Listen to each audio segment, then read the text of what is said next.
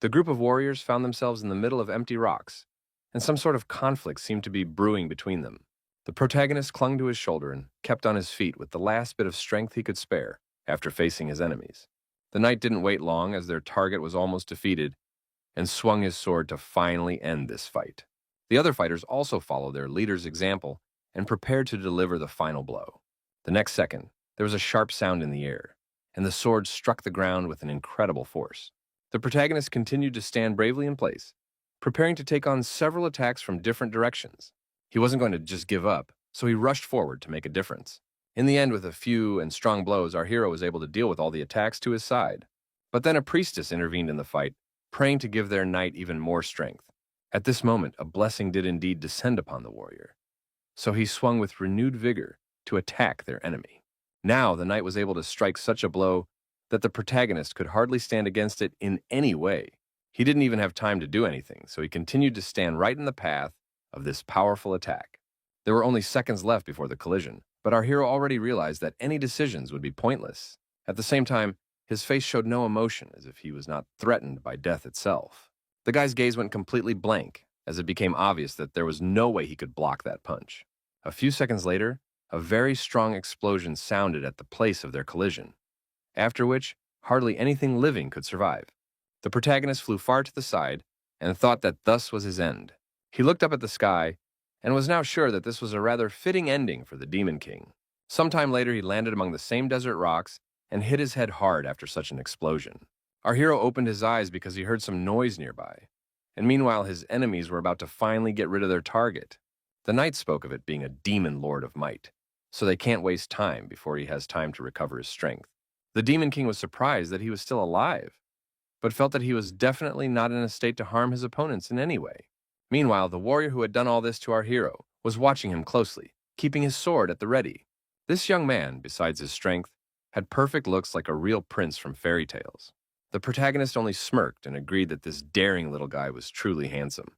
The knight then declared that he would list all of the Demon King's atrocities before finally punishing him. He recalled that the demon had taken the lives of hundreds of Grail Knights of the Order of Carwoodmen, caused innocent casualties, but our hero didn't care, because he felt only nostalgia. The Demon King noticed that the young man had decided to push a whole speech and thought that he had memorized it beforehand. Finally, the warrior of the knightly order finished his speech and said that his hand of justice would punish our hero for all the listed sins. It was all true, but our hero was a little pissed off that he heard it all from some kid. In fact, the Demon King was miserable to die like this, but he had managed to keep the fate-distorting key that would be able to help him. Thanks to this item, he will still be able to stab the hated knight one last time before he dies. In fact, our hero didn't even know what would happen because of this decision of his, but he made the decision anyway to use a blade that warps the fate of the target and changes the future. At the same time, a knight who was completely unsuspecting swung his sword to give the Demon King a death sentence. He hoped that in his next life, the demon would be someone who would do exceptionally good. The warrior was able to fulfill his duty, but as expected, the protagonist was not going to pass away so quickly. The Demon King, holding his hand behind his back with the fate-distorting key, informed him that he had something he needed to do quickly. He realized that it was already time to act, so he used this thing he had prepared in case he died. The protagonist was so mean-spirited that he tried to make time to get hurt, even though he was well aware of his death. The noble knight didn't even expect such a turn of events, so he only watched the action of the key-distorting fate. The magical power was able to pierce through the young man's armor, so now a small tree grew in that spot. The warrior became very angry after this change of circumstances, and with fury in his voice asked where our hero was able to get this thing from. The Demon King was glad that his plan had worked after all, and he had managed to piss off his rival. The knight was not going to tolerate such antics from the protagonist, so he swung his sword again to finally deal with him. Now, because of the rage that clouded his eyes, he did not even pay attention to the fact that blood was flowing from his chest. Meanwhile, the Demon King's head flew off his shoulders, and his life was cut short in just a second, leaving behind only a lifeless body. He didn't plan to die so early, but he had no regrets because he was able to piss off his rival before he died. Suddenly, the main character realized that he woke up in some unfamiliar place, due to the fact that loud birdsong could be heard outside the window. The guy got really pissed off about it because he couldn't sleep with all the chirping. Coming to his senses after his nap, he realized that something was definitely wrong, and it made him a little uneasy. Our hero sat down on his bed and tried to realize that now He was not among the desert rocks at all. He looked at his hands in amazement and tried to realize that he had somehow managed to survive. The demon lord panicked and began to touch his body to see if the wounds the knight had left were on it.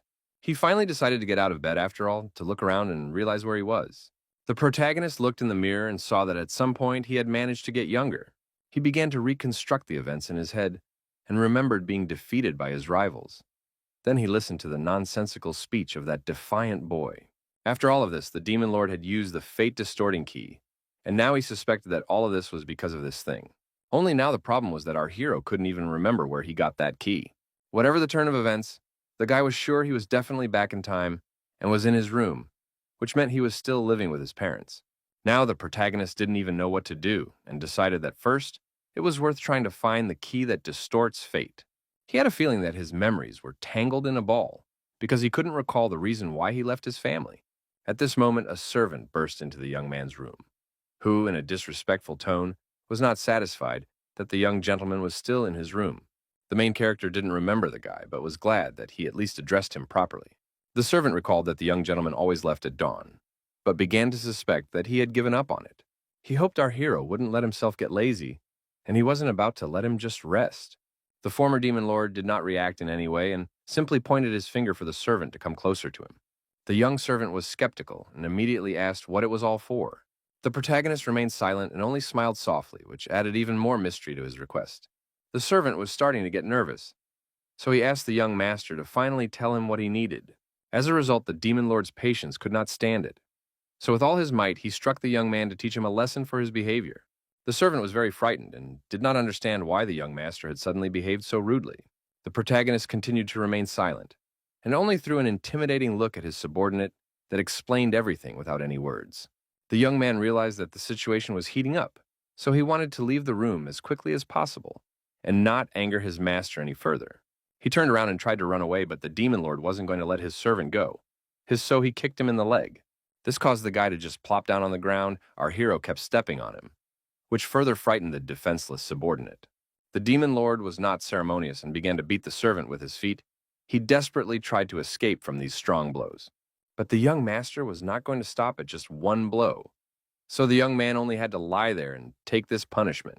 After a while, the protagonist did stop, and the beaten servant tried to get up from the floor in tears and began to apologize to his master. Finally, someone heard the strange noises coming from the room and came to wonder what was going on here. It turned out to be the knight Mr. Byner, who became a hope for the servant, so the latter immediately rushed to him to escape our hero. The man once again seriously asked the young master what was going on here, and meanwhile the servant was already teasing and showing obscene gestures to the lad. The demon lord immediately noticed that this knight was also a bit rough towards him. The protagonist didn't answer anything to Mr. Byner's question and only took a deep breath. Then the knight, not hiding his displeasure, irritably inquired why the young master continued to remain silent. Eventually, the demon lord asked his subordinate if he should talk to his master like that. Mr. Byner was not afraid of such a question on the part of our hero, for he understood that he could not beat him as well as Hans. After such words from the knight, a sinister smirk immediately appeared on the protagonist's face, which didn't mean anything good. The protagonist, taking his subordinate firmly by the shoulder, called him a small mutt who does not recognize his master. He also whispered threats to the knight that such an unobedient servant deserved a flogging to dampen his ardor. The knight was still not afraid of the young master and asked if he really believed that he could handle such an opponent. Still, our hero stepped away from Mr. Byner and accepted that with his current body and abilities, he could not defeat the strong knight. But anyway, the guy didn't know what to do about this situation because he was the knight master in his words, so he couldn't allow such behavior from his subordinates. Mr. Byner really disliked this attitude on the part of the young gentleman, for he was not the last man in the mansion. Suddenly, the man turned around and saw that the protagonist was about to throw the tablecloth from the table over him. He definitely didn't expect this turn of events, so he tried to get out of this trap. The servant was at once more than a little frightened for Mr. Byner, who was the only defense against the young master. The young man tried to warn the knight that he was being attacked from behind by our hero, who decided to use the flower pot as a weapon.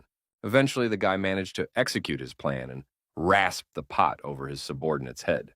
The protagonist explained to the foolish knight that strength was far from the only aspect, emphasizing the importance of strategy and intelligence. After dealing with Mr. Byner, The demon lord turned around and decided to return to Hans. The young gentleman was about to finish what he had started with teaching a lesson to his subordinate. The young man couldn't do anything, so all he had to do was watch as the protagonist swung for another strike. At the last second, Hans could only see that the fist was already a few centimeters away from his face. Immediately afterward, a loud cry came from the room from a young man who was begging for help. After all the fighting with his subordinates, the protagonist was finally able to leave his room.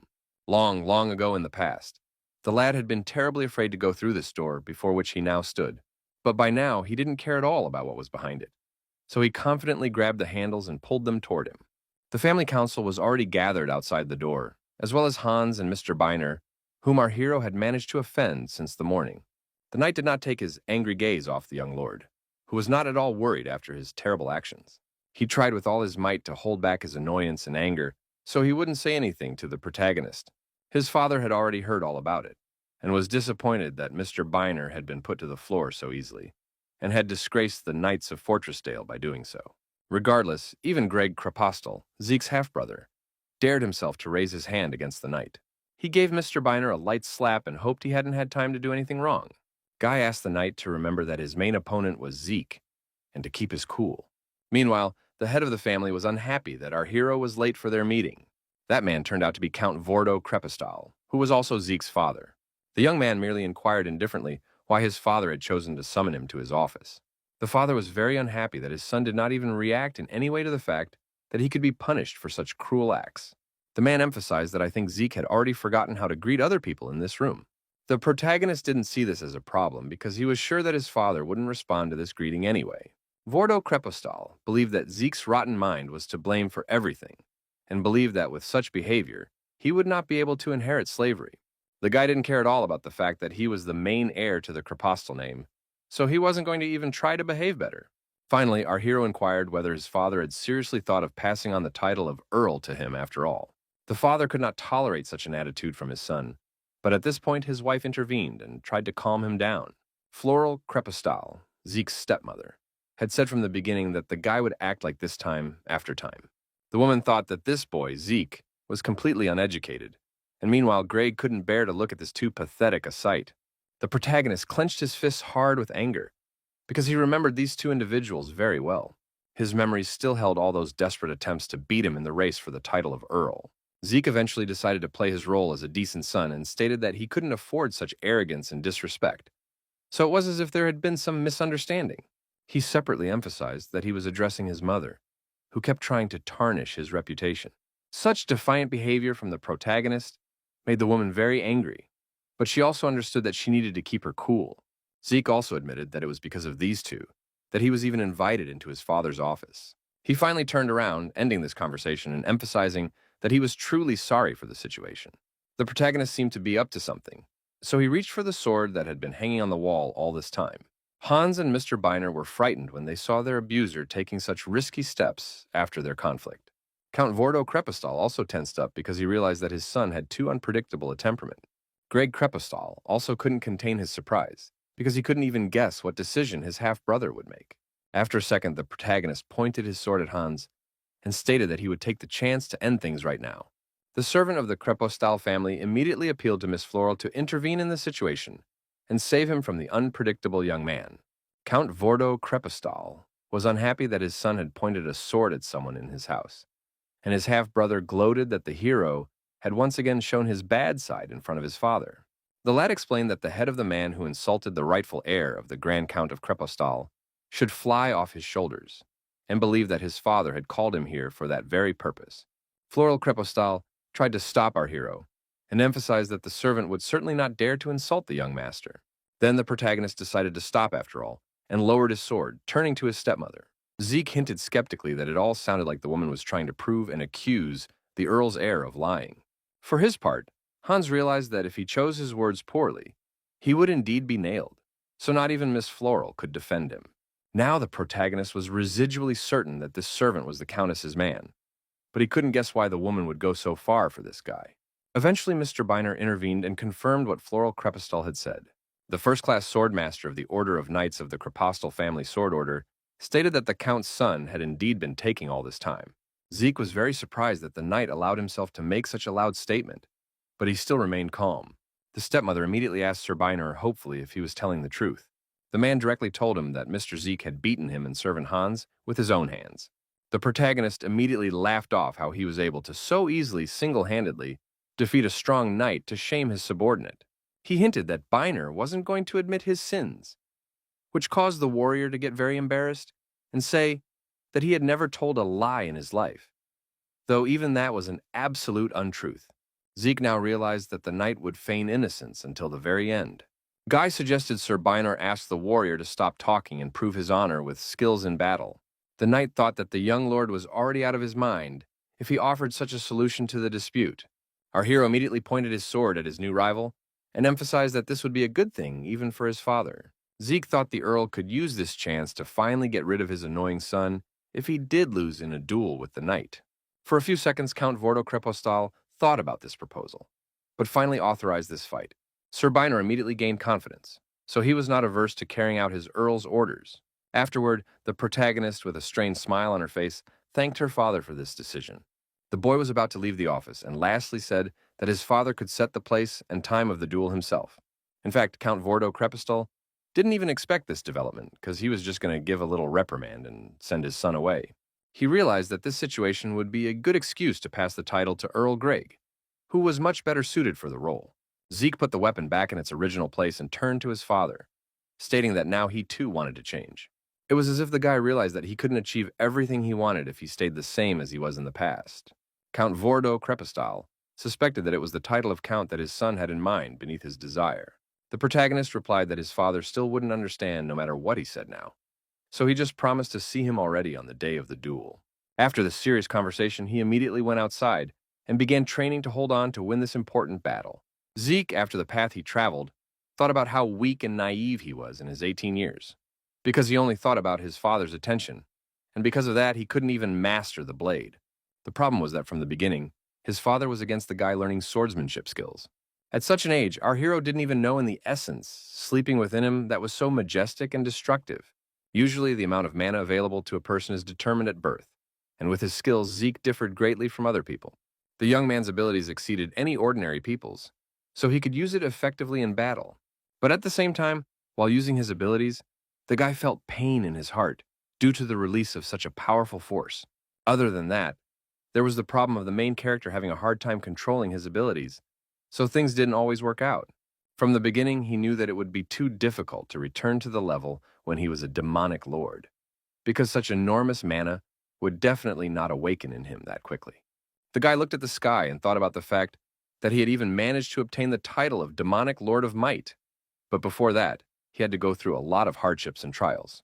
Sometimes it even got to the point where it seemed as if someone had planned all these events one after another. Zeke realized he couldn't waste any time resting, so he quickly got up off the ground to continue his training. It turned out that he had already sensed that his half-brother was nearby, so he asked him to stop hiding and finally come out of the shadows. Greg's stronghold was surprised that our hero was able to notice him, and immediately swept up what looked like he was finally able to awaken his mana. He immediately hinted that Zeke wouldn't be able to handle his opponent, with only such a low level of ability. The protagonist's brother asked why he was doing something that was uncharacteristic of him, trying to win and inherit the title of Count. The guy suggested that Zeke just move on with his life and think hard about what's going on, so he doesn't risk his life. Greg winked at our hero and emphasized that he would keep an eye on his half-brother the whole time, in a way that he wouldn't even feel. The former demon lord wasn't intimidated at all, so he looked at his brother with a murderous look, making it clear that he wasn't afraid of anything. Now the protagonist understood perfectly well that Greg was too afraid of having the title of Earl taken away from him. Greg Krepostal continued to keep his mask on and stated that his assumption was not true. He realized that it would be right of him to give up the title of Count if he couldn't defeat the pitiful Zeke Krepostal.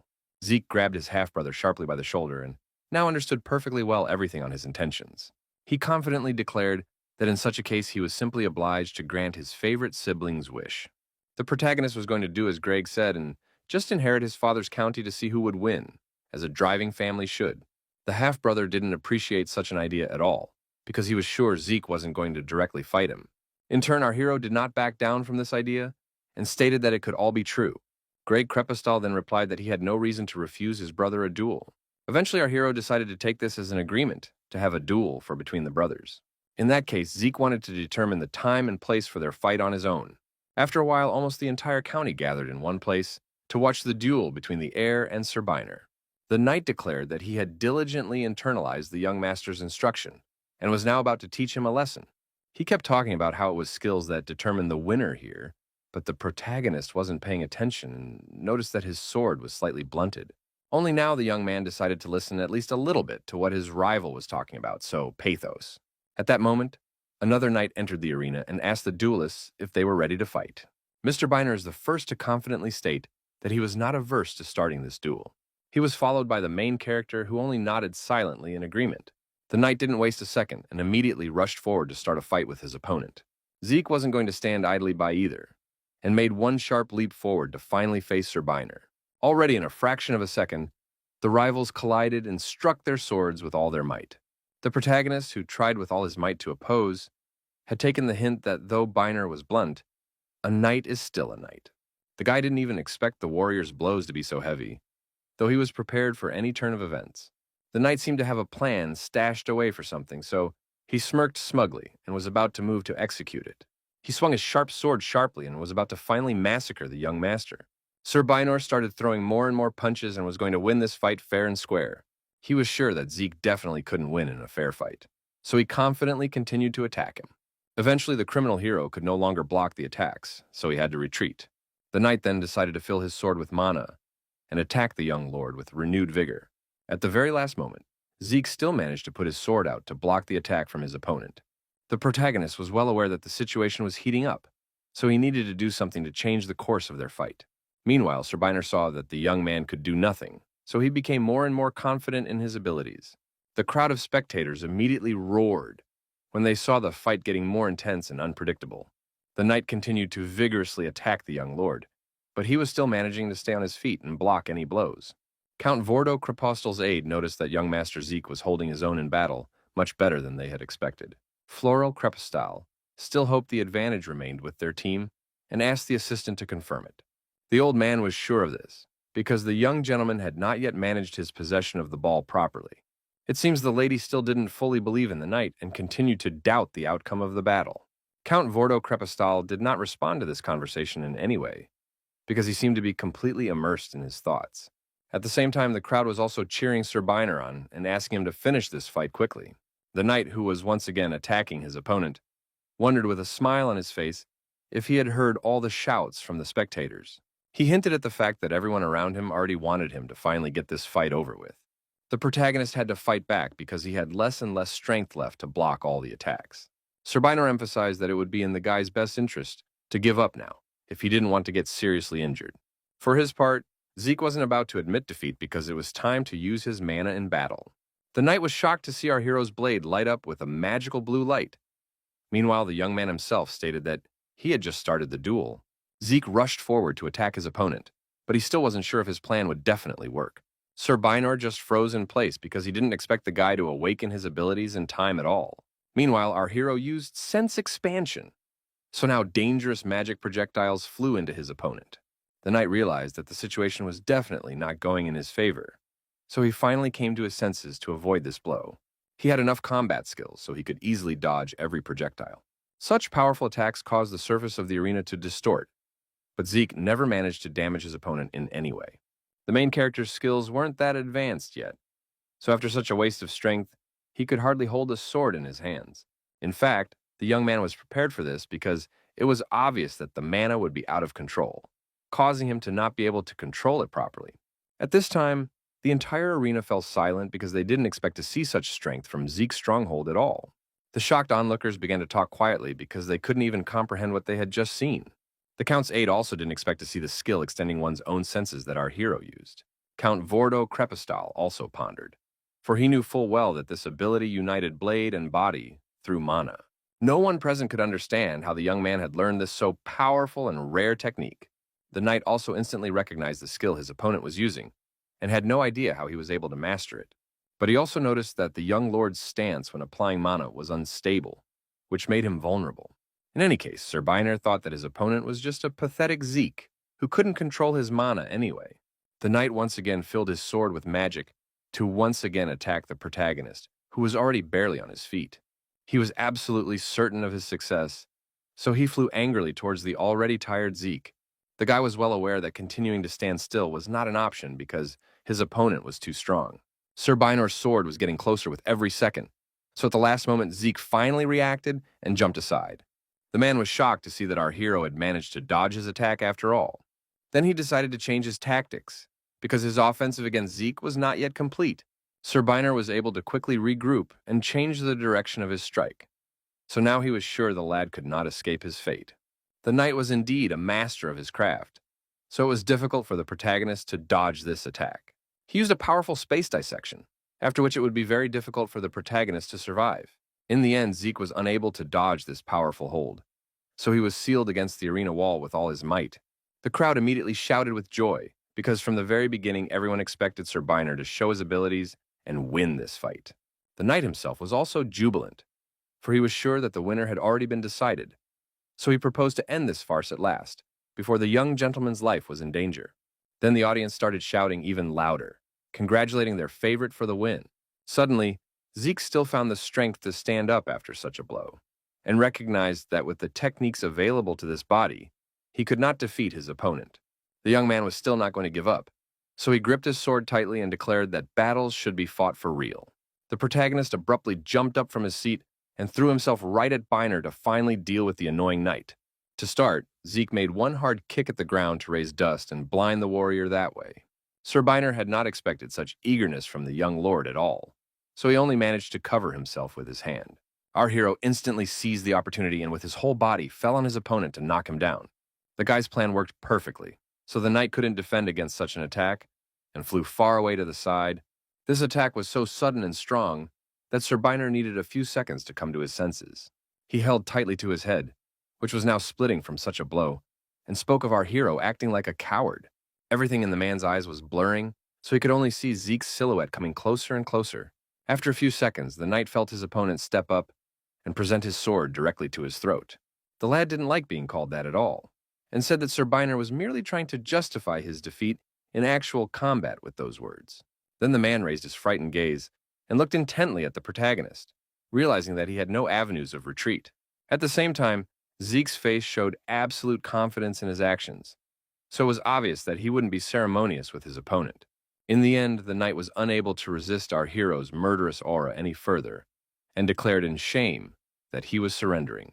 Zeke emphasized that Bynor's insolence and recklessness was to blame, but also the fact that he feared killing the eldest son of the Krepostal family he serves played a large part. He believed that if a knight never forgot this battle, he would definitely become an even stronger warrior. Meanwhile, the referee had already approached them and was apprehensively eager to announce the winner of this duel. All the spectators held their breath and listened attentively to who had won, although it seems that everything was already obvious. Greg Krepostal also didn't expect that his half-brother could change the course of events so drastically in his direction. Eventually, the announcement was made to the entire arena that the winner was young Mr. Zeke Krepostal. The audience started screaming about how the guy had no right to throw sand in the caller's eyes because it was the ultimate in meanness and cheating. The protagonist didn't like the fact that they made so much noise, because there was already nothing to change the fact of his defeated victory. Count Vordo Krepostal himself couldn't guess when his son had time to learn magical techniques, because there was no one around to teach him. Meanwhile, his assistant hinted that his father himself should have already guessed how the guy was able to get these abilities. He stated that our hero was already born with these abilities, which made Greg Krepostal very scared because he was his brother's next opponent. The guy couldn't understand at all why the pathetic Zeke was still fine after being hit by Bynor's space dissection. In a panic, he was lost among his thoughts, and the next moment he heard that the protagonist had already challenged him to a duel. Zeke pointed his sword at his half-brother and ordered him to enter the arena for a duel right now. Our hero reminded with a smile that he was the one who determined the place and time of their duel, which made Greg start to get more and more cowardly. Then Count Vordo Krepostal irritably inquired what it was his son was talking about. Zeke was well aware that his father was only pretending to have no idea what this was about, because it was obvious that he had already authorized this fight. At the same time, the audience was tensely discussing the fact that there were rumors of a duel for the inheritance between the two young gentlemen, and realized that, as far as they were concerned, it was all true. They were surprised that the protagonist was going to bat in such a state, and couldn't understand where he got so much confidence from. Zeke could no longer watch what his cowardly brother was doing, So he ordered him to quickly enter the arena to finally settle the matter. He continued to mentally press the young man, who was indeed not at all frightened by the skills his opponent had seen. That's when Count Vordo Krepustel intervened and calmly asked his son to enter the arena. The man couldn't believe that his supposed heir was scared of Zeke when he was already in such a pathetic state, and asked his son not to embarrass himself anymore. The spectators also wanted to hurry up to see such an interesting spectacle, so they began to cheer the two opponents. In the end, Greg Krepustel finally pulled himself together and still couldn't understand why his half-brother had been so cocky about lashing out all this time. The guy noticed that his facial expression, tone of voice, demeanor, even his fighting ability, said that he was no longer the same Zeke standing in front of him. Greg was snapped out of these thoughts by the protagonist, who again wanted to say something to his brother. Zeke was actually just hoping the guy wasn't going to just stand still and wait for his opponent to attack him. In the end, our hero decided to waste no more time, and like an older brother, take the lead and start the fight. The terrified Greg Stronghold only had time to shriek and put his sword in front of him to block Zeke's attack after all. Within a second, their swords crossed and a sharp clang of iron swept across the arena. The young man did not expect the fight to develop so rapidly, but he was still able to defend himself. Eventually, he got close enough to our hero that he was able to examine something surprising in his behavior. Greg Krepustel noticed that the guy's entire body was shaking, so he couldn't even hold the sword in his hands properly. It gave the young man confidence, so he remembered that Zeke was only a pathetic weakling who could be easily dealt with. He began to wield his sword skillfully and thought only of the fact that he was Greg, the true heir to the title of Earl. The protagonist did not expect his younger brother to come to his senses so quickly, so he was unable to react to this blow. By now, Zeke was beginning to feel that the wound Biner had inflicted on him was proving to be quite tricky, so he could no longer use magic in that state. He guessed that to quickly end the match with a victory would only be possible in one single way. Greg Krepustel glared confidently at his opponent, but he wasn't scared at all, and for some reason laughed quietly. At that moment, the first blood in this fraternal fight was spilled on the ground. Zeke gripped the sword in his shoulder with all his might, and wondered with a creepy grin on his face if his brother had seen his guts falling out and blood flowing in rivers. It turned out that the protagonist still had the ability to use mana, so he began to concentrate it in his hand. Even though it was painful and difficult, the guy still wasn't going to lose this duel by any means. Eventually, Zeke was able to successfully use mana and simply break off a piece of his brother's ball. He suggested the guy admit defeat after all, because otherwise Greg would die right here and now. The protagonist was not joking at all, so he swung his weapon to prove the seriousness of his intentions. Zeke maximized his speed and struck his half-brother as hard as he could with the hilt of his sword. Of course, the frightened Greg could not defend himself against such a blow and fell helplessly to the ground. Now the young man could only groan in pain and certainly could not have given equal competition to our hero.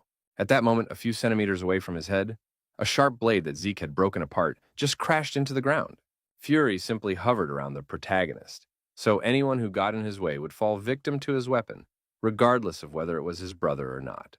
Greg Krepustel still couldn't take that kind of pressure from his opponent, so he announced in tears that he was giving up. Then the referee, who not for the first time needed to announce that Zeke Krepustel was the winner of the fight, approached them. The protagonist immediately calmed down when he heard his name from the knight's lips. Viewers definitely did not expect such a development, so now they did not even know how to react to such news.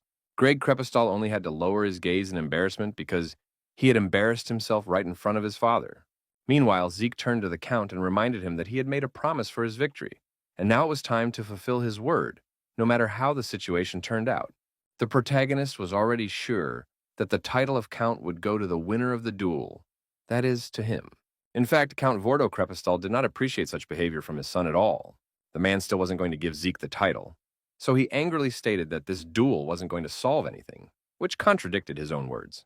In fact, the guy expected just such an outcome.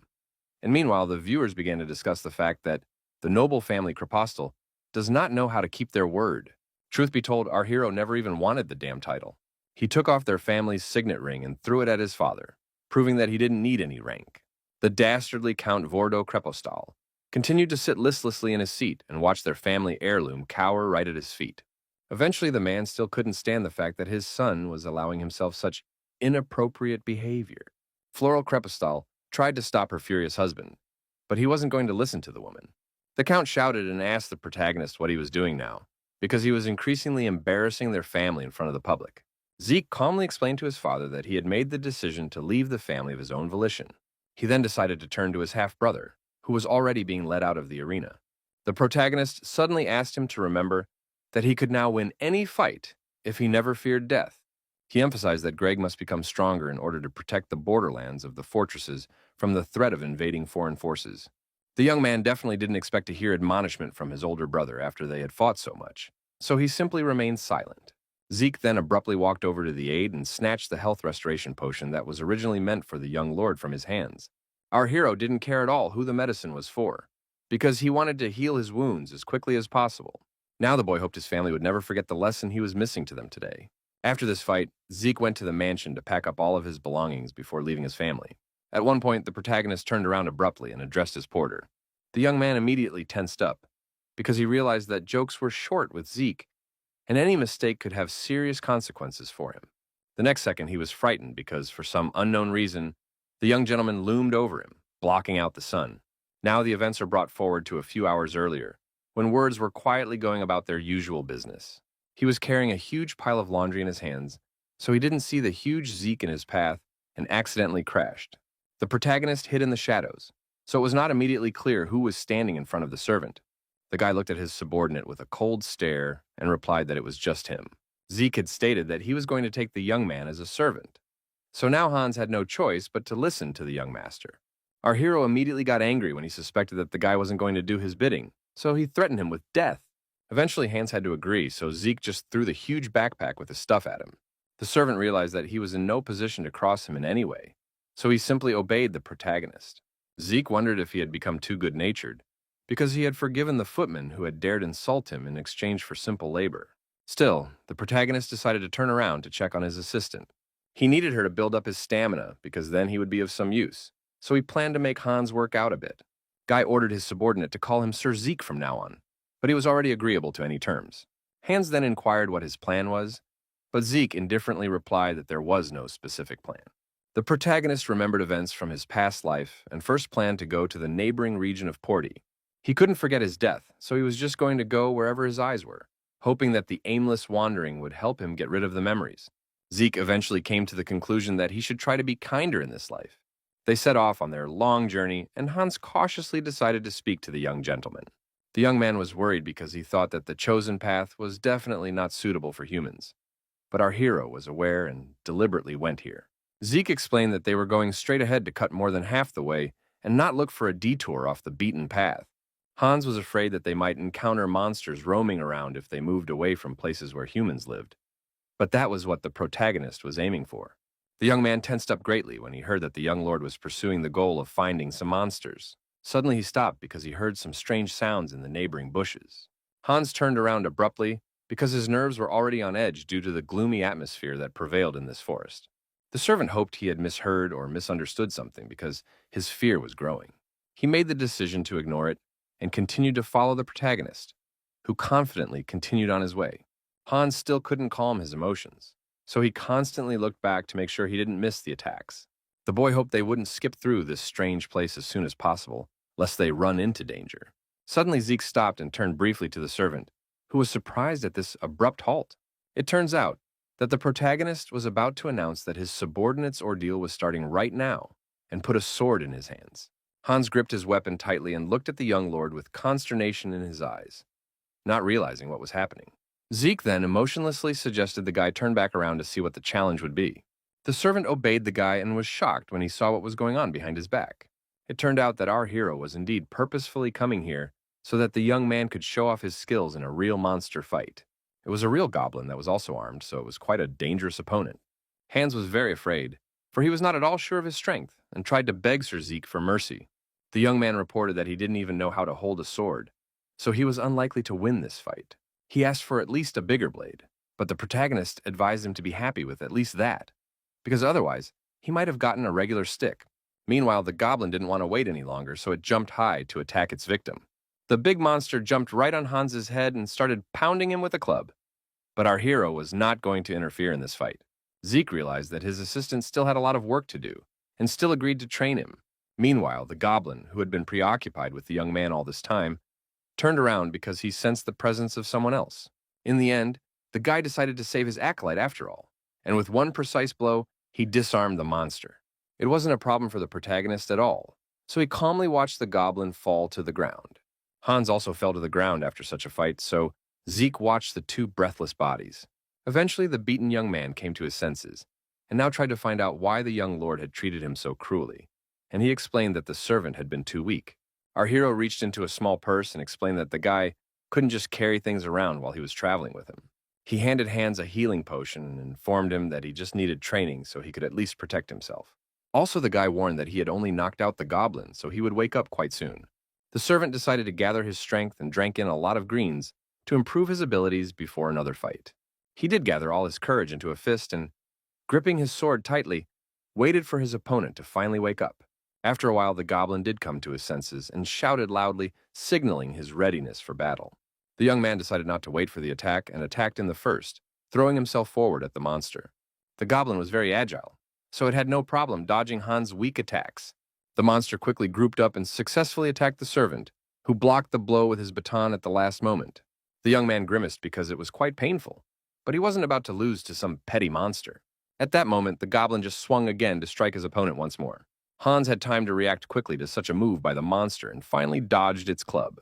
As a result, he was able to masterfully get under the goblin's arm and calmly continue this deuce without further injury. The protagonist had been watching the fight closely the whole time, so he immediately saw this successful trick from his subordinate. Zeke hadn't even expected this sapling to be able to dodge the goblin's blow after all, and now he hoped he had some talent. Meanwhile, Hans quickly moved behind his opponent's back before he could even see him change on the battlefield. It was only after a few seconds that the monster realized something was wrong and turned around to find the hustling guy. But it was too late, because the young man was able to swing his sharp sword to deal with his first enemy with no problem. Hans managed to hit right on the monster's head, so it cried out one last time in such sharp pain. After that, the goblin's breathless body just slumped to the ground, and the guy stood nearby and tried to realize his first victory. The young man looked at his hands in surprise because he couldn't believe that he had actually managed to pass the test from the young master. Eventually, he realized his victory, so he began to rejoice and shout his success. Suddenly, the guy was approached by the main character, who offered him another restorative potion. Zeke recognized with a smile on his face that his subordinate had exceeded his expectations. Hans also couldn't stop rejoicing at his victory, but he didn't forget to thank our hero for his help. At that moment, the potion bottle abruptly fell out of the young man's hands because something had startled him again. He pointed apprehensively in the other direction, so Zeke immediately turned his head there to see what had caught his subordinate's attention. It appeared that a new horde of goblins was already advancing on them from the shadows of the forest, their ominous silhouettes slowly looming among the trees. All the uninvited guests hissed angrily when they saw another victim for themselves. The protagonist absolutely calmly reacted to this development. But Hans was no longer sure that he could cope with so many enemies. Zeke didn't hesitate long and immediately turned to the rocks that lay right under his feet. The servants had no idea at all what the young gentleman was going to do with those stones, and watched his actions in shock. Our hero managed to throw these small stones so accurately that they hit the heads of all the monsters and quickly disarmed them. The monsters didn't even have time to react to all these attacks, so they just got hit by those fast homemade bullets. Hans had so not expected to see this way of fighting that he fell to the ground in surprise. But it was nothing unusual for Zeke. Guy asked his servant why he was so surprised, because this was just the beginning. The young man couldn't understand why Sir Zeke was talking about some kind of start, and the man indifferently explained that there was a whole other horde of orcs behind him. The protagonist reassured him that he had a bunch more Zellas, which would definitely help them in this difficult battle. They ended up finishing their showdown with all the monsters deep into the night. Our heroes decided not to go far from this place and set up their small camp right next to the mountain of defeated orcs and goblins. Hans was sleeping sweetly after such a hard day, and Zeke was still sitting by the fire, keeping his eyes on him. It was clear from the gaze of the protagonist that he was deeply immersed in his own thoughts. As it turned out, during their journey, Zeke had already questioned his partner about why Floral was standing up for him so fiercely. The boy wanted to know if Hans had anything to do with this woman, and he finally decided to say something. The young man explained that his grandmother had in the past been merely Madame Florel's nanny. He suspected that this was the main reason Madame had been favorable to him from an early age. Zeke was immediately reminded of the petty servant they had, who was particularly bullied by his mother because he was the grandson of the nanny who had raised Lady Floral. Then the protagonist decided to continue his interrogation and asked the servant if he knew his mom, and he immediately lied that the woman was a wonderful person, even though it wasn't true. The guy talked about how it was as if she was kind to the people under her command. even though it was the exact opposite. He also clarified that she always respected those who were above her, but in fact she went even against her husband. The young man finished by saying that it was as if Madame treated everyone kindly, but often she bullied even Floral. Zeke himself had long known about the fact that the Count's family actually hated him solely because of his mom. The main character was well aware of all the atrocities she had managed to do, so he even felt sorry for all those people. Either way, the guy tried to reassure himself that he shouldn't blame himself for this. Suddenly, he was pulled out of his thoughts by the loud sound of the wheels of a carriage, which was passing somewhere quite nearby. Then Zeke didn't wait and went straight to wake up his partner, who had been sleeping sweetly and thinking about nothing the whole time. The young man couldn't understand what the problem was because it wasn't light yet, but our hero explained that someone was walking in their direction. The servants were immediately frightened because they thought they were being attacked by goblins or orcs again. In fact, it was indeed a carriage that was getting closer and closer to where they were camped. The protagonist wasn't going to go forward, so he nudged his partner to scout the situation. The young man couldn't stop worrying and asked the young gentleman if it was just the sheep being grassed. Then Zeke explained that the clatter of wheels was not as loud as the clatter of hooves. So if they were traders, a harnessed horse would be pulling a cart behind it, and the two sounds would blend together. Hans immediately tensed up because he thought they were travelers like that. But the guy emphasized that a normal traveler wouldn't roll up in a carriage at this hour. They tensely continued to stare into the darkness, not realizing who these strangers might be. The next second, two knights appeared from the shadows of the doors to escort this thundering carriage. The protagonist continued to remain calm, but he already knew that the paladins in front of him were the real paladins. A girl then came out of the carriage who immediately apologized for her honesty, explaining that they, too, wanted to camp here for the night. Zeke was greatly surprised to see what kind of guests had come to their territory after all. The stranger, who had been hiding her face behind a hood the whole time, introduced herself as a follower of Karuna. The girl decided not to hide her identity any longer and, revealing her face, revealed that her name was Aine Lubella. The protagonist immediately began to suspect something because he remembered the Karuvimana saint, Lubella, from his past life. It was she who, with the help of her prayer, gave his rival the power to defeat the demon lord. Zeke had no idea that he would meet this man again in this place. At this point, someone from the saint's escort stepped forward and stated that it was his pleasure to meet our heroes. It was a man named Vage, who served Lady Lubella, a candidate for sainthood. And meanwhile, Zeke immediately recognized him as the Tasnian death machine. The knight didn't understand what the protagonist meant, but the man simply asked him to ignore his words. Zeke shook the man's hand firmly as a sign of introduction and tried to keep his resolution in his head that he would be kind to everyone in this life. He was sure that meeting people he didn't know in his past life certainly wouldn't hurt for his new goals. Our hero realized that the travelers wanted to camp here and asked them to make themselves at home, and Wyke thanked him for such hospitality. At this point, the guy finally remembered his assistant and suggested that he too introduce himself to these honorable men. It turns out that Hans had already gone off on his own to meet the beautiful Aine Lubella, who was embarrassed by this treatment. At this time, the paladins had already gotten to work and began setting up their camp. The knights were very quick at their errand, so in a few minutes, a large tent had already appeared among the trees. They were having some trouble, so one of the warriors asked someone to help and support the other end of the piece of cloth. Aine Lubella didn't want to stand by and was about to help her guards, but she was immediately stopped by someone. Hans really liked this girl, so he wanted to show himself in the best light in front of her. Meanwhile, the protagonist stood back and watched as his amorous assistant fluttered around the tent to prepare it perfectly for the priestess. Zeke sat down under one of the trees and thought that the young man was completely out of his mind for acting so strangely. He alone decided to watch from the shadows, as everyone around him prepared to spend the night in the middle of the forest. After observing the priestess, the boy agreed that Lubella's beauty was out of this world. Zeke was even a little offended by the fact that Glenzenard was able to gather only beauties around him. The guy laughed because of his guesses about his past enemy, and meanwhile, someone else decided to have a little chat with him. It turned out to be Aine Lubella, who gently inquired if she could sit down next to our hero. The girl thanked Zeke for the opportunity, and in the meantime, Vagi stood by her side to keep her priestess safe the entire time. She thanked the protagonist for letting them camp here for the night. But there was no problem with that for the guy. An awkward silence hung between them after that, making Zeke start to get a little nervous. But the priestess felt completely calm. Eventually, Aine Lubella noticed that something was wrong with the main character. She decided to continue their conversation and asked what brought Zeke to this place, explaining that she was traveling in search of the history of all sorts of people. What the girl said about herself was that she bestows a prayer of blessing when she meets people in need of help, and our hero commented that it was just an amazing skill. The priestess immediately excitedly emphasized that it was in fact the duty of every member of the Keruviman order. Then Zeke decided to reveal that he was here after all, because he was now trying to figure out how to live a righteous life. Only now did the boy realize that all this time, the key to a question that had been plaguing him for a long time had been sitting right next to him. He decided to ask the holy priestess directly to explain to him how to become a good person. Aina Lubella was greatly surprised to hear such an interesting question from the protagonist, one she definitely needed to think about. The young man, recalling his past life, explained that someone had told him that he should do more good deeds, so he thought that of all people, it was the saint who would be best to consult. The girl understood everything and started talking about how there are many ways to be a kind person. First, she decided to ask if our hero was good at something, and he replied that he was managerial in things that required strength. Aine Lubella suggested that the guy use this power to help those in need, so he immediately thought of the idea.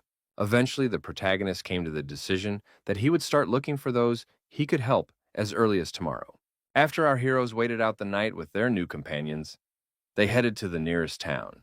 The priestess's companions traveled to the main square, and Vage immediately noted that the vendor rows were just being set up. The man warned the lady that he needed to be away for a while to fulfill an order, and the lady simply asked him to be careful. The girl wanted to turn to her attendants and suggest that they go on, but she suddenly stammered, startled by someone's terrifying scream that came from a nearby dark alley. Ain Lubella couldn't leave someone in trouble, so she immediately went in the direction where the sound was coming from. She reported the strange sounds to her paladins, who immediately went there to check the situation. The girl was shocked as she walked behind her warriors and saw what was happening to the screaming man. It turned out some group of people were dealing with a man whose face was already badly battered. The paladins instantly intervened in this conflict and ordered everyone to stop. The priestess tried to look more closely into the crowd and saw a familiar face among these guys. It turned out that the man who had beaten the defenseless man was Sir Zeke, whom she had managed to meet tonight. After this meeting, they went straight to the tavern, and an angry Aina Lubella reprimanded the lad for not following her words at all. She cringed at the reminder that the protagonist actually shouldn't be helping bad people. Zeke didn't see it as a problem because those people also needed help. But the girl emphasized that from now on, he should try to help only those who were infirm themselves. She also added that a guy should not resort to violence against good people. The priestess felt that our hero should apologize for his act, but the battered man replied that it was all right. He introduced himself as Sud and thanked the saint for saving him from the protagonist. After listening to him, the girl decided to inquire about what had happened to Suda that he was in such a situation. Turns out these bad people from the Siren Trading Company wanted the man to give them his shop, which meant too much to him. He explained that the place is filled with memories of his beloved grandfather. It was for this reason that Sud immediately told the villains that he would never in his life give away the rights to that shop. The man was upset about this situation, so he cried because he didn't even know what he should do about it now. Aine Lubella gently took his hand to express her support in this way, and asked him not to worry about the situation. She stated with the confidence of a boss that she could schedule a meeting with Mayor Port right now. One of the knights tried to object because Lady Lubella can't get involved in politics, but the girl couldn't just ignore the situation. In the end, Aine Lubella promised that she would handle everything and asked Suda to just rely on her. She immediately ran for the exit to deal with the situation as soon as possible, causing the paladins to have to run after her lady. The protagonist still just remained silent and watched the priestess who wanted so badly to help some ordinary stranger. The events shifted to the next morning as the townspeople dispersed to go about their business. Hans noticed that the young gentleman looked tense, so he decided to ask him what he was thinking about. Guy explained that he had been thinking about what Lubella had said yesterday, namely about helping the infirm, and thought the girl might have been mistaken in her views on life. Zeke suddenly grabbed his acolyte and informed him that he was also worried because the priestess and her team never returned yesterday. At this moment, they were just passing near a crowd of people who had gathered near some sort of placard on which was written an urgent search order. Frightened residents spoke of this wanted man allegedly killing the deputy mayor. The protagonist took a closer look at this poster and was shocked when he saw who was depicted on it. It turned out that the wanted woman was Aine Lubella, who was suspected of murdering the deputy mayor and attempting to curse the town of Porty. Hans immediately freaked out because he couldn't understand what was even going on, and Zeke began to suspect that something wasn't right here. The residents began to fear that a real witch from Keruviman had come to visit them, and thought that it was because of the witch's curse that the town was such a shambles. At this moment, Zeke heard the residents also talking about how the sun was already setting, so they wanted to get home quickly so they wouldn't run into any other people. The guy continued to stand still and watch as people just sorted themselves out in different directions, wanting to get to their homes as quickly as possible. It It was so serious that the residents even closed their windows tightly because of their unknown fear. Frightened mothers were pulling their small children who didn't even realize what was even happening. Hans, seeing such panic among the people of the town, was even more frightened and asked Sir Zeke why everyone was acting so strangely. Obviously, something fishy was going on here, so the protagonist offered to leave too, so as not to run into trouble. The boys had traveled to their lodging place after the sun had set over the horizon, so there was a chance that they would meet the ones they were all so afraid of. Zeke continued to remain calm, but his assistant was succumbing to this oppressive atmosphere and kept looking around. The boy recalled that something like this had already happened in his past life. He was sure Lubella was innocent because it had never happened before, and no one had cursed Porty. The protagonist realized that something had changed in this world because he happened to meet a saint. At that moment, Hans grabbed his arm and, in a trembling voice, asked him to pay attention to one detail. The young man reported that the whole time he had the feeling that someone was following them. It turned out that someone who looked very strange and made ominous noises had been following them the whole time. When this stranger came closer to them, it could be seen that it was a real walking dead man. Hans instantly hid behind the main character's back, because he didn't expect to see the undead in the city at all. Zeke realized that there was no time to waste and immediately cut off the creature's head, completely disarming it. The young man didn't expect the young master to act so bravely, so he just stood back and watched his attack. Watching the gruesome sight of a zombie's head falling to the ground, he wondered where the undead could have come from. Zeke turned around and looked at his companion and gravely informed him that he had a bad feeling about the whole thing. After a while, they were approached by the city guards, who were glad that no one was hurt and promised to deal with the undead bodies. Now the man asked our heroes to return home so as not to run into any more danger. He also handed him a torch so the boys could reach their home more safely. The guard emphasized that they must reach before the witch's curse catches up with them. After that, they just turned around and walked off in an unknown direction with the body of the walking dead in a bag. After waiting a bit, Hans asked the protagonist what he thought about the fact that Lady Lubella might have really been a witch. The guy was sure it was simply impossible, and the culprit in this incident was simply putting Lubella down. The servant immediately inquired why the young gentleman was so sure that the girl had just been placed. The protagonist tried to explain his thought, but then realized he might be saying a little too much. Hans immediately suspected that he might know something interesting about the priestess, and tried to ferret out the information.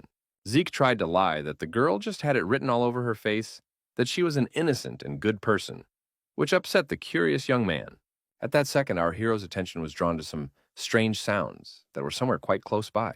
The guy immediately turned around and saw some strange shadow behind his back that was moving very fast. Hans noticed that the young gentleman was somehow tense, so he inquired as to what had happened. Suddenly, the main character, without explaining anything, snapped out of his seat and ran towards those sounds.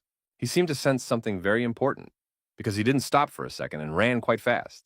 Eventually, the guy stopped near some alleyway where Lubella, who was not at her best, appeared to be sitting. Hans was shocked because he hadn't expected to see this particular girl here at all. It was indeed Lady Lubella who was trying to hide here from all her pursuers. After this sudden encounter, they went straight to the tavern where they had taken a room. The girl had to change into the clothes of the protagonist, so the latter immediately asked if she was comfortable in this form, but the priestess did not complain at all. Our hero, who was waiting for Lubella at the table, explained that Hans had gone out to buy them food for dinner and was due back very soon. He immediately inquired where all the paladins who had accompanied their saint had disappeared to. Guy guessed that the knights had simply left on another mission, but it was clear from Lubella's reaction that this was not the reason. Zeke immediately noticed the change in the expression on the girl's face as she blamed herself for the whole situation. She couldn't hold back her tears because she was sure she was the only reason other people were hurt. The protagonist was of a completely different opinion, so he decided to question the injured priestess a bit. He handed her the wanted poster and wondered if all these events could have been related. The girl was frightened when she saw the inscription and immediately began to prove that she was not a witch. Zeke calmly replied that he had been aware of this fact for a long time and absolutely trusted the saint. Aine Lubella was very surprised when she realized that our hero trusted her without any further explanation. Our hero simply believed that this girl could not have done something so evil. He asked the girl to just tell the whole truth about what happened to her after they broke up. It was actually very hard for Saint to remember about the day they had missed each other. Then she did go to the mayor, and the conversation went pretty well from the start. Unlike the greedy-eyed mayor, the deputy in charge said he would take the matter into his own hands. After the conversation, this hospitable man whispered in his boss's ear that they should invite their guests to dinner. For his part, the mayor didn't seem particularly happy about the decision, but he couldn't refuse his employee. Apparently, the world had realized how inhospitable it had been before, and had prepared dinner for the priestess's team after all. The girl wanted to refuse, but in an instant she heard the bellies of her paladins saying that they were already hungry. Finally, she thought of her knights and replied that it would be wonderful if they could have dinner together. The warriors were very hungry, so they greedily gorged themselves on the food and wine they were served at dinner. Aine Lubella blamed herself for everything, because it was because of her desire that they had made such an unexpected visit to the mayor. After the meal, they wanted to go to the mayor to thank him, so they walked the long corridors of his mansion together. The girl carefully opened the doors of his office, not realizing that all this would change the course of events. What the saint saw before her immediately shocked her. The paladins immediately stood up for their priestess because they saw that the deputy mayor was dead. It turns out that the mayor was the one doing the dark magic for which he was killing his employees. The knights took a closer look at the room and saw another horrifying detail here. It turns out that right in the middle of the office was a statue of the demon Belu, whom the mayor worshipped. The priestess now realized that the man was only Belid's puppet. The mayor laughed with a disheartened look at the fact that the girl had only now guessed the connection. She tensely wondered what the man was trying to accomplish with all these rituals. A follower of Belid believed that the saint could see with his own eyes what he was doing. What was obvious was that the man was going to take the opportunity to sacrifice his guests to the Great Bell. He decided to use his employees, whom he turned into the Walking Dead, to attack his next victims. The paladins immediately swarmed to defend Aine Lubel and quickly dispatched every enemy in their way. Aine Lubella also did not stand idly by and used prayer to put extra armor on her warriors. At the same time, the girl realized that there were too many enemies, so it was obvious that she wouldn't be able to handle them all. The priestess was sure she was superfluous here and was only tangling under the Palladian's feet. One of the knights turned around to see if Lady Lubella was all right. Only now did they see that one of the dead men had decided to attack them from the back, so it was necessary to protect Aine Lubel as soon as possible. The girl was too scared, so she couldn't even move to avoid the undead's attack. The paladin realized he had to act quickly and grabbed the priestess by the shoulder to push her away from the monster. He threw himself forward at the Walking Dead to protect the saint, because that was his primary concern. For a few seconds, Aine Lubella interrupted her story about that night, because it was too difficult for her to remember what happened next. Zeke then decided to wonder if she was talking about the very same Belid he'd been thinking about all along. The girl suspected that their thoughts about this demon were the same, so she confirmed our hero's guess. Everyone had heard of a cult that desired destruction and chaos, whose members worshipped the evil god Bel. The boy asked Lubella what these sectarians were trying to accomplish in this town, but she had only a hunch that they wanted to hold a large-scale ritual here. She had time to see the inscription on the statue behind the mayor, which only confirmed her assumptions. The inscription said that the sectarians were going to make an offering to Belid in the form of an entire city. The protagonist wondered how to solve such a serious problem, and the saint wondered if he knew anything more about the situation. Turns out the guy was still aware that this ritual involved erecting idols to Bel. The demonic statues then filled the townspeople with life force, which was a pretty creepy sight. And the book the mayor was holding was most likely the catalyst for the statue's power to manifest. Aine Lubella also added that after escaping from the mansion, she tried to ask for help at Karuviman Temple. It didn't work out in the end since the city is completely isolated from the outside world, but she was going to stop the ritual anyway. The girl had some hope when the main character stated that he would help her save the city from this disaster. Zeke realized that this just might be his first good thing on his way to becoming a good man. Saint was worried that the lad might be in danger if he took the case, but he was absolutely confident in his abilities. Our hero confidently declared that tomorrow night they would go straight to the mayor's mansion. He, unaware that Hans had been eavesdropping on them all this time, was about to rest, so he went to the door and suggested that Lubella go back to her room and rest. Eventually, Zeke saw his lurking servant behind the open doors, who had no time to react to the footsteps and hide. The guy wasn't angry at his subordinate at all, because he just had a new assignment for Hans. Aine Lubella watched from the sidelines as the protagonist quietly whispered instructions to his servant. Zeke seemed to have said something shocking to the young man, because afterward he shouted loudly to the entire tavern. The next night they went, as planned, to the mayor's mansion, where they were immediately met by the master of the house, who did not even suspect that the guests would return here a second time. What was surprising was that the deputy mayor, who was known to be supposed to be dead, walked out on them. The protagonist immediately asked the priestess why this person was still alive, but even Aine Lubella herself didn't understand what was going on here. Eventually, the girl began to worry even more because she began to guess why the deputy was standing in front of them. She saw that he was holding the very book filled with Belu's energy. The man himself turned to Ms. Lubella and explained that she was officially called the Key of the Sacrifice Ritual and asked how she knew this information.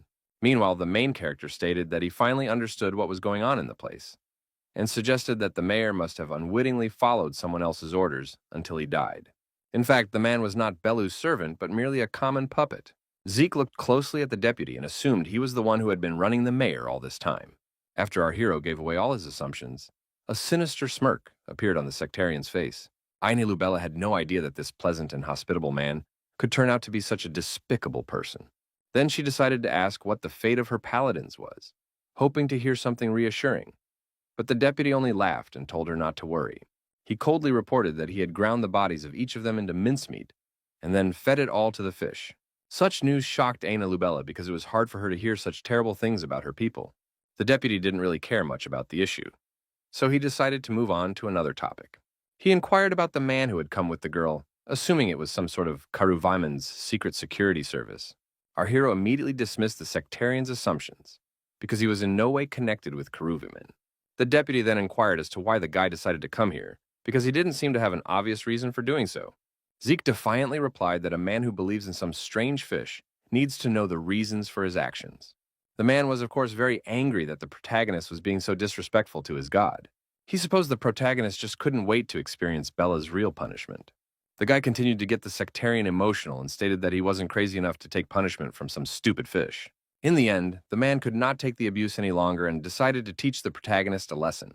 He was going to make Zeke repent to Bella in agony, and then just finish him off in cold blood. In the next second, the sectarian summoned the dead, ordering the man to be killed.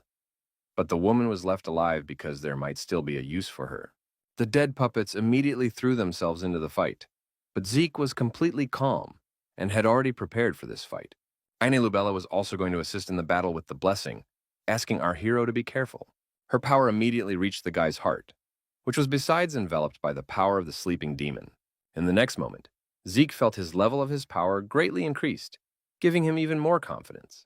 He immediately rushed forward, showing tremendous agility and speed, swiftly covering the distance between himself and the enemy. It only took him a few seconds to disarm each sectarian puppet, leaving behind only fallen, lifeless bodies. Zeke managed to wield his sword skillfully, so no undead could block his path. The deputy mayor was shocked and couldn't believe that some ordinary kid had such powerful skills. He couldn't understand how Zeke was able to take down all these rather strong undead so easily. Meanwhile, the protagonist himself still has enough strength left to continue the fight without any problems.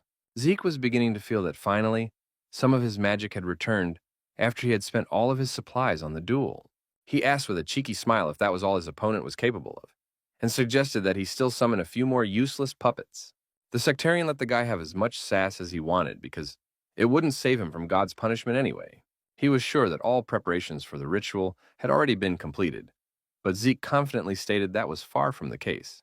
The guy reported that the problem was that he found and destroyed all the statues of Belu that were hidden in Porti. The deputy was not frightened by this, because everything would work without it. But our hero did not let him finish, and told him that the priestess of the Karuviman order could perform a special rite over the statue. Zeke hinted that the effectiveness of the ritual might drop to a minimum after that. The sectarian was finding it increasingly difficult to contain his anger, and the lenses on his glasses were beginning to crack due to the incredible tension. Even Aina Lubella herself wasn't sure if it was true, but the protagonist once again confirmed his words. The guy explained that since he had destroyed all the statues in town, all they had to do was sneak in and destroy the last one. The man was beginning to shake more and more with anger, because he realized that the ritual might indeed fail. Eventually, he decided to summon more puppets to use them to capture our heroes. It wasn't a problem for Zeke, because he had no problem chopping up a few more brainless dead people. The deputy watched with his mouth open as all of his puppets were destroyed in such a short time. Aine Lubella had also not expected her companion to be such a strong warrior. In turn, the protagonist himself was smiling contentedly, because it felt good to feel all that power. After that quick fight, the guy walked over to Lubella and gently took her by the shoulder. Picking the girl up in his arms, he girded the girl about the fact that she might hurt herself now, so he asked her not to move much. Zeke said that right now they were leaving the place, but Saint couldn't figure out how he was going to do that if the entrance was already blocked. The girl tried to stop the protagonist, but he was not going to listen to her and followed his plan. Turns out Zeke decided to take a radical approach and just jumped out the window with Lady Lubella in his arms. The sectarian couldn't understand what was the point of the guy deciding to just run away from him. He finally came to the conclusion that it was worth revisiting their plan to prepare for the ritual. The next day, news had already spread through the city that the witch Lubella had killed the mayor himself. Residents were shocked by such news and looked at flyers showing the new suspect. People just couldn't believe that this girl had managed to kill the mayor of their town as well. They picked up the flyers and couldn't figure out what kind of man was pictured on them. The locals began to suspect that they depicted a witch's henchman who was assisting her in her murders. The main character didn't care at all that he was wanted, and only marveled with that he was as handsome as he was drawn. But at the same time, the guy thought it was odd that his face was all a bit distorted. Lubella agreed with that too, because the deputy could clearly see our hero's face. But Zeke assumed the man was just lazy and hadn't made an effort for those flyers. Our hero suggested to stop worrying about all these details and asked his companion to have a little snack, because very soon they need to go on the road. The girl took her time eating because she wanted to wonder where Zeke had managed to get so much food. It became obvious that the guy had just stolen it from one of the shops. But he explained that given their current situation, he couldn't afford to just buy all those groceries. It was all against the priestess's principles.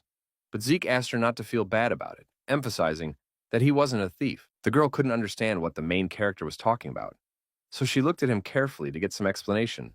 Zeke explained that he had written down all the places he had taken something from. So, it was a sort of extended loan, but the priestess still thought it required the seller's consent. Our hero realized that such strict obedience to the letter of the social contract was rather unrealistic. But the guy was going to pay back the war victims to make up for all the damage done. At that moment, Aine Lubella remembered that Hans had disappeared somewhere, and the main character explained that he had gone on his mission. The girl immediately calmed down. For all this time, she had been troubled by the thought of this young man's fate. She finally decided to grab a bite to eat and asked where they were going to go now, and Zeke told her that they needed to find the idols of Belu hidden around the city. Aine Lubella asked if the protagonist knew the way to find all those statues. The guy said they would go into the slums first, because he had a rough estimate of where the idols might have been hidden.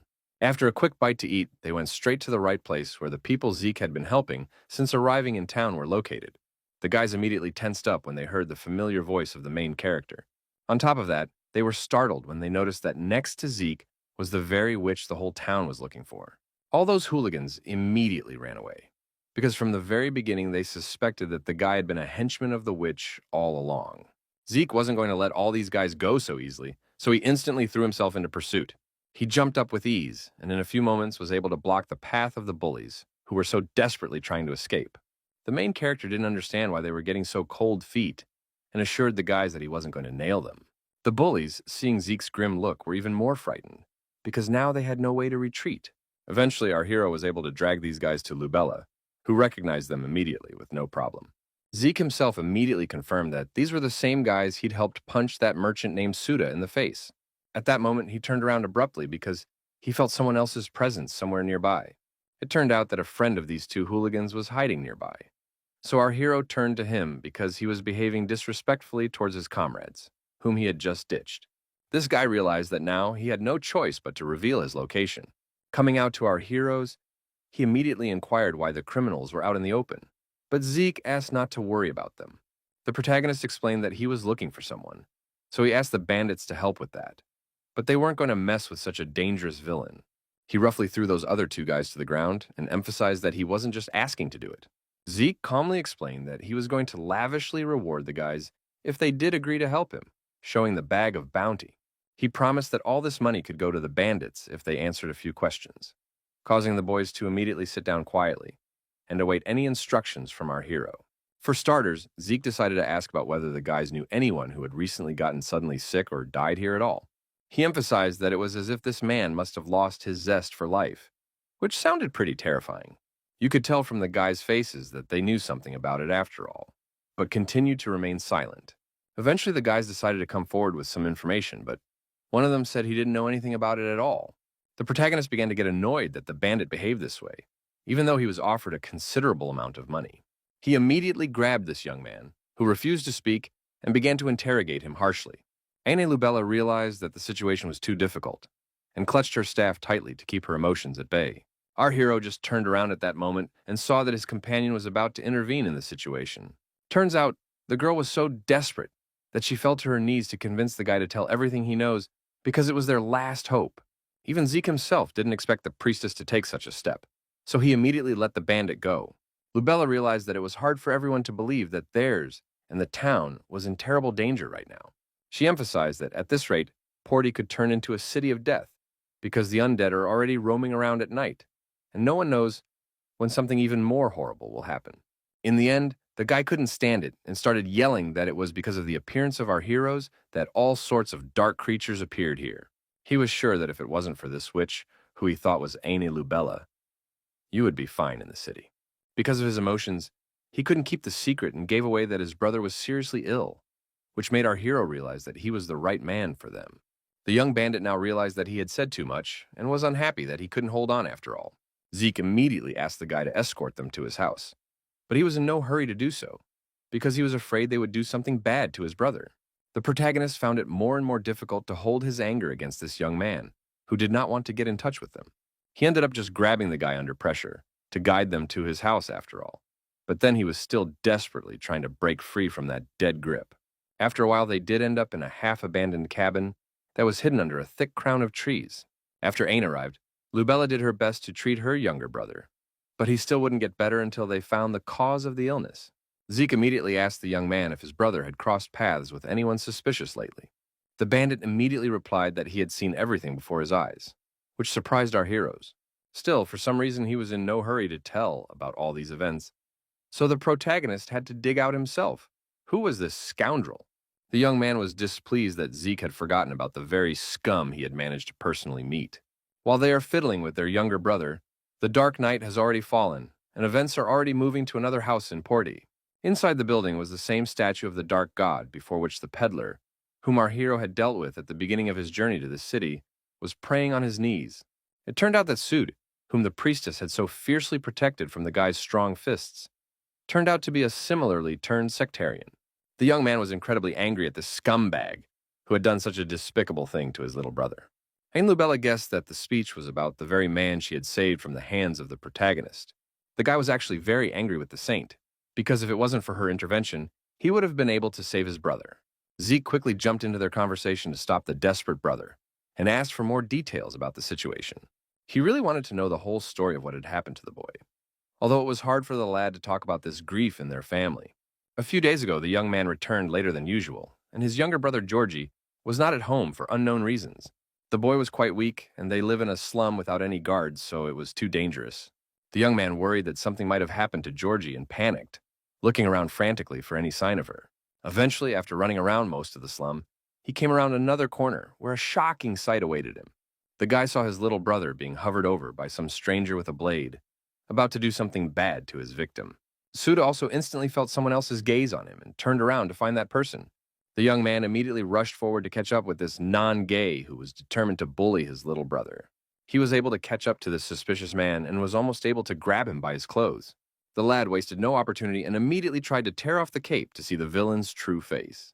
The young man was shocked when he saw the familiar face and couldn't understand why he had done this to his little brother. He absolutely could not believe that the dastardly Sud had been hiding under the hood all this time. The protagonist now realized that it was since this incident that the younger brother had been in such a state. The guy said that he didn't find any wounds on his brother's body at the time, and he woke up immediately, so it seemed like everything was fine. But as time went on, the boy grew weaker and weaker, said he had no strength, and soon fainted, as if he were a man absolutely without vitality. Zeke concluded that the guy had asked him for help when they first met, precisely because of his brother's illness. The young man explained that he was going to steal the dagger that Sud had stabbed the boy with and then make a deal. In exchange for the weapon, he was going to learn directly from the scoundrel how to cure his brother. Only problem was, one righteous woman had caused the guy's whole plan to go awry. Aine Lubella immediately apologized because she simply misunderstood the situation and was trying to save a weak person. The young man still didn't understand the reason why the priestess did such a thing, and emphasized that one shouldn't do such a thing, just because Suda didn't resist. The girl couldn't understand what the frustrated guy was getting at all this time. He further assumed that Lubella did so because he was poor or looked like a common bully, which was enough for her to distinguish the strong from the weak. The protagonist intervened in their tense conversation because he was only escalating an already difficult situation. He explained that the priestess had always lived as an aristocrat, so she lacked experience, because of which you just had to understand her. Zeke also noticed that the young man was somehow not angry with him at all, though there were reasons for it. Our hero thought that the fact that he too had betrayed the young man when Aine Lubella appeared on the horizon was enough for that. which was a valid argument. The guy explained that this was the first time he'd ever had a situation like this, but Zeke didn't understand what he meant. All the resentment was gone because our hero was the first person who said he would just help him, without any conditions.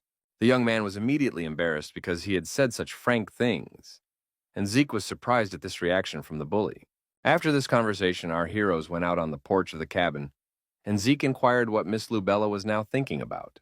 The girl said that she sensed Bella's disgusting energy in this child instead of life force from the beginning. After hearing this, the protagonist was convinced to start his search from this point, and the priestess asked if he had any plan of action. The guy explained that the first step was that they had to get out of here right now. Now the events shift again to the house of Suda, who was completely unaware that his identity had been revealed. At this time, the man was nonchalantly carrying some boxes inside, not feeling that he was already being watched closely. Suddenly, he heard some extraneous sounds, but he didn't pay much attention to it. Suda did turn around to see what it was, but saw nothing strange. After that, he went with all these things to his basement, lighting the way with a lamp. The man continued calmly down the stairs because nothing portended any trouble. He still kept thinking about that strange rustling, but assumed it was just rats. At that moment, the main character abruptly appeared behind his back, remarking that it had been a very long time since they had seen each other.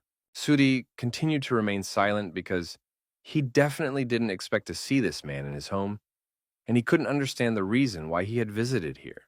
Our hero hinted that today, the man should be beaten to the very end, and emphasized that no one would be able to prevent them, as it happened last time.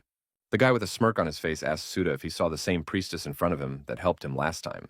He explained that the heavenly protector, who had covered for him back then, had decided to return today in the form of a hell's angel. Zeke then, without ceremony, threw the scoundrel to the floor and was going to deal with him the rest of the way. The miserable man immediately began to beg for mercy from the protagonist, but the latter was serious. He began to pretend that he didn't even understand why our heroes were being so cruel to him, trying to portray sincere bewilderment and resentment on his face. The protagonist also replied that he knew nothing about it, and advised Suda to ask the question to the dumb fish statue that stood at his back. The man still refused to say anything, so Zeke came to the conclusion that he still needed a good kicking. That's when Sud tried to stop the guy and started talking about how he wasn't a follower of Belu. He talked desperately about how he wasn't a novice to the dark god, but that still didn't stop our hero. Zeke gave the man a good pinning and stated that he already knew that Suda was not a novice of Belid. He regarded the man as nothing more than a disgusting rat pecking at the Belid boys in hopes of getting a few breadcrumbs off the table. The scoundrel didn't even know what to say to such words in his own direction, so he just quietly wheezed as the protagonist pressed his foot harder and harder on him. Aina Lubella, who had been standing on the sidelines watching this spectacle the whole time, was becoming increasingly uneasy about such bullying of Suda. Suddenly, she saw that the protagonist had decided to go to even more drastic methods. She wondered with caution and fear in her voice why Zeke was exposing his sword. The guy explained that now that they had found the stupid fish idol, they didn't need the man anymore and could just get rid of him. So they suddenly, afraid to die, declared that he knew some important information. The protagonist immediately stopped and asked what he could tell, and the man stated that he knew of the locations of the other statues. Zeke immediately grabbed the rogue to forcefully try to force this information out. Suda wasn't intimidated by this, so he gave a sly smirk and said that he just wouldn't talk about these places. The guy was very annoyed because he wasn't even a fraction afraid of his fists, but instead continued to smirk cheekily, knowing something very important. Sudi emphasized that he wasn't going to talk about those statues if our hero laid a finger on him. Zeke stared emotionlessly at his hostage, who was now certain of his superiority. Scum thought the protagonist finally realized that he was now out of favor. Now he wished he had dealt with Zeke from the beginning, so they wouldn't be in his way now. And Lubella couldn't believe the man he had saved was such a horrible person. Suda saw the priestess looking at him with fear and wondered if she still thought he was that naive dude. He called her stupid and said with cruelty that this was the reason all the residents thought she was a witch. It was hard for Aina Lubella to hear such untrue and unpleasant words in her direction, so she asked what the man was doing it for. She didn't see any reason to be treated that way, because earlier, Suda had said that he didn't even honor Bella. Obviously, Sud was doing all this for money, because he had already been offered a big reward beforehand for giving the idols life force. Because of that stupid store, the man had to spend all his time in that rotten place, because of his father and grandfather. In all this, Suda saw an opportunity to finally end his torment, which left Aine Lubella's hopes dashed. The protagonist didn't care about any of this because they had already spent a lot of time talking. Eventually, the man said that he was only going to tell Belle about all the statues when he got out of here. Zeke suddenly announced that he had changed his mind and was now going to talk to his hostage in a very different way. The guy twisted the blade in his hand and coldly informed that now Suda would simply die. The man tried to prove that Zeke couldn't find the statues without him, but our hero was confident in his abilities. Zeke lifted Suda off the ground and expressed his speculation that he wasn't even aware of the idol's location. At this point, he immediately remembered Lady Lubella and fearfully began to beg that she would save him as one of the infirm. Zeke immediately shifted his heavy gaze to his partner and watched her reaction to the whole situation. It was very hard for the girl to watch all this, because Sude's behavior was contrary to any of her principles. The man was already scared out of his wits and begged Aina Lubella to stop the protagonist who was about to finish him off. The guy had already swung his blade, causing Suda couldn't stand it and started screaming loudly. At one point, the priestess simply closed her eyes because she realized that they had no choice but to finish this scoundrel off. The next second, the scream subsided, and Aina Lubella's feet were splashed with Sude's blood. The girl covered her mouth with her hand to keep from screaming in horror, and kept on her feet with her last strength as she watched this cruelty. The protagonist had already turned around to leave the basement, and emphasized that Suda must never catch his eye again. Turns out Zeke only cut the man's arm deeply to teach him a lesson for all his despicable actions. Suda didn't even respond in any way to our hero's words, so he just continued to sit on the floor and shake in pain and fear. After the showdown, our heroes hid in a boarded-up shack because they still couldn't appear in public. Ain Lubella sat pensively at her desk, trying to come to her senses after all the events that had happened to her today. At that moment, Zeke approached her, bringing her a snack in the form of a loaf of bread. The protagonist was actually a little worried about his partner, so he asked if she was okay. The problem was that the girl's recent events kept making it seem like she was making the wrong judgment every time. She was worried because all this time she had only believed one side based only on what she had heard about them. But all she ended up getting was betrayal. The girl assumed that the story about the mayor was also made up, and remembered that Lady Karuna had warned her students not to have any prejudices. The protagonist guessed that the priestess was just feeling guilty, and meanwhile, the girl was so desperate that she recognized that she needed advice from Zeke himself. The guy was surprised to hear such a request from his partner and replied that he didn't even have anything to say about it. He supposed things were so difficult that Lubella was unlikely to be comforted by any simple advice. Eventually, Zeke suggested the girl deal with it herself and reassured her that time would heal all her wounds. He also added that self-eating would lead the priestess to nothing but her own misery. Hearing such wise advice from the main character made Lubella think about the fact that he could be much older than she had previously imagined. Zeke, chewing his loaf, was surprised to hear such words from the girl. But the girl quickly pretended that she hadn't said anything of the sort. She decided to change the subject as quickly as possible and asked if they would now go in search of other idols, which turned out to be true because our hero guessed at the places they might be. An upset Lady Lubella immediately apologized because she realized that there was no way she could help her partner in this case. The protagonist didn't see it as a problem at all, so he asked what the girl meant. He emphasized that the priestess would actually have the most important role during this mission. Night had fallen and the city was experiencing a heavy downpour, giving it an even more gloomy atmosphere. Our heroes sneak into the mansion, but Ain Lubella had no idea how Zeke knew the statue would be here. The guy explained that it was simple because he just found out that these guys were also hired for money, just like they did with Sude. A moment later, they were already in the right place, so the guy requested that the priestess endow the brush with her holy aura. The girl immediately complied with the protagonist's request and used her staff to transfer some energy into this instrument. After that, she exhaled with relief and announced that she had already finished the ritual. Zeke thanked his partner for her help and set about dealing with the bloody statue. He made a few brush strokes on the idol and declared that everything was ready, but the priestess didn't fully understand everything and watched the process with bewilderment. After that, it was Ain Lubella's turn because she had to finish the process of sealing the statue. She used her holy power, after which the entire paint-on glowed with a bright golden light. The girl announced that they had finished their assignment, so she suggested that Zeke finally leave the place. The protagonist also confirmed that everything was fine and the holy aura had already been absorbed, so they could safely leave this place. The priestess threw a puzzled look at the statue before leaving, because she wasn't entirely sure that they had actually succeeded. The girl still doubted that this short, simple ritual would help stop the trouble that was coming to this city. Meanwhile, a heavier downpour was already coming down, and the dark sky was illuminated by bright lightning, accompanied by rumbles of thunder that shook the ground beneath their feet. All the while, the enraged deputy mayor sat in her office and thought of her plan of revenge for our heroes. There were posters of Lubella and Zeke's wanted posters scattered everywhere, which he periodically set on fire with his dark magic. The man was sure that the priestess herself would come to his arms so that he could finally dispose of her. Meanwhile, Hans, who was on a mission for the protagonist, had already met with Vage and reported what was happening in the city. The man quickly picked up the servant in his arms to join him in quickly reaching Porty and helping Lady Lubella, who was in danger. Suddenly, the knight felt something wrong, so he didn't react in any way to Hans's indignation that he was already sick of being shaken like this. He apologized and, throwing the poor man to the ground, declared that he had to go further on his own.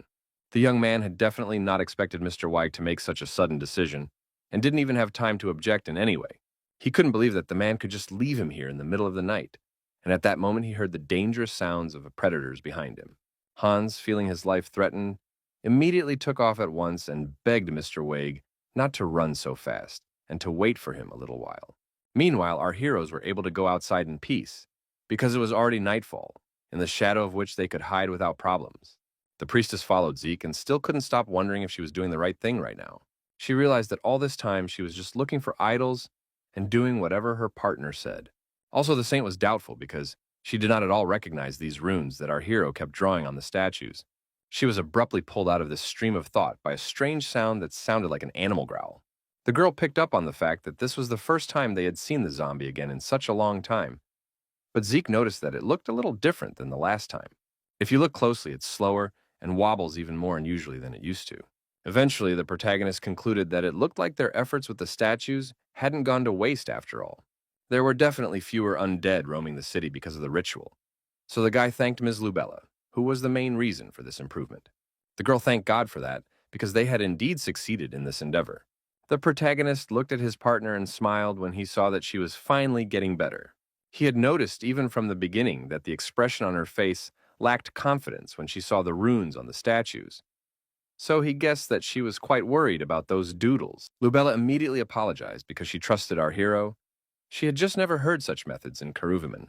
Either way, she was glad that it had been so effective, and now considered the genius of the person who had created these runes. At this point, the main character stopped because he wanted to talk about some pretty important things. He thought it was a good time to finish up behind the main and Dal at the mayor's mansion.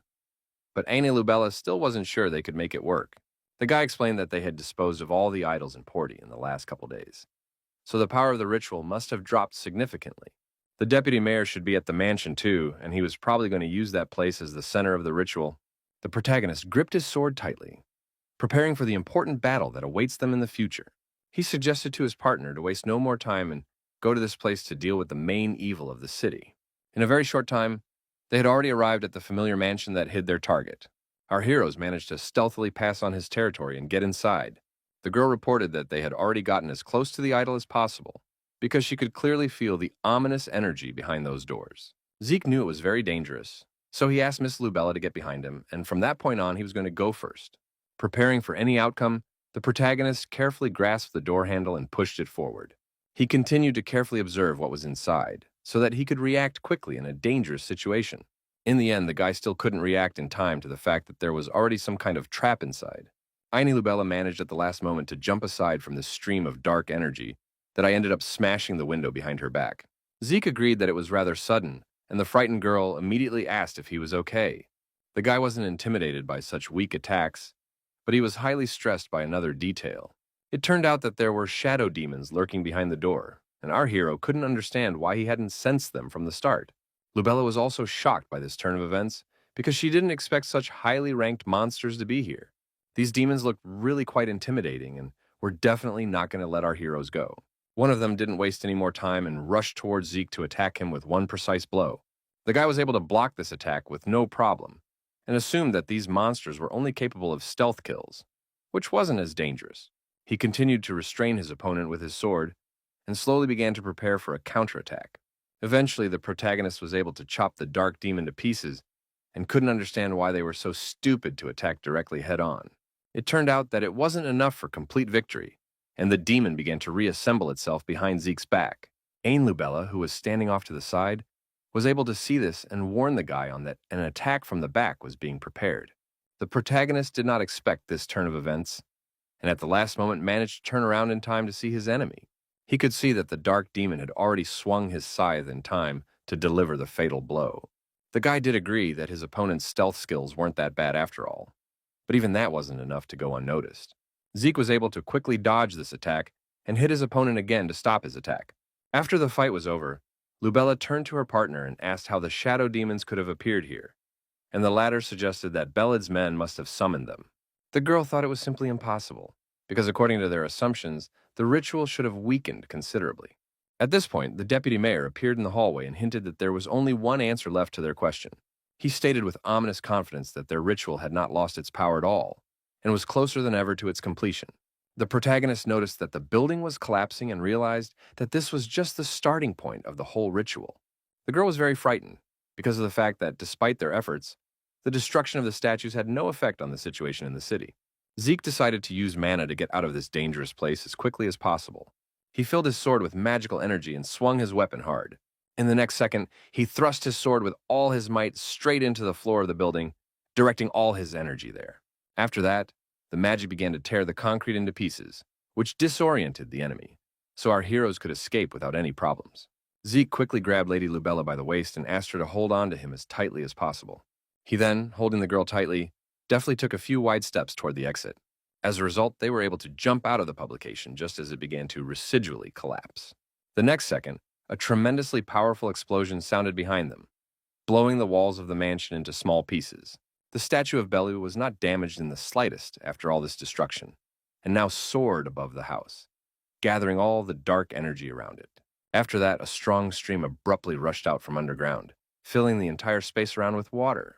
Single drops were falling under the feet of our heroes so far, as if a little rain was coming down from the sky right now. Meanwhile, this fountain that just came out of nowhere almost flooded the entire ruined mansion. At this point, the deputy mayor, who also managed to survive, appeared and asked our heroes if the whole spectacle was beautiful. Aine Lubella was incredibly angry when she saw in front of her the person she now hated the most in her life. Though the man liked his title, he still asked our heroes to address him by his first name. Then, with a devilish smile on his face, he introduced himself as Alid Groteam. The man wondered why the priestess had made a displeased face and assumed she didn't like the view around her. The girl still couldn't believe what was happening, but Alid Groteam explained that those drawings they had smeared on the statues were going nowhere. Ain Lubella could not accept this fact, so she asked how the deputy mayor knew about it. It turned out that he had placed guards around the area on his own, so that they all deliberately led our heroes to the idols. Alid Groteam had orchestrated the whole affair to finally lure the priestess to their order. From the start, the man realized that luring the girl by force was not an easy task, so he made an effort to have her come right into his arms on her own. He managed to do all of this with the help of making Lubella believe that they had successfully prevented the ritual.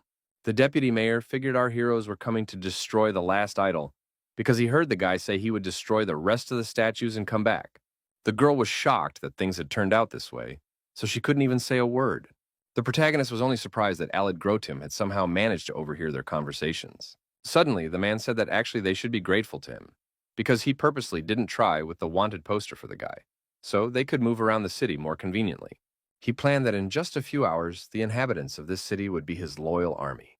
For this reason, the deputy suggested that Aina Lubella join their order to save her own life. Alid Groteam held out his hand to the girl and beckoned her over to him, causing some doubt to appear on her face for a second. The priestess kept the storm of emotions to herself, so she only bit her lip hard to keep from blurting out something unnecessary. In the end, she bravely declared that she would never let their order's plan come true. With this decision, the girl left no other choice to Alid Groteam but to brutally massacre our heroes, who refused to accept his terms. He summoned the entire undead army, which immediately surrounded Zeke and Lubella, not giving them the slightest chance to escape. The girl stood with her back to the protagonist and thanked him, but the guy couldn't understand what she was talking about. The priestess explained that if it wasn't for the brave Sir Zeke, she would have been dead long ago. She begged our hero to hurt from here, while she did everything she could to stop this sectarian. But what surprised the guy was that she wasn't mad because he gave her false hopes. Meanwhile, the deputy mayor asked Zeke not to pretend like he understood something when in fact he didn't. The protagonist calmly replied that he was well aware of everything, and realized that the stupid magic runes he had drawn would do nothing. Plus, he confidently stated that he had guessed from the beginning that Alid Groteam had helped bring the priestess to this place. The man started to get nervous about Zeke saying that and wondered why the guy didn't do something about it then. The protagonist said with a cheeky grin on his face that he just needed to stall a bit. Alid Groteam was shocked even more because he stopped understanding anything from Zeke's words, who seemed to be absolutely certain of his actions. At that moment, a bright flash appeared behind the guy's back. signaling that the man he needed had arrived on the scene. Zeke smiled even wider and emphasized that the deputy mayor wouldn't even know who he was talking about now. There were already dozens of undead corpses lying around the mansion, which after all had failed to guard the area from the invasion of outsiders. The other mindless dead still continued to throw themselves at their opponent, even though it was a completely useless endeavor. Vage, who had finally made it to the city, skillfully dissected every zombie that appeared in his path. The protagonist was sure that a Tasnian death machine named Belry Vague could definitely take care of the problem. When a lead grow team heard that name, he couldn't believe that the old man would actually come to the rescue, because he was sure he had left town long ago. Zeke calmly explained that he had simply asked Wig to go back, which infuriated the sectarian even more. In the end, the man decided to use the maximum power of the ritual because he was sure that even a mighty knight would be powerless before this power. At that moment, at Alid Grotim's command, an even stronger stream of water burst out of the ground. It turns out that the man decided not to restrain his powers any longer and summoned a huge water serpent that could massacre our heroes in a second. Zeke continued to remain completely calm and asked his partner not to panic and just stand behind him. The girl did so, but she also decided to use the blessing to enhance the main character's skills. In addition, Aine Lubella stated that she was a candidate for Keruvim and Saints, so she was not going to back down and wanted to fight as well. Our hero liked the priestess's reaction to the difficulty and chuckled at the fact that she now had an incredible responsibility. Next, he reminded his sword with mana to enhance his abilities and prepared to face that huge water serpent. The guy quickly pointed his weapon towards the monster, which had already opened its maw to devour our heroes. Zeke aimed straight for the throat of the huge serpent, which seemed to be close to just swallowing him and Lubella. Eventually, the young man began to realize that something wasn't going according to plan, so his pupils narrowed sharply. The next moment, the water kite crashed with all its might into the place where our heroes were standing, which looked quite dangerous. Alid Grow team immediately turned around to see how his main opponents were doing. It all took quite a bit of energy, but the result was satisfying because she could hardly have anyone survive such an attack. But, as it turned out, the main character was a tough nut, so calmly came out of the stream of water, which did not hurt him in any way. Aine Lubella was also safe and sound, so the only discomfort for them was that they were now completely soaked. The deputy mayor watched the whole thing with his mouth open because he was shocked that the boys were able to survive a direct hit. The guy explained that it didn't matter how huge the fruit trunk was because if you lower the pressure, it would just become a waterfall. After that, our hero immediately looked away from his opponent because he saw that Wega had finally come to his aid. The old man was burning with anger, and all his clothes were already smeared with the blood of the undead that dared to stand in his way. Alid Grotim was incredibly angry when he saw this warrior, and now he was going to definitely sacrifice him. Wag didn't want to throw around unnecessary words, so he simply swung his sword, causing the sectarian to startle and run aside to avoid being hit.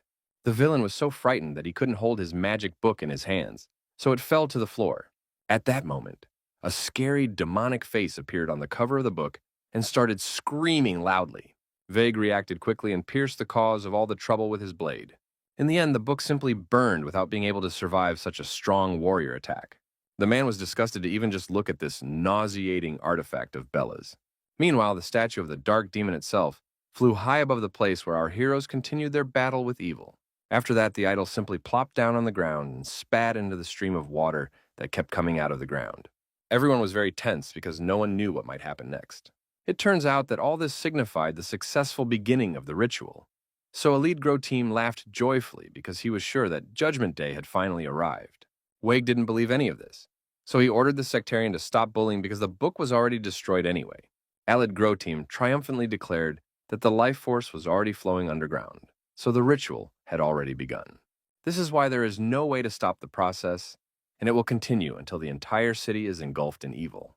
For a second, all of our heroes were silent because they were shocked that they had suffered such a crushing failure. Suddenly, the man noticed that nothing was happening at all, and Zeke wondered if he wanted to know the reason why the ritual wasn't continuing to work. The guy explained that the whole problem lay in the magical runes he was drawing on those statues. He came close to Alid Grotham and confidently stated that all those drawings were real and worked in the end. The man did not understand at all what our hero meant, so he had to explain again that it was a real rune to prevent the ritual.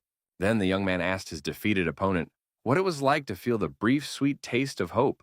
The next day, the town continued its active life, unaware of all the events that had transpired that night. Trade was in full swing, and sincere smiles shone on people's faces because the city no longer had that tense atmosphere. All our heroes gathered to say goodbye, and Vague thanked Zeke for all this invaluable help to the city of Porty. It was thanks to the lad's note that the knight quickly learned that Miss Lubella was in danger, so he was able to return to the city in time to prevent bad consequences. Zeke didn't pay much attention to it because he just calculated how long it would take Hans to find the knight, and he wanted to do a good deed. At the same time, our hero understood that the servants had to work like horses because Mr. Wag also left him in the middle of the road. The boy shook Lubella's hand in farewell and stated that it was already time for him to go, but the girl suggested that they rest in the temple for a while longer. In any case, the protagonist was going to decline the offer because he already had to cast off. Zeke explained that his next destination had already been determined, so he didn't want to waste any time. The event then shifts to the temple where Wag and Aine Lubella went after saying goodbye to the protagonist.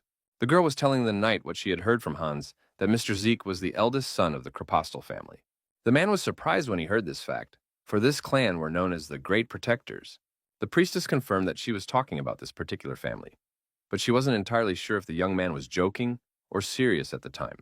Wag now understood the details of Zeke's life and decided they shouldn't mention his name in the report. He realized that if Belid found out that this was the guy who had taught them the runes that could interrupt the ritual, he would hunt him down. Aine Lubella immediately remembered the main character showing her the drawings she needed and agreed with her assistant. Eventually, the man said that he had to go to meet with the Holy Pope, so he had to leave the priestess for a while. The girl was glad that events were unfolding in a good way, and had no idea that all this time, someone had been watching her. When she was alone, the knight still decided to step out of the shadows and introduce himself to Miss Aine Lubella. After recent events, the priestess didn't really trust all people, so she tensely asked the stranger who he was. The guy greeted Lubella with a smile and introduced himself as Glenzenard. Then the girl noticed the badge on his armor and assumed he was one of the Grail Knights who had been sent here to help the Order. The young man bowed and stated that to be able to support Keruvamen from the outside was a great honor for him. Aine Lubella was still tense, so she inquired how the knight knew her and asked if they had met before. Glenzenard explained that people had told him about the girl, and he had wanted to introduce himself in a more public setting. But now he saw that the priestess didn't seem to be feeling well. He realized that his question might seem rude, but he asked anyway what the girl was worried about, promising to listen to all her problems. Lubella refused to help after all, and assured me that she wasn't worried about anything and seemed worried simply because she was tired. The knight was upset at the refusal and didn't want to delay the priestess any longer, who must have been tired after the journey. After that, they exchanged some more pleasantries after introductions, and the girl turned around to leave for her room. Glenzenard also seemed to remember her past life, so he immediately noticed that something had changed in Lubella's behavior. Meanwhile, the protagonist was already near the mining town of Suola. He and Hans once again encountered dangerous monsters and engaged in battle. The servant had to deal with all the opponents on his own again, because Zeke wasn't going to stop his training. The main character praised the young man for already handling even huge, strong trolls. Suddenly, the boys heard someone nearby, screaming violently and asking for help. Turns out it wasn't some kid who was being chased by a whole bunch of trolls. Zeke decided to help this stranger, and it only took one swing of his sword to cut down all the small monsters. The young man immediately stopped, because he realized that his life was no longer in danger, and looked in amazement at the work of the protagonist. He immediately thanked Zeke for saving his life, but the man didn't see it as a problem. Hans then decided to wonder why all these monsters were chasing this guy. The rescued young man awkwardly replied that it was all training so he could become an adventurer. Our heroes were surprised to hear that he was going to be an adventurer and was doing such strange training to do so. The lad then explained that for now he was a miner, but he dreamed of traveling the road of adventure and was learning the trade right now. At this moment, the victim's teacher of the young man seemed to emerge from the woods and immediately called out to him. The man was very unhappy that his apprentice couldn't finish off some goblin on his own. The guy realized that he needed to get back to training right now, so he asked the protagonist one last time what his name was, making sure to repay the help later. He decided to introduce himself first and said his name was Snoke. The protagonist also introduced himself to this guy, so the guy said goodbye and promised to see him a little later. Hans was surprised to hear about some adventurer's trainer, but Zeke wasn't going to make a big deal about it. The guy emphasized to stop wasting time on some nonsense and get back to their business. The huge troll had still not been defeated, so he asked his subordinate to try to kill this monster again. In the meantime, we had already reached evening, so Snoke and his teacher were on their way back to town. The man asked his apprentice to use mana to speed up his walking, but he found it difficult. Eventually, the young man became distracted and failed to see the rock beneath his feet. which he tripped over and fell heavily to the ground. The teacher was starting to get more and more pissed off by the kid's clumsiness, so he wondered how many more times he was going to stumble. He looked at the helpless Snoke and realized that he couldn't take it all anymore. So he decided to finish today's training. The young man was surprised to hear such a verdict from his teacher, who now didn't even want to see him. Snoke immediately tried to stop his mentor because he wanted to continue his training.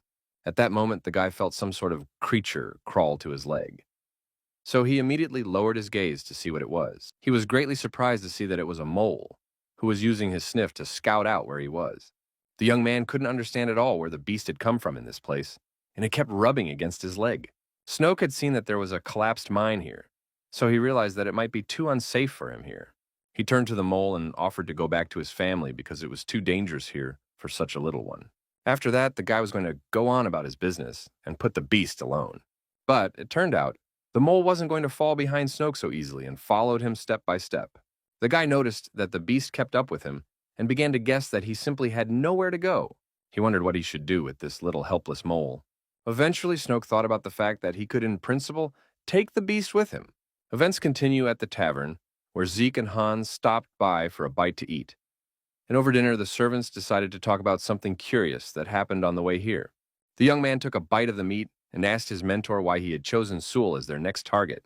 The protagonist was surprised that he still remembered their conversation. But Hans explained that it wasn't that long ago, and emphasized that he wasn't that obtuse. Zeke explained that it was all because of one day and decided that they should just wait for some events to slowly come their way. But it didn't make any sense to the guy. Then our hero emphasized that his scent would still not understand anything, even if he told all the details. He finally stated that it could be called the day Sewell was turned to ruins by Novum, the deity of destruction. At this time, Snoke was still walking down the mine shaft with the mole in his hands, and thinking about the fact that he should be given some sort of name. He contemplated naming him Marie or Nosy, but decided something more subtle was needed and chose the name Novum. The young man held the beast high in his hands and informed him that he would henceforth call it Novum. Meanwhile, his mentor met with some man who was hiding his private behind a dark robe. It was the adventurer's client who had just brought him payment for the assignment. The man immediately opened this pouch to check his reward and saw a whole bunch of gold coins in there that glistened brightly in the darkness. The teacher's eyes immediately lit up when he saw such a large amount of money. It turns out that this mole was just part of their deal, which the man was able to successfully fulfill. He was glad that this was where he could now put a stop to the teacher's game for this guy. The client then once again thanked the adventurer for this help. The mysterious man thought that thanks to him he would be able to put his plan into action at once. The next morning, our heroes went to the fairgrounds, where they immediately began to be offered various goods, such as a breed that seemed to appear only once in 1,000 years. Hans was greatly surprised when he heard that they sold such rare items here. Meanwhile, another saleswoman was offering a handsome young man to buy a brightly colored shirt from her. On the other side, he was offered a taste of a roast marinated in a special sauce. Hans eventually fell for all the merchandise and asked Zeke if that shirt really suited him, munching on the very same roast.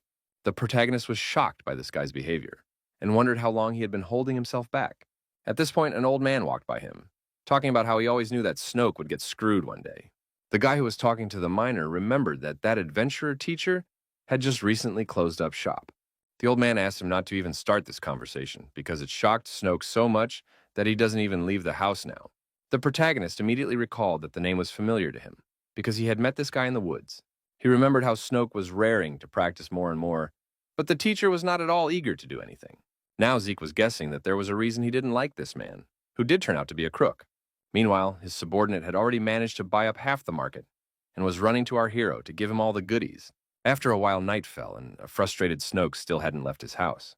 He had no desire to do anything at all, so there were things and dirty dishes scattered all over the house, and he lay on the bed without strength. The young man looked rather tired because his thoughts had left him completely awake. He was distracted from his misery by a mole who was apparently a bit bored and was trying to draw Snoke's attention to himself. Then the guy decided to pet his new pet, who was immediately happy when he got his portion of affection. The young man thought that the beast must be having a good life because he could have fun and think of nothing. At that moment, the beast waved its hand at Snoke in a strange way, causing him to look surprised. Suddenly, the mole jumped right on the guy's face, and the guy thought that this way, he decided to take revenge for his words. At that moment, Snoke heard some strange noises in his house, which frightened him not a little. He immediately jumped up from his bed and wandered into the void if anyone else was his home. All the young man heard in response was silence, though he was still tensed by the strange sounds he had heard earlier. Snow couldn't understand at all how the doors themselves could open and scare him so badly. He grabbed the doorknob and wanted to lock them as quickly as possible because the feeling of insecurity was growing more and more. The guy clearly thought someone was in his house, but he figured he was just wrong. In the meantime, our heroes had fully stocked up at this fair and were happily on their way instead of their lodging. Hans was very excited about all his purchases and asked Zeke if he liked all the treats he bought. The guy didn't answer his questions, only motioned for his subordinate to finally take off those strange, brightly colored clothes. The servant didn't see it as a problem at all, because the shopkeeper said it all looked great on him, even though it was far from it. At that moment, the protagonist looked up and saw that some shadow was jumping from roof to roof. As it turned out, it was a whole crowd of stealthy people in robes that had already graced Snoke. Hans also noticed the very strange movements, and immediately asked Sir Zeke what was even going on. Our hero calmly explained that they were only some strangers, but apart from this, he saw one important detail. He looked closely and recognized that they had on their hands the same kid they had recently met. The guy was beginning to suspect that this was a kidnapping, because this gang definitely looked suspicious, and was thinking about catching up with them to do another good deed. He gave all the bags to his assistant and asked him to return to the inn, because he himself had decided to go in pursuit. The protagonist didn't bother explaining all the details to Hans, and said he just needed to run somewhere. The young man tried to stop his mentor, but he had already jumped onto the roof of the nearest house. Zeke didn't hide, and immediately approached this group of people to draw attention to himself. The guy suggested not starting a fight and just having a little talk with them about Snoke.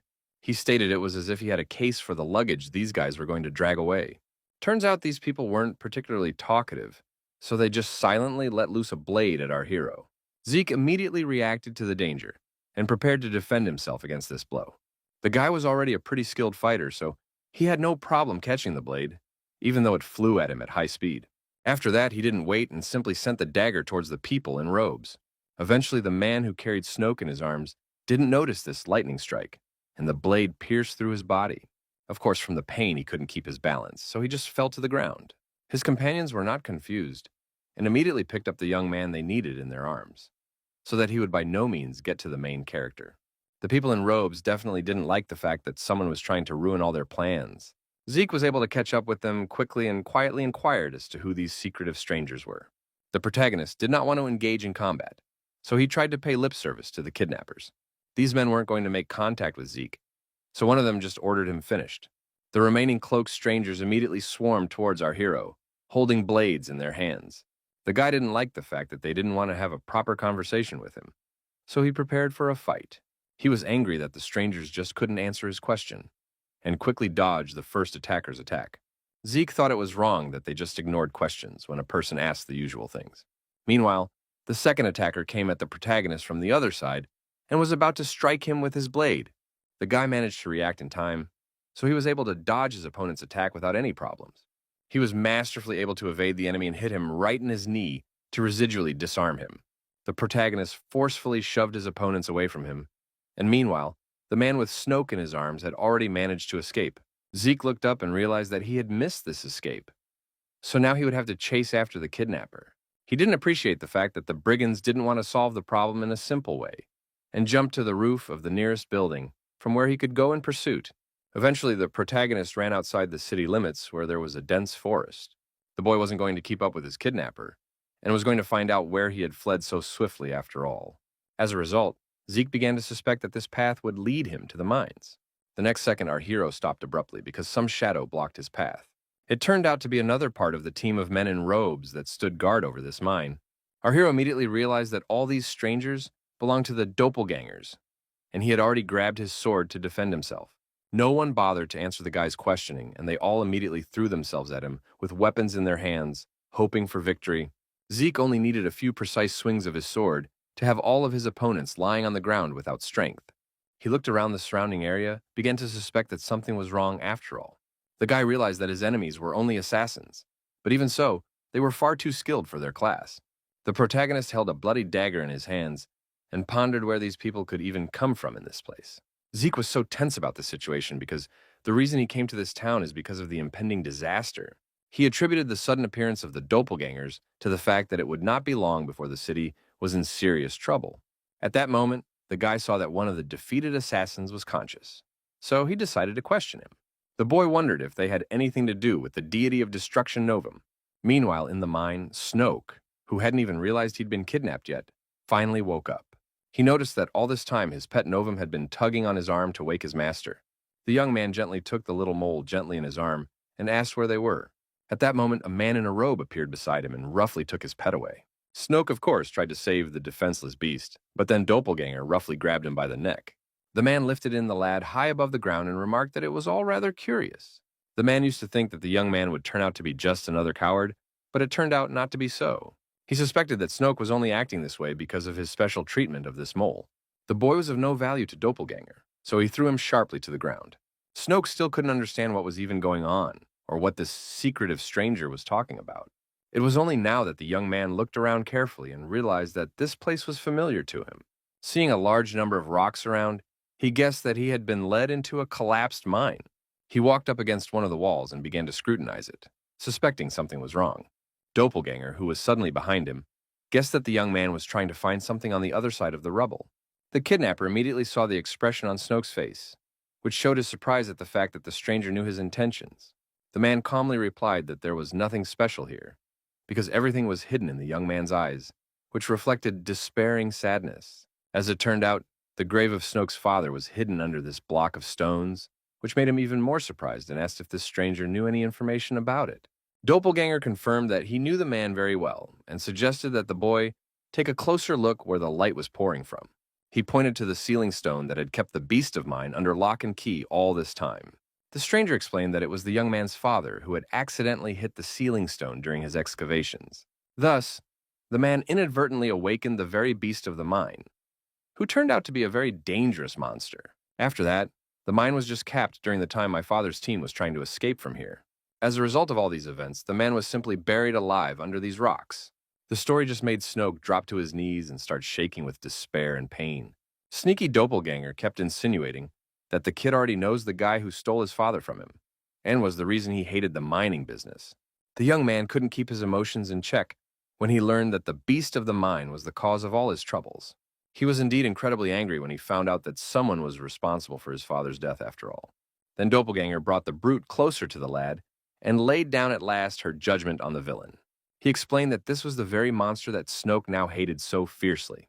The guy immediately went into a stupor because he couldn't understand why Novemv would want to do such an evil thing.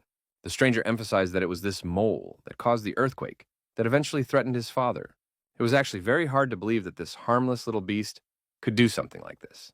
Snoke was shocked because of all the information he had learned in such a short time and couldn't figure out what to do next.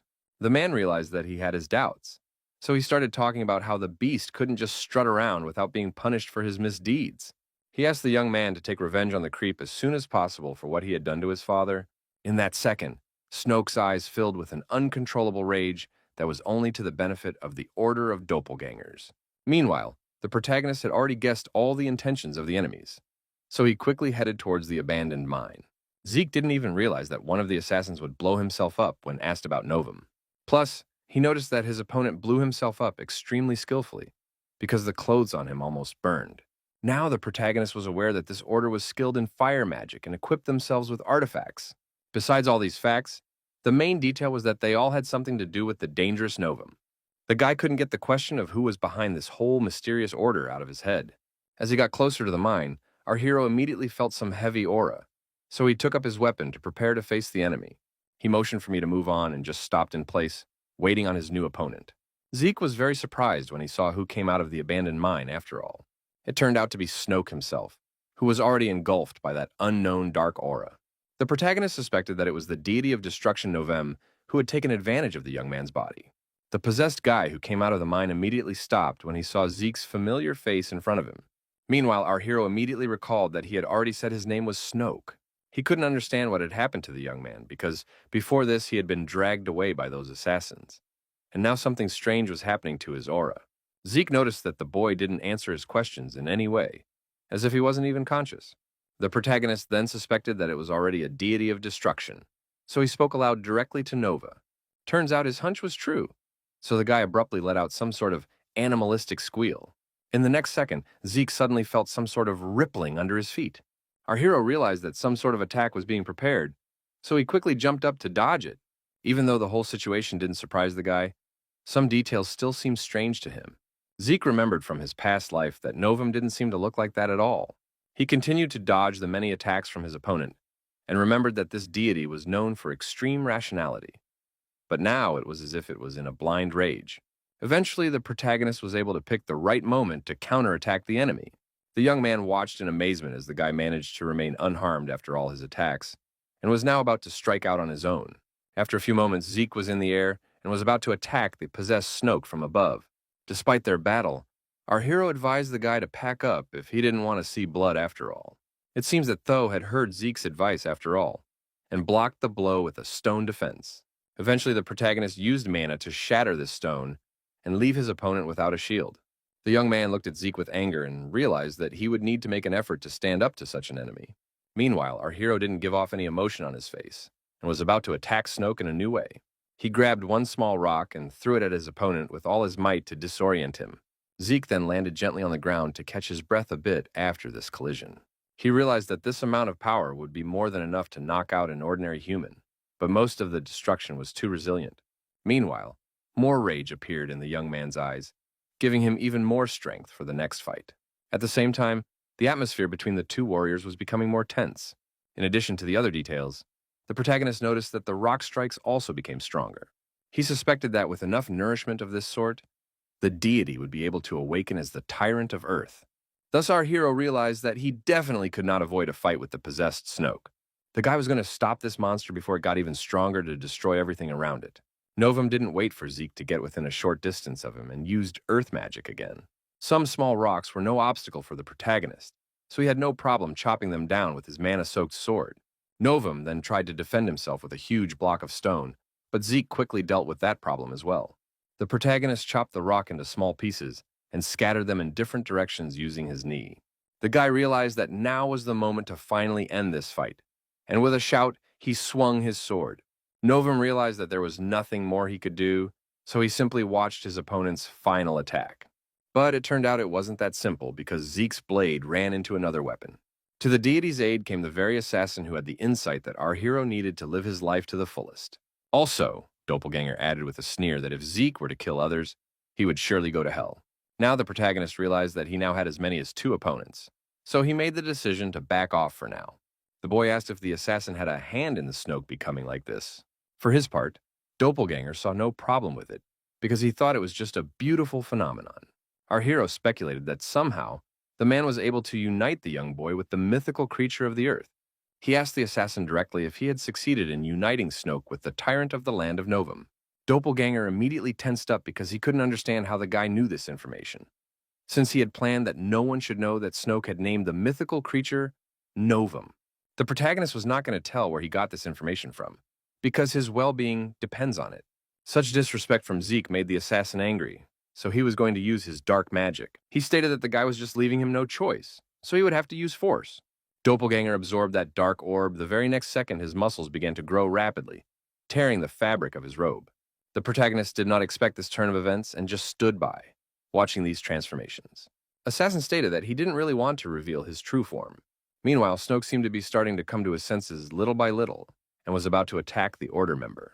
Doppelganger immediately noticed the fact that the young man was about to suddenly attack him. The man had time to react quickly to this and grabbed Snoke with his huge palm, interrupting his attack. He held the boy's hair tightly and guessed that Snoke now considered him a threat. In the end, the assassin didn't take much notice and flung off in an unknown direction with all his might, because for the moment he needed to pay attention to someone else. The protagonist wondered if his rival was sure it was okay to do such things to a guy important to him. It seemed to him that Doppelganger had put quite a bit of effort into creating Novum. But the man explained that it was fine. Now that no one else was in their way, the assassin could fight the protagonist at full strength. He didn't want to waste any more time on idle conversation, so he darted towards Zeke. The assassin declared that now it was time for them to have some quality alone time and tried to attack our hero. At the last moment, the protagonist still managed to jump to the side to avoid being hit by this strong blow. Doppelganger still wouldn't stop there and attacked the guy once more, but he blocked everything with his sword. Eventually, Zeke was able to get the timing right for a successful swing of his sword, and he almost managed to nick his opponent.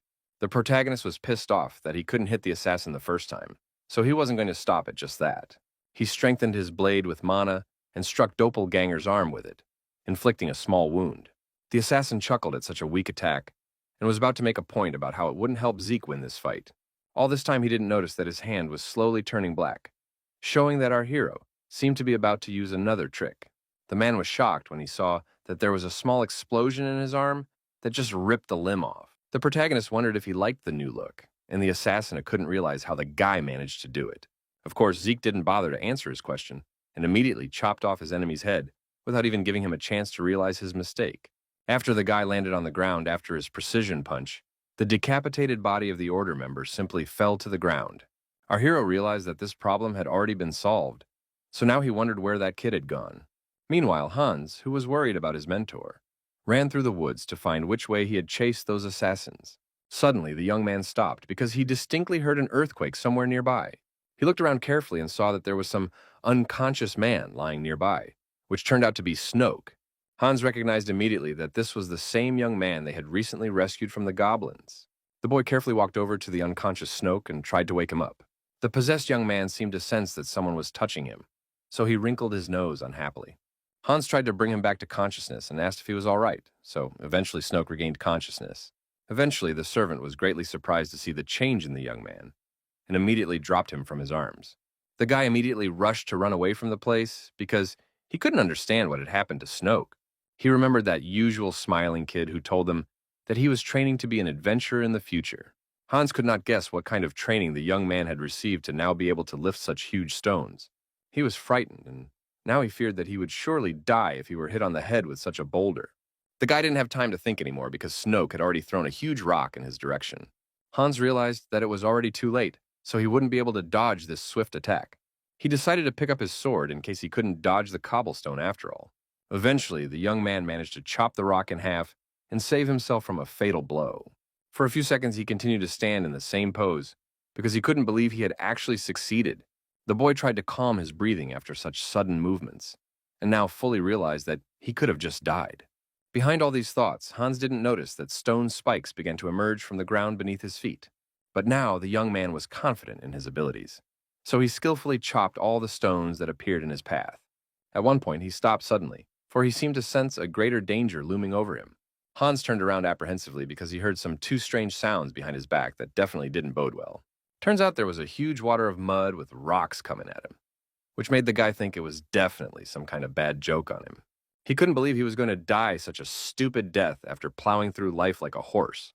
But at the last second, another stream of clear water appeared out of nowhere and was able to protect Hans from the impending danger. The young man watched in bewilderment at what was happening in front of him and couldn't understand where all this water was coming from. Meanwhile, Snoke, who was standing in the other direction, was also nearly swept over by a huge wave. He quickly managed to react in time and used earth magic to make himself a stone shield. In the end, it did help the young man escape this strong stream, but the problems didn't end there. The guy looked up and saw who was the reason why there was suddenly so much water here. Breaking through the wave was the protagonist, who was finally able to find his purpose. Zeke was sure that now was his only chance at stopping Snoke's rage. The young man was so shocked by this turn of events that he couldn't even somehow dodge the guy who was flying straight at him. Our hero reached out to grab Snoke right by the head and used magic to calm him down. He ordered the young man to finally regain his sanity, and in the end, it finally worked. At first, Snoke screamed very loudly because of the incredible pain, but then he came to his senses abruptly. The guy grabbed his head, which was now just splitting, and tried to realize where he was. He heard some sort of animal-threatening growl and immediately turned around to see where the source of the sound was. Snoke was greatly surprised to see that it was Novum, who didn't look quite as friendly as before. The guy still wasn't afraid of his pet and tried to gently approach him.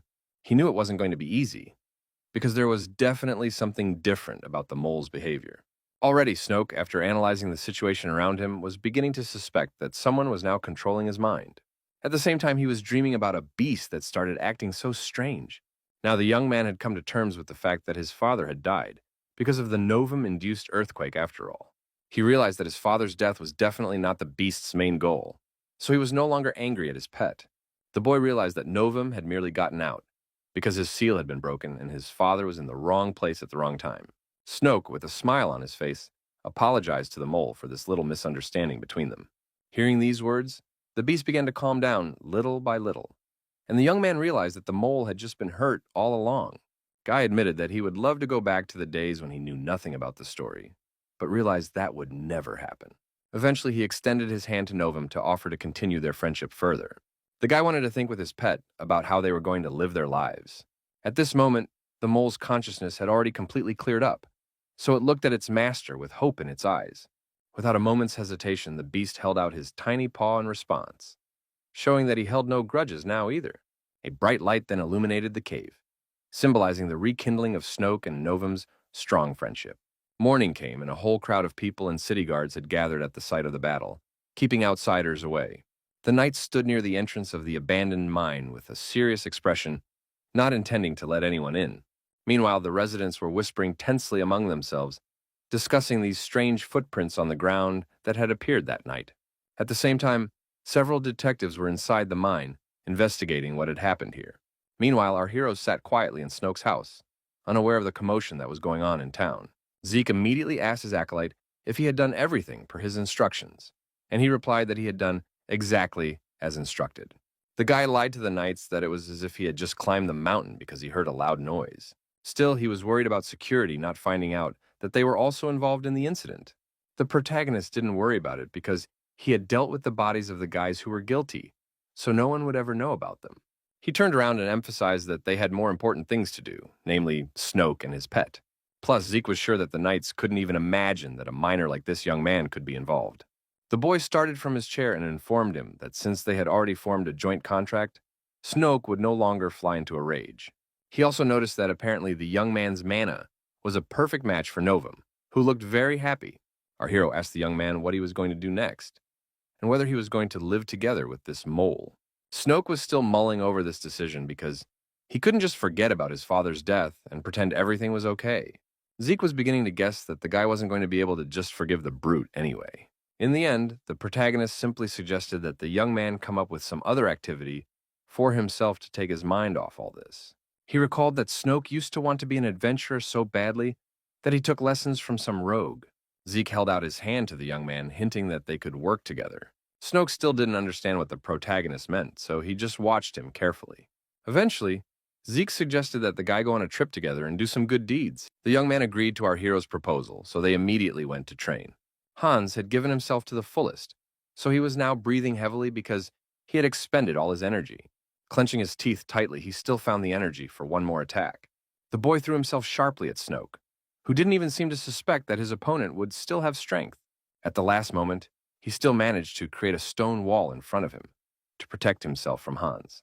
But the guy was already trained enough, so he was able to shatter the shield with a single swing of his sword without any problems. Snoke and Novum didn't expect at all that their wall on the table could be easily destroyed. Hans managed to catch one of the stones that flew straight at his friend and asked fearfully if the young man was all right after such a rather dangerous training session. The protagonist didn't like the behavior of his charges, so he pounded his sword on the ground with all his might and asked what it was they were doing. He emphasized that none of the guys were focused, which was simply unacceptable during any fight. For this, Zeke decided to punish the guys by having them practice for 1 extra hour. Hans and Snoke were not at all happy about this news, because they had no energy left to do anything. After the training was over, our heroes built a fire and roasted large chunks of meat to restore the energy they had expended. At the same time, Zeke watched in amazement as the boys greedily pounced on the food. The guy didn't even know how to comment on that, so he silently stared at a so-hungry Snoke and Hans. He thought the guys were over-dramatizing everything because the taste of regular meat couldn't make the tears flow. Snoke was finally able to tear himself away from the food and asked the protagonist where they were going now. The guy calmly explained that their team would be going towards Osprin. Hans was surprised to hear the name, for he had never heard such a thing, and inquired if the comrade had heard of the place. In fact, Zeke wanted to get to this place because he remembered very well that he had been served by 4 demons before his return. Just one of his subordinate devils was originally from Osprin. The protagonist gazed at the fire and thought that it would be interesting to see what the demon was like now. A sinister smirk appeared on the guy's face because he just couldn't wait to see his subordinate. The guys noticed the change in their mentor and got scared because the atmosphere around him was quite intimidating. All the guys agreed that the main character now looked pretty scary. After spending the night in the middle of the forest, our heroes awoke and traveled onward to Osprin. After a while, Zeke saw that their destination had already appeared on the horizon. The boys noticed that there was some strange odor in the air, and Hans picked up on the fact that it definitely wasn't food. The protagonist said without emotion that it was the smell of burning flesh, as if there was nothing unusual about it. Zeke immediately wondered if it was a simple fire or an enemy raid on the fortress. At that moment, someone turned to our heroes and asked threateningly who it was that was walking towards the city. They were knights who immediately pointed their weapons at the boys and waited for them to be called. The boys were immediately very frightened, so confused and unable to explain who they were, realizing that their fate depended on how quickly they could justify themselves. Zeke then interjected into the conversation, explaining that they were just travelers and wondered what the knights had forgotten here. He emphasized that they had come to this location to just find a place to sleep and asked if there had been any problems with that. After that, the warriors stepped aside and started discussing the fact that the guys did look like travelers. But the problem was that all the roads leading to this settlement were blocked.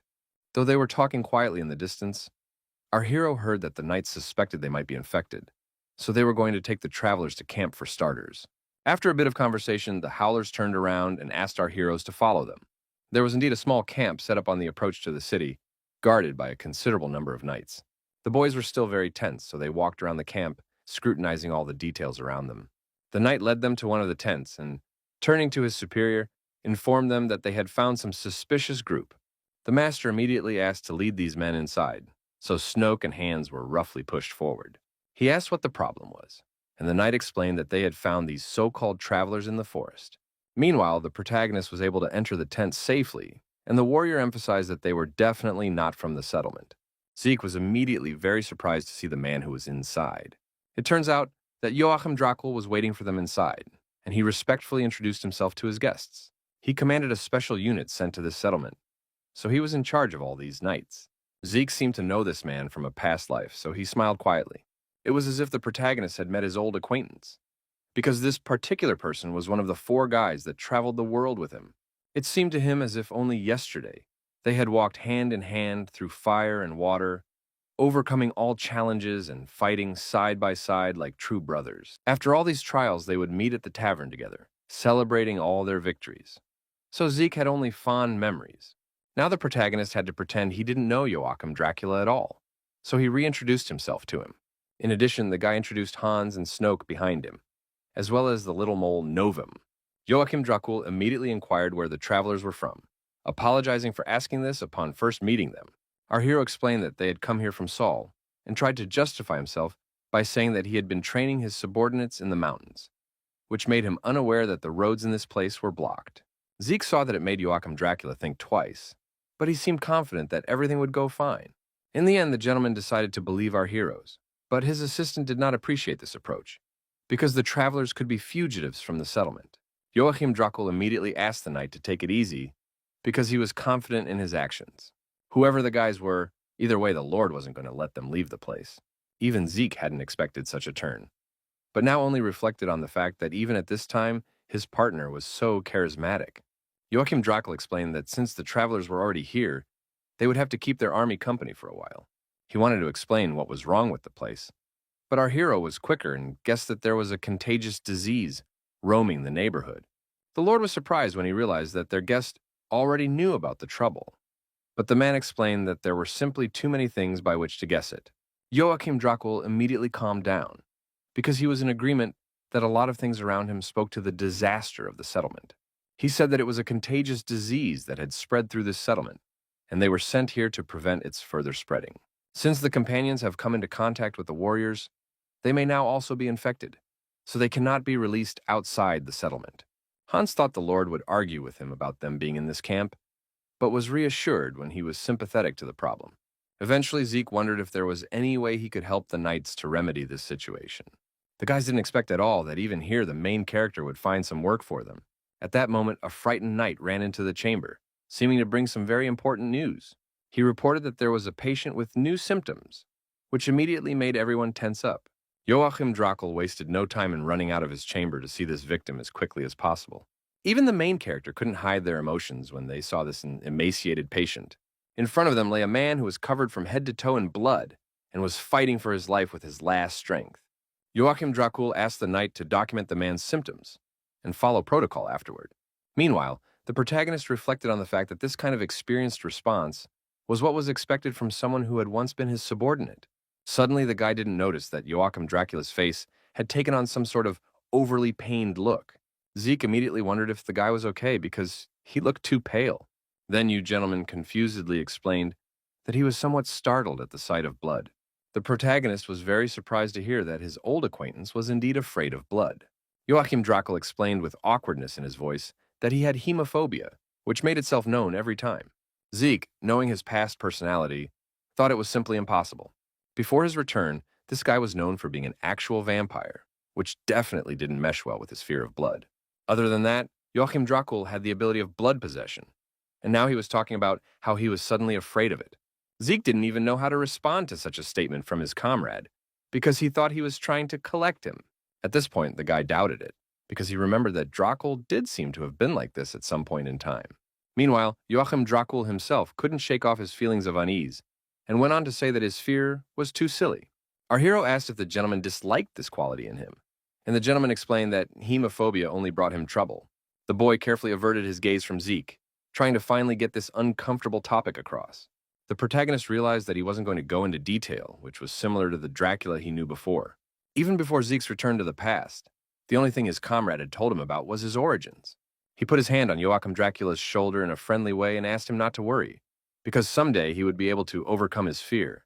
The guy reported that one day he could get so used to it that he would even take blood baths, just as a hobby.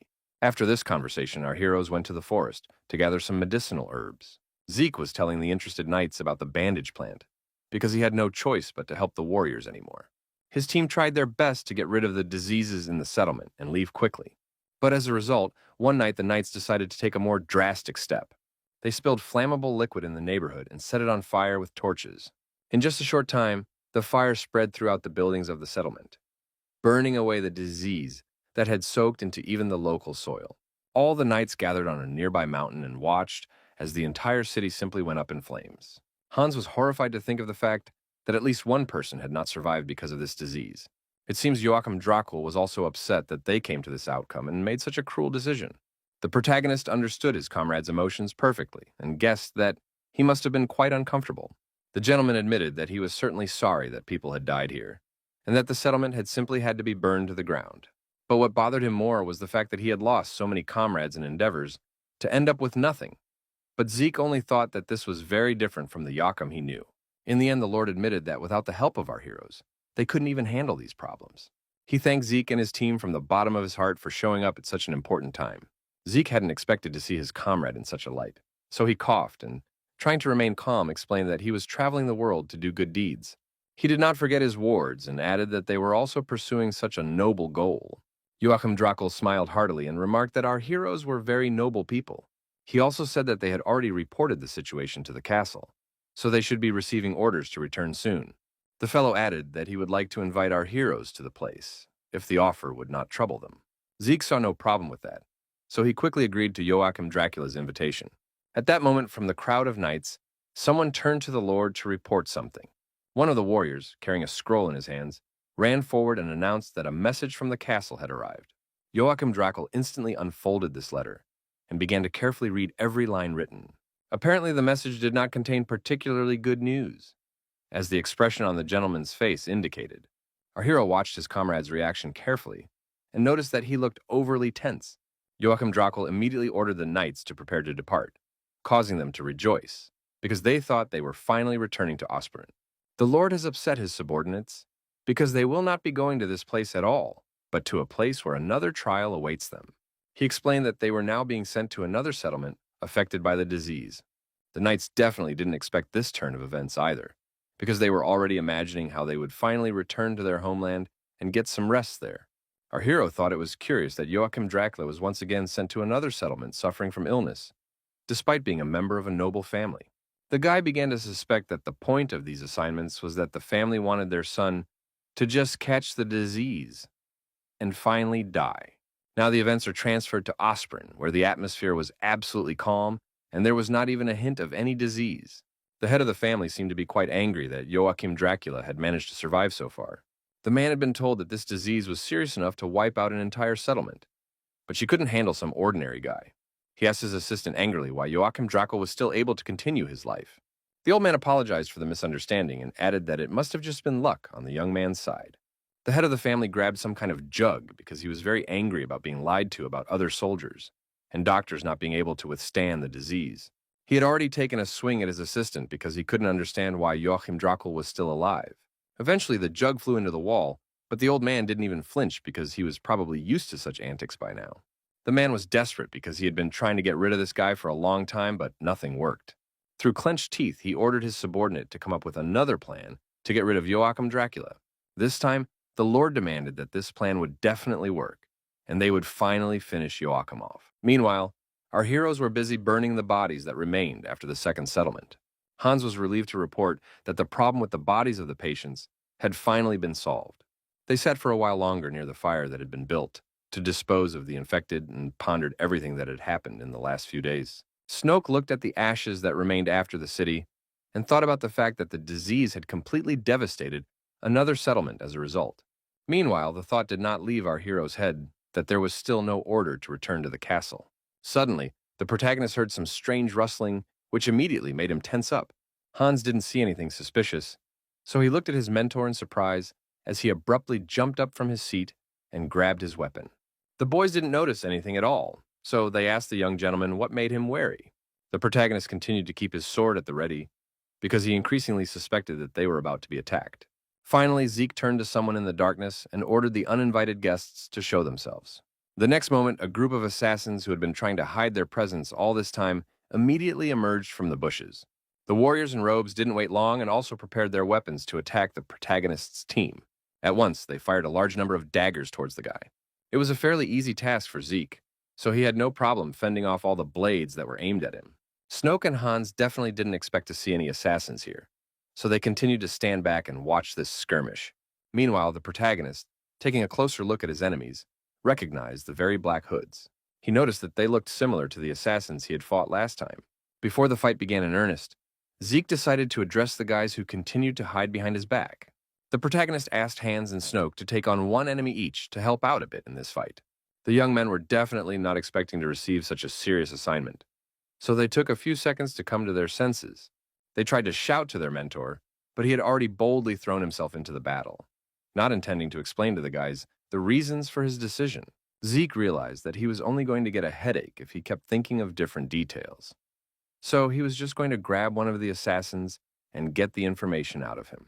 Suddenly, everything in front of the guy's eyes lit up with a bright light, because one of the members of the Doppelganger Order decided to use his fire magic. In the end, there was simply an explosion in its place that tossed the protagonist aside with incredible force. Zeke immediately remembered that they were using the same artifact he had seen in Seoul before. Everything indicated that all these people were connected because they used the same methods of fighting. Our hero decided to slow down with his sword and now wondered why these guys were chasing them. Even though he was immersed in his thoughts, he still continued to attack his opponent and chopped his body in half in one easy movement. Zeke decided to think hard about the situation in order to fit all the known details into one chain. At first, he remembered that their goal in Seoul was to make a demon out of Novem, so it could be assumed that their goal hadn't changed. After comparing all these factors, the protagonist began to guess the real motives of the Order. He assumed their target now was Joachim Drakel, who would one day become his close companion. Our hero couldn't believe that his becoming a demon-like man had anything to do with these secretive guys.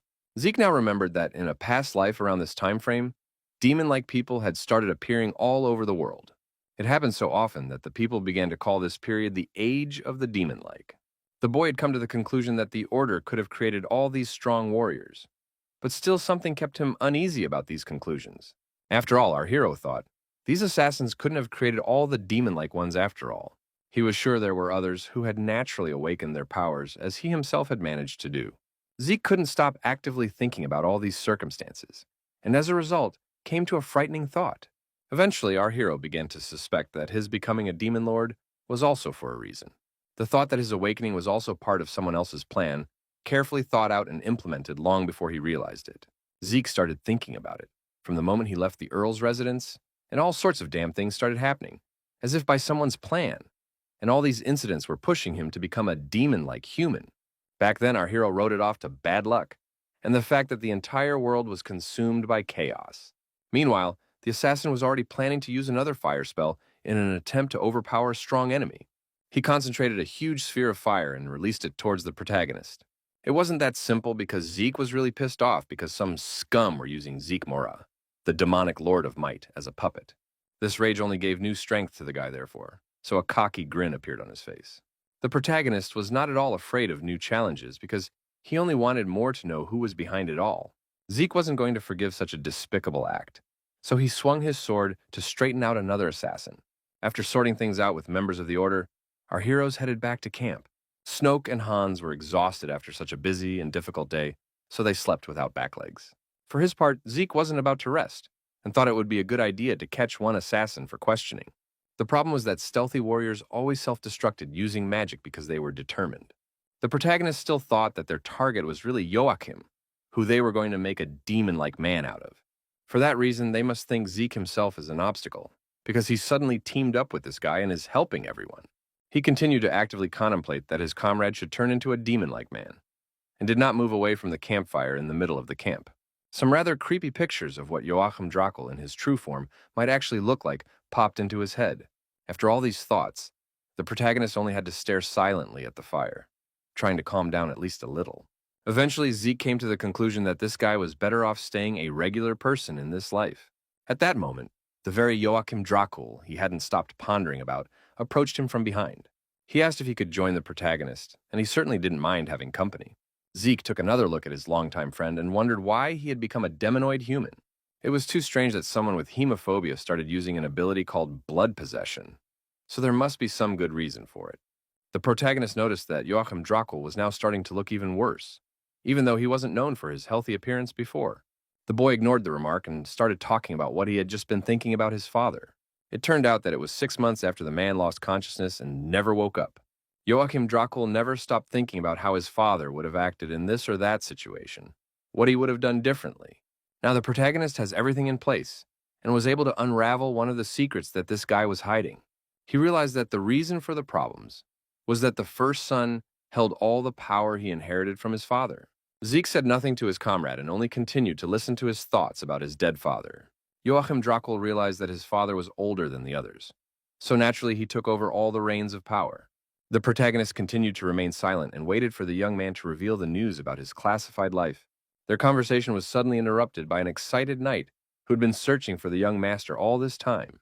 A panting subordinate informed Joachim Dracula that orders to return had just come from the castle.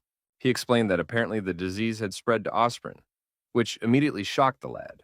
Already that night, the entire team had returned to the castle, where the head of the family was waiting for them eagerly. Joachim Drakel brought his entire army into the study and bowed, informing his older brother that he was finally back. The man was obviously not at all happy about his younger brother's return, so through gritted teeth, he welcomed him home. Meanwhile, the main character marveled that two brothers could be so unlike each other. It was obvious that the older one had bouts of aggression and other mental disorders, and the younger one only looked sick, so they were at most related only by an unhealthy constitution. Either way, Zeke realized that his older brother wanted to get rid of his rival, so he kept his eyes on him. He looked around the room further and noticed that there was some old man standing next to the man, who was most likely the butler. The older brother decided to start a conversation about what Joachim Drakel had already heard happening in Osprin. Eventually, the man began to blame the younger man for being the one who wasn't careful enough to let the epidemic even get here. The knights didn't understand such foolish logic, and began to suspect that he was going to pin all the blame on them. The older brother stated that he would give Joachim Dracula a chance to fix his situation if he stopped the spread of the disease in Osprin. He emphasized that the guy should not go back until he has completely eradicated the scourge from the city. In addition, the man added that he should not be allowed to catch the contagion himself. Joachim Drakel had to clench his hands behind his back to keep from venting all his emotions on his mean older brother. The protagonist, who was standing back from his comrade, noticed all this tension that hung in the room. Ultimately, the younger brother stated that he understood the whole situation in their town. Immediately the next morning, they went to the settlement to see how serious the situation was. The knights said they have already completely restricted the quarantine area where the infected are living and have put in place enhanced security measures. In addition, they estimated that a total of 60 people had already died. The subordinates had already learned from the doctor that it was probably Iram, which immediately interested our hero because he knew it was a common contagious disease.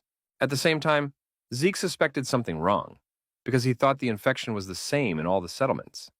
But they turned out to be different, suggesting someone's intervention. In fact, the protagonist already had suspicions about whose hands it was. He thought of the very man who had caused the whole world to stand still in fear of disease, a demon-like man named Festus. At the same time, the guy realized that the spread of such a common disease was not like the suspect, and it was too different from what had shaken other cities. Our hero suspected that Festus had some other plan to intimidate all of humanity after all. If it turns out to be true, the epidemic meant that the demon-like man must be somewhere nearby. Meanwhile, Joachim Drakel noticed that there were fewer fatalities than other cities, so for now, they had a chance to make things right. Then he inquired about the drug, and the subordinate replied that several doctors were trying to develop it. Only problem was that no one ended up doing the development, so there was no hope. Apparently, whichever doctor they brought in, creating a cure was too difficult at this point. Their conversation was interrupted by Zeke, who asked the young gentleman not to get upset because he could try to prepare the drug. The guy confidently stated that he could help with the Igrium cure. After that, the whole team immediately went to the wards, where all the infected from the city were gathered. Joachim Drakel was very worried about their success, so he asked if Zeke had everything ready for treatment. The protagonist, holding an unknown yellow mixture, replied that everything was already prepared. It turns out that before the guy's regression, when Festa infections swept the world in a ferocious wave, scientists and researchers worked together to develop a cure for Igrium. In a past life, he had studied the methods of its preparation, for Joachim was then interested in contagious diseases. In fact, the protagonist would never have thought that this knowledge would be useful to him in this very situation. Zeke poured some of this medicinal liquid into a small bowl to use to drink one of the sick. Everyone watched carefully and wondered whether this mixture would really work, because the lives of many people depended on its success. Joachim Drakel was shocked when he finally heard the patient ask in a very weak voice for some water.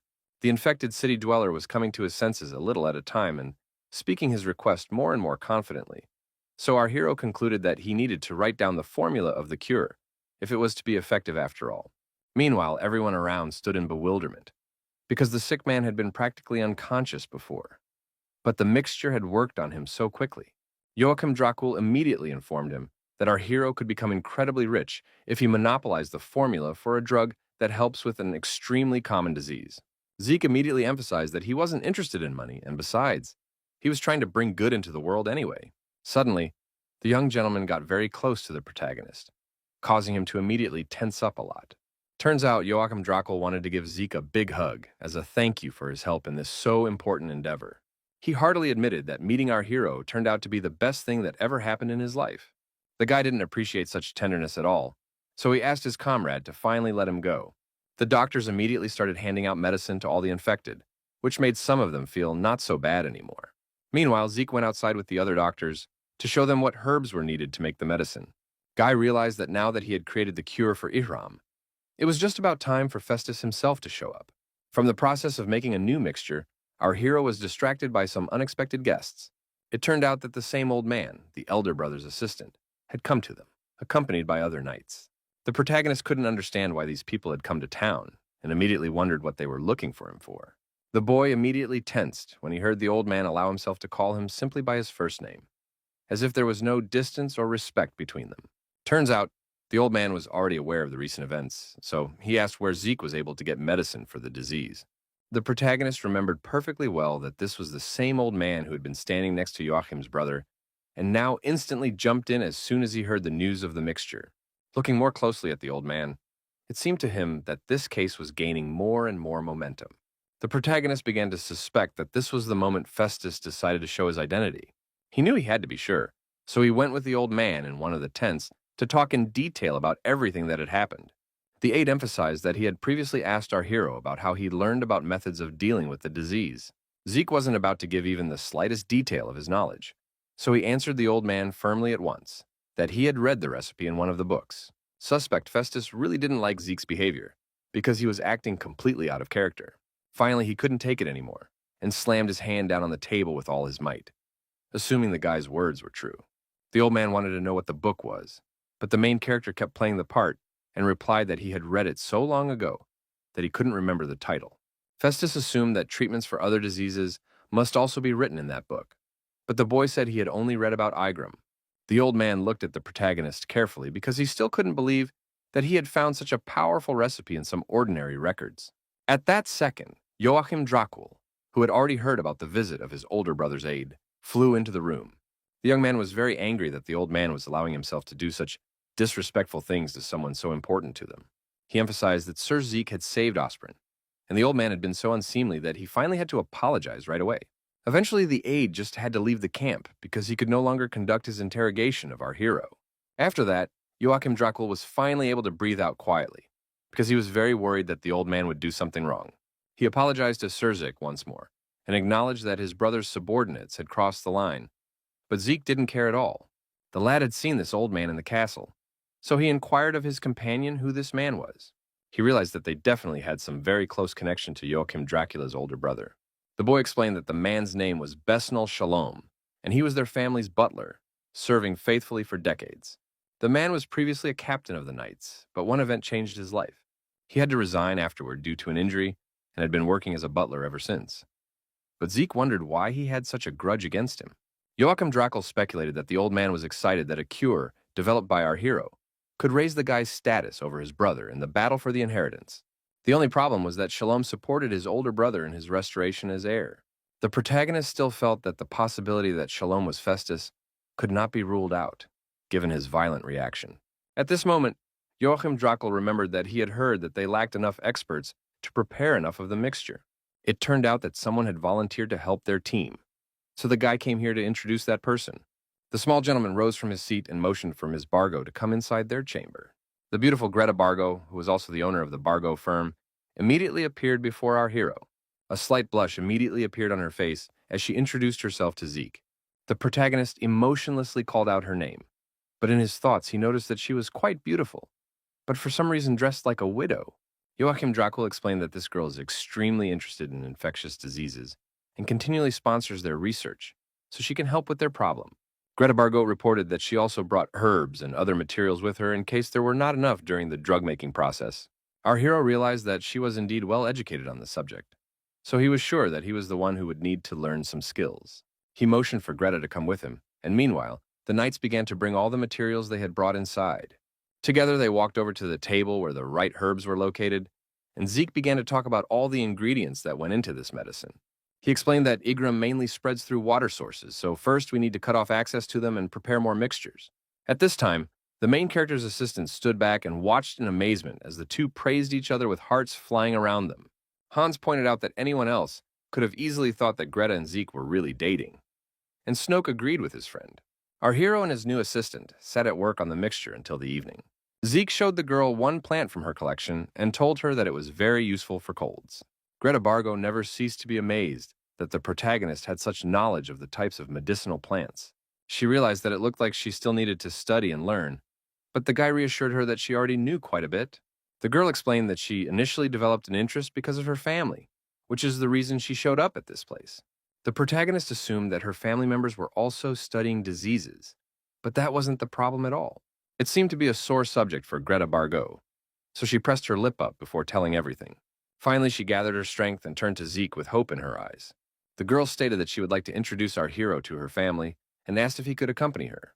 Events now shift to the castle of Joachim Dracula's family, where everyone has already heard of his success. Someone under the cover of night decided to enter the room of Father Joachim, who still hadn't regained consciousness. The man quickly went to the bedside of the former head of the family and gave him some suspicious potion to drink. After that, the man immediately grimaced and coughed, which meant that it was definitely not medicine. Because of the unpleasant pain that coursed through his body, he clutched the sheet with all his might. It turned out that this dastardly man was the butler Besnol Shalom, who still continued to serve his older brother in the same way. He looked at the man in disgust and stated that it was just his karma. Events returned to the main character who, as it turns out, went to the cemetery and didn't understand why they had come to this particular place. Greta Bargo stopped near some specific graves, and Zeke continued to look around in bewilderment. In the end, the girl stated that her family was right there because they had all died from an infectious disease. It was for this reason that Greta began studying all sorts of contagions, because she didn't want anyone else to lose loved ones like her. Now the protagonist was beginning to guess why she had been wearing mourning clothes all this time. The girl explained that she had promised that she would only take off the mourning one when all the contagious diseases were out of her quarry once and for all. All of this led her to want to show Zeke her husband and son. But at the same time, Greta Bargot was glad that no one else would be killed by Iram. At this point, she began to realize that she had said too much, so she suggested that our hero go back. The girl wanted to put an end to this damned Iram as quickly as possible, and Zeke just didn't mind. She quickly turned around to leave such a painful place for her, and the guy stared after her for a few seconds. The protagonist didn't mind helping Greta Bargo. Only problem was that he now also suspected her of possibly being Festus. The next morning, Hans, Snoke, and even Novum met their mentor with very displeased faces. The guy looked apprehensively at his subordinates and asked them what the problem was. He offered to tell them if something was wrong because he didn't have time to guess their thoughts. Hans then decided to ask directly if the young gentleman had any relations with Miss Bargot. For his part, Snoke added that there were already rumors between the soldiers that they were now a couple, and rumors tended to lead to prejudice. The main character decided not to tell the truth and just asked the guys what would happen if it did turn out to be true. Hans was glad that their mentor was attracted to women after all, because before, he had thought he was just an image of Buddha. The kid ended up getting smacked upside the head pretty hard for saying those words, and Snoke pointed out that he definitely shouldn't have said too much. Zeke was actually surprised that he and Greta looked like a couple, but he just wanted to find out more about her, so he stayed close. This was all very suspicious because she showed up as soon as the protagonist developed the cure for Igram. Plus, the girl knows a lot about contagious diseases, so there's still a possibility that it's Festus. Zeke wished he had known sooner that things would work out this way because then he would have been able to question Glenn about everything before he died. He thought about how this man was the only one who knew about Festus, because he had finished him off with his own hands, but suddenly someone called out to our hero and interrupted his train of thought. An excited Joachim Dracul, accompanied by 2 knights, ran to him to report that the Count's men had taken Miss Bargo. Our hero inquired what was the reason for such an act, and the young gentleman explained that it was as if they wanted the girl to look at her father's condition. Zeke thought it was odd that the Count decided to take Greta Bargo, who was a key person for treating sick people. The lad concluded that this only meant that Festus was in the Count's castle after all. He began to suspect that his speculations about the girl herself were not true after all, and that Shalom was to blame for all the trouble. The main character immediately stepped forward and stated that he would go along with the young master to deal with this situation. Joachim Dracul immediately firmly refused Zeke and asked him to stay put. If our hero leaves too, there will be no one left who can properly care for patients. And besides, it was just a family squabble. The young gentleman stated that he was obliged to return Miss Bargo safely, no matter what, if she was still taken away with bad intentions. Still, Zeke agreed with his comrade's concerns, so he agreed to stay here and wait for his return. They shook hands, but the boy still asked Joachim Dracula to send a messenger right away if anything did happen in the castle. Meanwhile, Besnol Shalom was already in the castle reading some cryptic lie when one of his subordinates came in to see him. The knight entered the room and announced that young Mr. Biom had expressed a desire to meet with Mr. Shalom. A smirk immediately appeared on the old man's face because he was just waiting for this news, anticipating how events would begin to unfold in his favor. In fact, he hadn't even thought that he would still have the opportunity to keep the young master company today. A few days have passed, and the protagonist has already gone to some abandoned building. His aides assumed the settlement residents must be here, because this was the last building they hadn't inspected. It all looked pretty creepy, so our heroes took their time getting inside. Zeke began to remember the events that had preceded it when he was told of the bad news, because it seemed that an infection with Igra-like symptoms had reached a village nearby. The knight asked the protagonist to figure out what was going on here, since he had the necessary medical training, and apologized on Sir Joachim's behalf. The guy realized he had no choice, so he agreed to go to the place.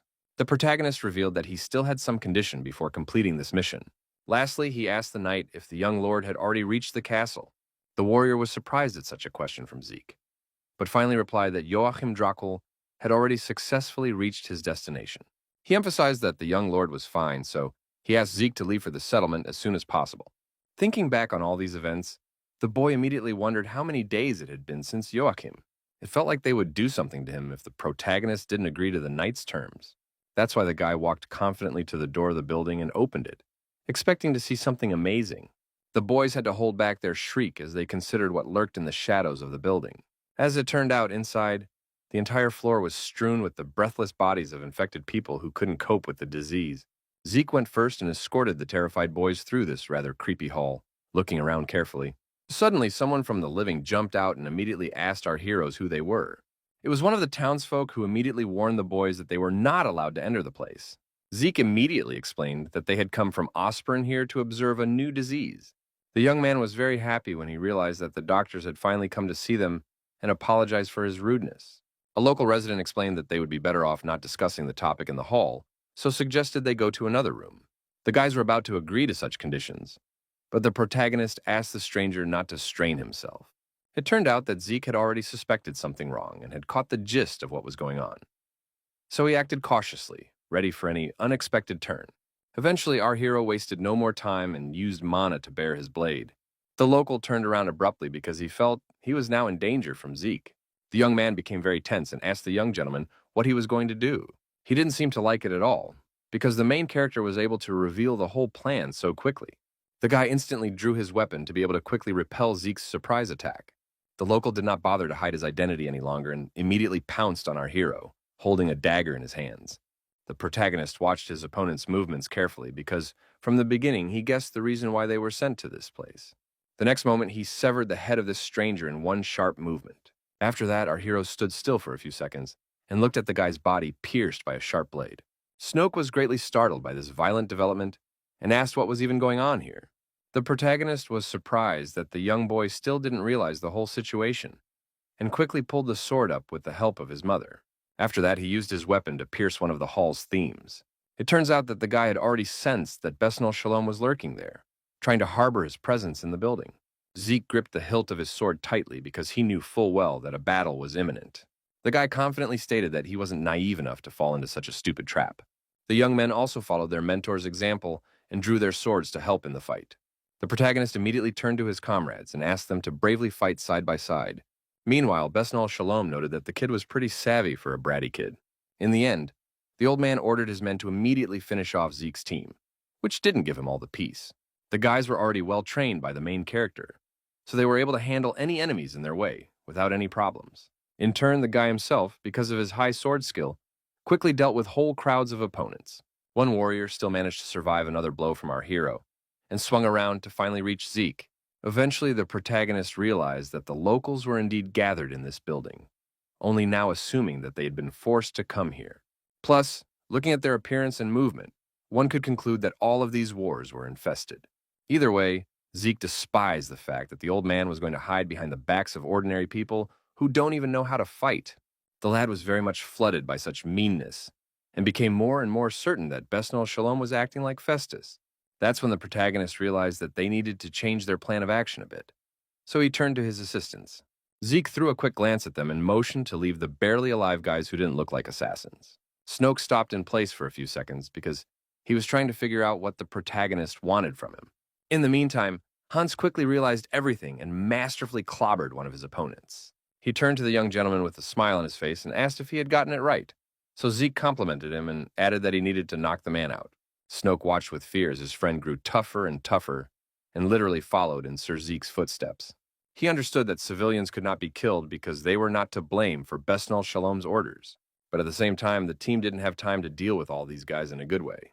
In the end, our heroes had to beat the inhabitants until they simply lost knowledge. Our hero hoped that by now this old man should have realized that he was about to be screwed, which would make him want to reveal all his cards. Besnol Shalom, who had been standing off to the side all this time, really began to tense up when he saw the locals falling to the floor one by one. The old man was incredibly angry because the protagonist was so resilient that he could withstand any obstacle. Finally, he decided to resort to his last trump card and called someone named Krobet. The next moment, a huge foot appeared from somewhere out of the darkness, which definitely did not belong to a human. It turned out to be a huge monster that obeyed Shalom's orders, so it could finish off our heroes. The boys were immediately not in the least frightened when they saw such a huge and strong creature, not realizing what it was. After a while, the monster rushed forward with a shout to deal with all of its master's enemies. In his past life, the protagonist had never seen Festus, but he remembered the monster well because he was one of the villain's subordinates. This confirmed definitively that this old man was at least somehow related to Festus. Still, Zeke wasn't particularly happy about the situation because sorting all this out was going to be pretty steamy. The first blow was so strong that with their bodies, the protagonist and the monster simply smashed through the door. Zeke managed to block his opponent's punch, although he was notable for his huge size and punching power. The guy didn't like this fight because it felt like he was pounding on some rock, so it always pissed him off to fight these things. The old man laughed at the fact that our hero finally had some difficulty, and asked how he would appreciate the power of Krobet. The course of the fight was progressing rather quickly, so after a moment, Zeke was finally able to swing the monster's heavy axe away from him. Krobet did not like it, of course, so he struck with all his might with his weapon. But all efforts went into the ground, because our hero managed to jump back in time. Meanwhile, The guy was able to successfully leap back and flip straight up in the air to get behind his opponent's back.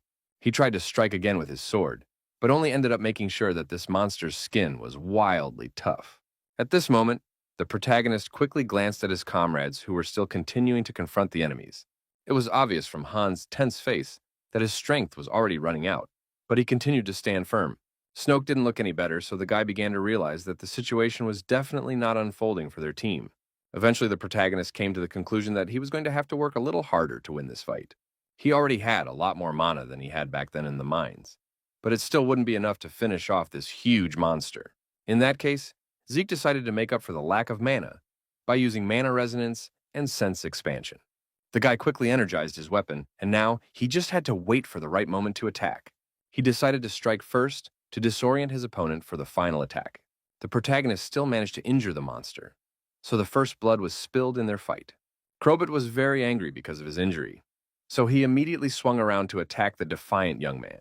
Zeke instantly realized that now was exactly the time to attack, so he prepared for his next move. As a result, the protagonist was able to pierce the monster's body right into its chest, from which a fountain of blood was now gushing out. The wound was too deep, so Kroby immediately coughed up blood, his breathing became intermittent, and his strength was rapidly leaving his body. Meanwhile, there was no emotion on Zeke's face because he was completely focused on the fight. In order to finish this fight, our hero decided to use a raging hurricane, which re-pierced Krobit's body. Besnol Shalom did not believe that this was really happening and was now lost in his speculation as to who this mysterious Zeke was.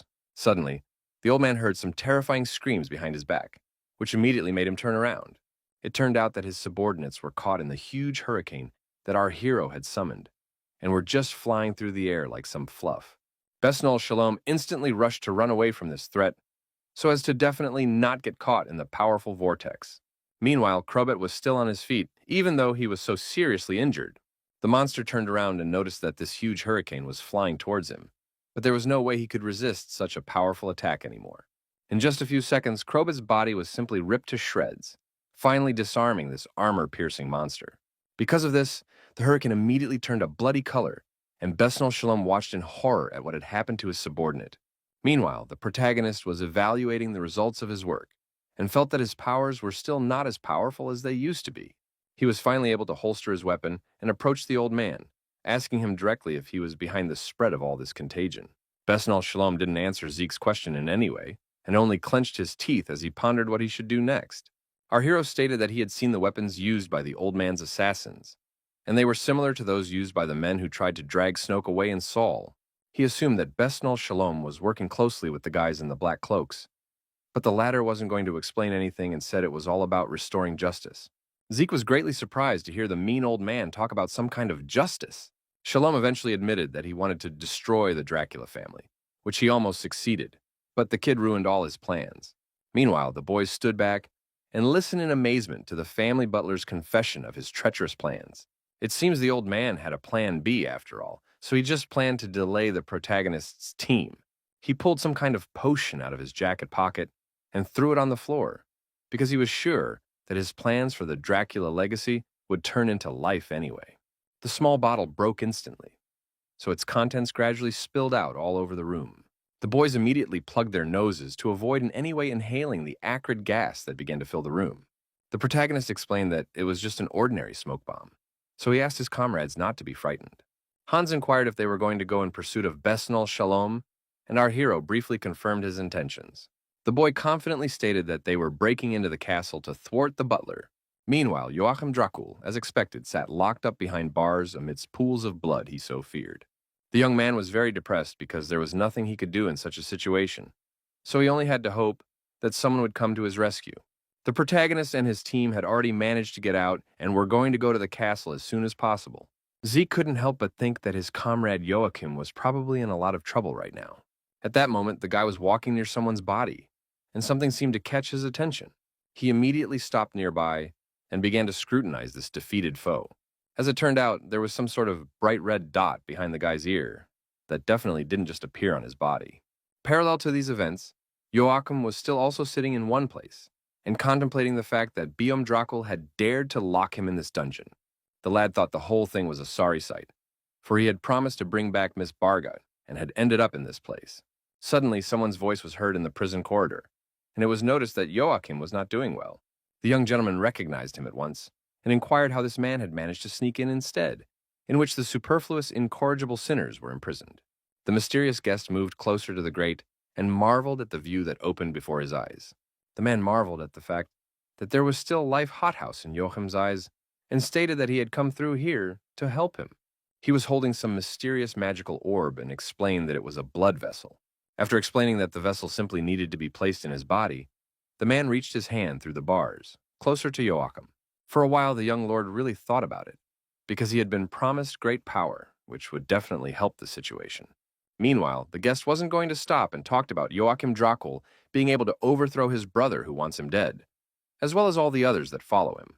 Finally, the young gentleman firmly replied that he refused such methods, much to the man's shock. The young man explained that he had not the slightest idea who the man was, and was not so obtuse as to devour something offered by a stranger without question. The mysterious guest realized that things were not going according to his plan, so he clenched his fists tightly with anger. According to the plan, after getting angry at Biom, the young man was supposed to accept the blood vessel without a single doubt. The stranger began to suspect that things had gotten this way because the protagonist had invented a cure for Ihram, causing Joachim's hatred to subside. The man in the robe wasn't going to back down so easily, so he also promised the guy to tell the whole truth. He hinted that a man with the ability to control contagious diseases at will was involved, and asked if the young man thought it strange that various rads of contagion suddenly appeared out of nowhere. The stranger ended the story by saying that it was the villain and Joachim Dracula's brother who ended up conspiring. All this was done solely for the sake of reprisal against his younger brother, which immediately threw the young man into shock, because he certainly did not expect such an act from a close person. It was Biom Dracul who put diseases on the nearby settlements just to kill the guy. And of course in Osprin, they spread the weakest of them all, the Ihrams, because they themselves live here.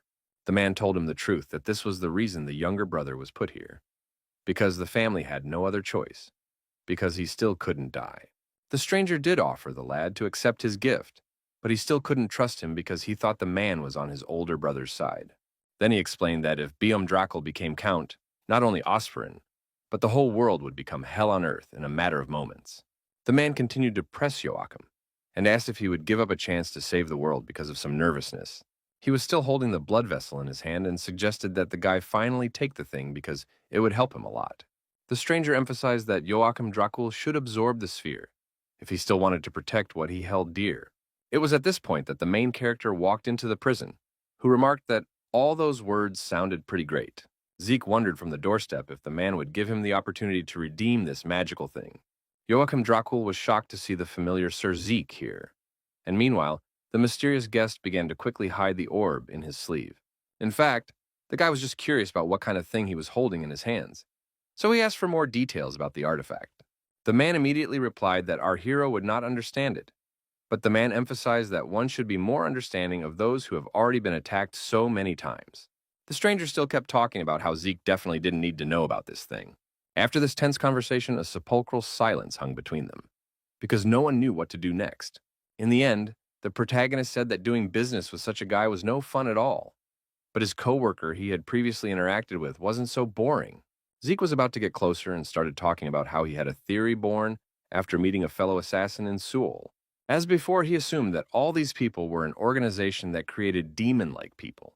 Beyond that, our hero suspected that just now, the man was going to make one out of Joachim by feeding him this blood vessel.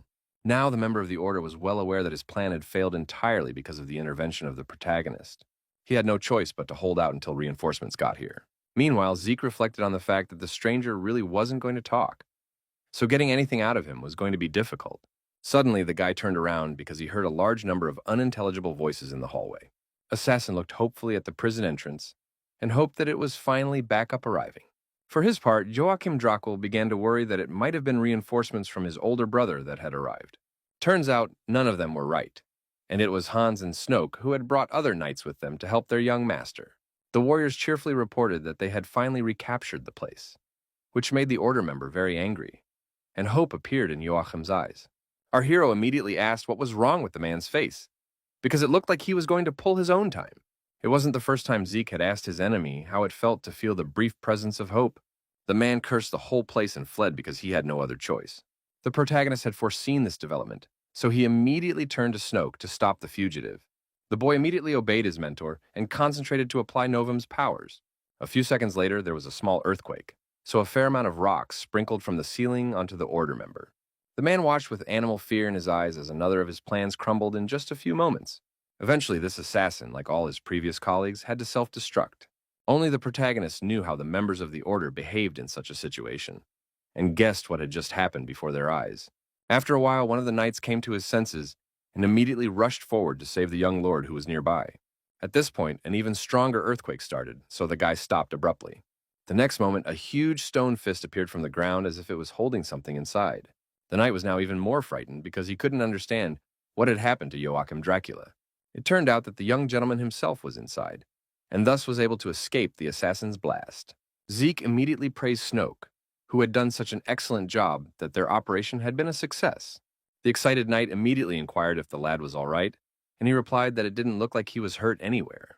The protagonist immediately suggested to his comrade to go upstairs, and the latter did not object, because he had to straighten out his brother for everything he had done. Zeke wondered if Joachim Drakel was really so sure that his older brother was to blame for all the trouble. A short time later, the entire team was already in the castle, and walking quickly through the corridors to find the perpetrators of the recent events.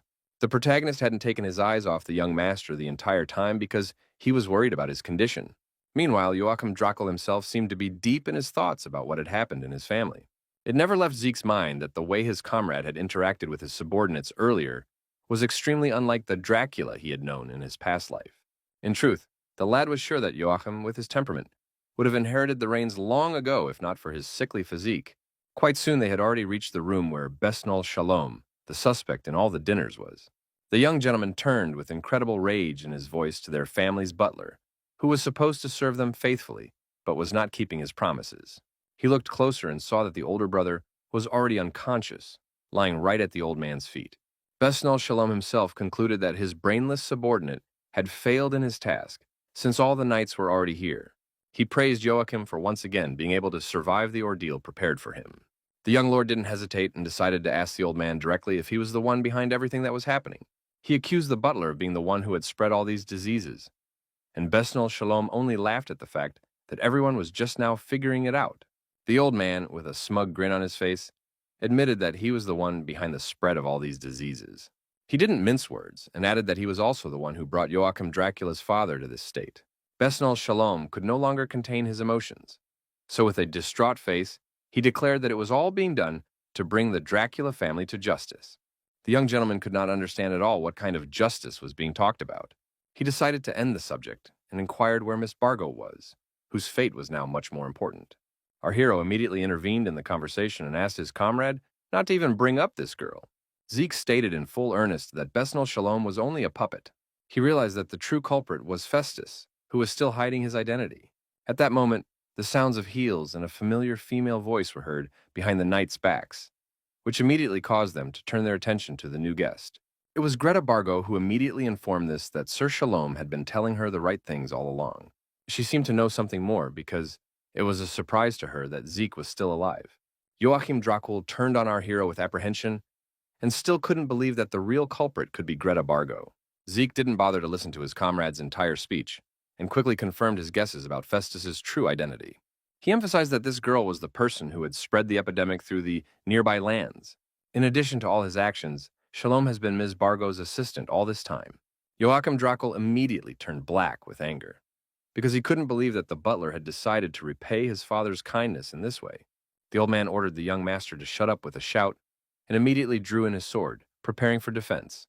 He turned to the young man once more, about to tell him the whole truth about his family. Butler stated that Joachim Drakel didn't even know what his so-called father had done to gain landowner status. He finally decided to tell a story that took place over 10 years ago. At the time, an epidemic hit Osprin, and the lad's father turned everything upside down in search of all sorts of methods to stop it. To some extent, this even paid off, but there were still some problems. It wasn't long before all his methods turned into multiple deaths. The man then began to look for a way out of the situation because he was now under financial pressure. In the end, he found no better solution than to secretly spread the epidemic again where he owed the debt. Joachim Drakel, of course, could not believe that his beloved father could do something like this. The old man continued the story and added that the huge sums that people had lent out of trust in the man had disappeared in the chaos of the disease. Even his friend, the only former owner of the Bargo firm, had fallen victim to the epidemic. But for some reason, only a slight smile now appeared on Ms. Bargo's face. It was for these reasons that Besnol Shalom could not hold a grudge and decided to carry out a trial on the Dracula family. The main character interrupted this long and pathos-laden speech by saying that it was all too funny. The guy thought that if the old man wanted revenge, he should do it properly and suggested that there was no need for him to kill other residents who had committed no crimes. In fact, Besnol Shalom thought that they were all just fools who were praising Count Dracula without knowing anything. Then Zeke interrupted the old man and declared that in some ways he himself was like the Count by his actions. A shadow immediately came over Besnol Shalom's face, for in some way the words of the protagonist had hurt him. The old man, pondering this conversation, clenched the blade in his hands with all his might to at least keep his anger at bay. He finally decided not to waste any more time, and after filling his sword with mana, he was going to deal with everyone gathered in this room.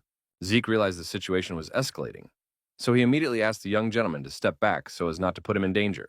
Besnol Shalom was incredibly angry that people who knew nothing at all about the situation were allowing themselves to babble nonsense. Joachim Dracul looked fearfully at our hero, who was standing right in the way of the old man with the weapon. He tried to shout to Sir Zeke, but he paid no attention and confidently prepared to fight another opponent. The next instant, a drop of Shalom's blood fell on the protagonist's face, though he wasn't even going to attack him. He shifted his gaze and saw that behind the old man's back stood Greta Bargo, who seemed determined to betray him. Besnol Shalom himself was also unable to comprehend what had just happened, and looked at his mortal wound in horror. The girl continued to stand over the dying butler and stated that there seemed to be a big mistake somewhere. She stated that she never wanted revenge on this family, but circumstances forced her to act in this way. Greta Bargo admitted that she just wanted more people to catch the disease, which shocked everyone around her. The protagonist realized that the reason was now out of place, so he inquired about the girl's motivation. The girl had noticed that this question was rather to the point, and she shoved the now unnecessary body of the old man aside. She said that she found a good reason for such action, just as her whole family became ill.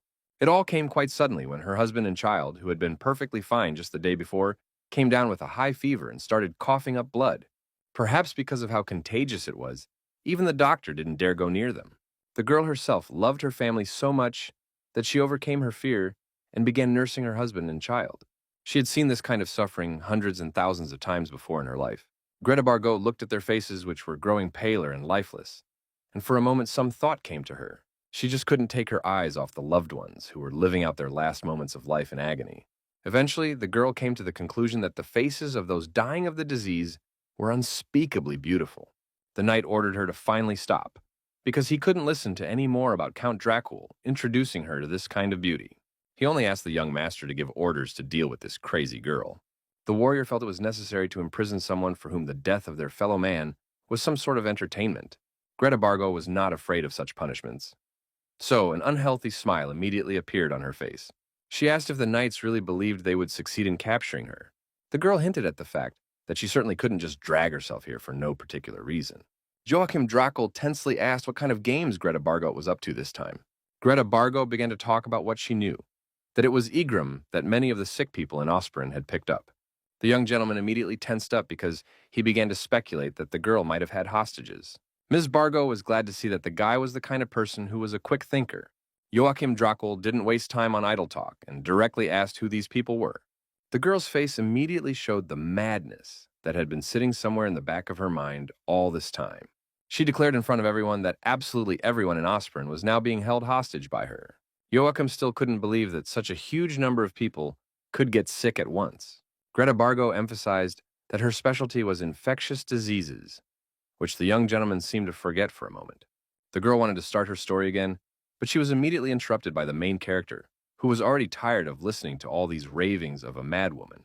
Zeke slung his sword over his shoulder and smugly declared that this was the end of this pointless conversation. Miss Bargort did not appreciate such impertinence on the boy's part, for she used to think he would not behave so childishly. She was beginning to suspect that the real problem lurked in the fact that Sir Zeke just couldn't believe what she was saying. The protagonist confirmed her speculation and added that he would only trust the word of Bargo's previous owner. Then the girl concluded that he was forcing her to sacrifice all of Osprin's men by his actions. Zeke replied that whichever option he chose, and even if he decided to sacrifice the entire town, Greta Barga would die either way. Hans immediately intervened in this conversation because his mentor always talked about living peacefully, so he couldn't say something like that. Our hero confirmed his instructions. But this woman, he was going to finish her off anyway. The young man kept panicking anyway because he wasn't going to let all the people in the city just die like that. Zeke told his comrade without further explanation that it was just an unavoidable sacrifice. In the end, the guy realized that Hansu was hard to understand without explanation. So he said that the young man blindly dreams of becoming a real hero from a fairy tale.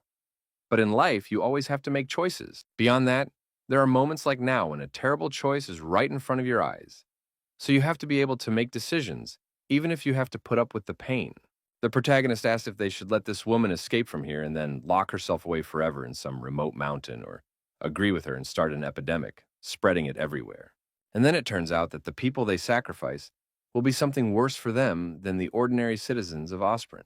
After this detailed explanation, Hans immediately fell silent, because as much as it pained him, he realized that Zeke was right. Our hero added that he always said to live a good life, but he didn't say to live it in such a way that when you compare, you choose the better option. After finishing his speech about the important election, the guy pointed his gun directly at Greta Bargout. The girl had already realized by Zeke's determination that right here and now, it was all going to end for her. The protagonist grinned as he said that he'd been saying for a while now that the end was in sight for Ms. Bargo. Joachim Drakel suddenly intervened in the situation, grabbing his comrade by the arm, and also started talking about how there was no way they could sacrifice all the residents. The guy said with confidence in his voice that the young gentleman didn't have to worry about that because the people of the city were safe. The protagonist emphasized that all his words were absolutely pure truth. He explained that when choosing between Miss Bargo and the people of Osprin, one must really think about which one to abandon. Joachim Drakel panicked again because he couldn't understand what Zeke was getting at, and whoever said the girl's conditions initially wouldn't work. The guy stated at the top of his voice that the treatment for everyone in the town was now complete, causing Greta Bargo to go into a stupor, not realizing what was going on. The protagonist, with a smug smile, again remarked that the taste of a little hope was in so sweet to the madwoman. In the end, the girl wasn't happy about this news at all, so she assumed Zeke was just trying to lie. She wasn't at all going to believe that the guy had managed to solve a problem of this magnitude so quickly. Then, our hero simply explained that he had noticed that the beauty behind the ears was starting to appear after the disease. All of this happened just as they were retreating after the battle with Besnol Shalom, and saw one of the bodies. Then he saw it, and understood this detail from the inhabitants of the village next door to Osprin, which Miss Bargot had taken control of. For this reason, on his way to the county, he had already assured himself of his conjectures. As he and his team were running with all their legs to the castle, the protagonist crashed into one of the settlement's inhabitants. For a second, the main character did stop because he wanted to apologize to the man he accidentally knocked down. Our hero held his gaze on this stranger because he seemed to notice some important detail about him. He saw that this guy also had a strange redness behind his ear, which most likely indicated he was infected. That was why Zeke managed to finish treating the citizens of Osprin before he even arrived at the castle. Greta Bargo was still sure that even if the guy knew everything, he wouldn't have gotten anywhere with the treatment. She was aware that the innards of the desert ginseng, that was part of the Galderim cure, was an insanely rare ingredient, so it was impossible to get enough of it for everyone in the city. Our hero didn't understand what the girl was talking about, because he took Holcomb for his medicine. Greta Bargo hadn't heard of such a gradient, so the guy explained that it was purple grass growing all over the roads. In simple terms, they were using a common weed, so supply and demand of it as an ingredient was not a problem at all. The girl screamed and asked them to stop laughing at her, because she was sure that the disease she had created could not be cured by some curbside weed. Zeke stated with a smirk that this was the peak of her abilities, and he himself used Holcomb, because the herb had a wonderful effect during the bubonic plague. Greta Bargot was getting angrier and angrier, as her seemingly perfect plan crumbled in just a few seconds. In the end, she decided to accept that our hero was indeed able to create a cure. Then the girl decided to ask how he had spread it to absolutely the entire town in just 24 hours, and so secretly that no one in the county had noticed it. Zeke replied indifferently that Ms. Bargo herself had told him how to put the plan into action quickly. He explained that if the medicine was in liquid form, it would taste almost nothing. At this point, the girl immediately remembered that she had indeed told herself that the disease was mostly spread through water sources. The protagonist realized that Miss Bargo had already realized everything, and admitted that he had just added the medicine to the well. She was the one who gave him the information on how the epidemic was spreading, and the guy used it to create a cure. Right before leaving for the county, Zeke checked that those who had bought the mixture had lost their red spots. So by now, All the residents have probably been treated due to the knights pouring large amounts of antidote into the local well. Enough time has passed so that the residents have even been able to recover from their severe contagion. Zeke finished the whole story and stated that he at least now had enough reason to kill Ms. Bargo. In fact, the girl didn't think our hero would go that far, and the one pointed out that it was usually said by people hostile to him.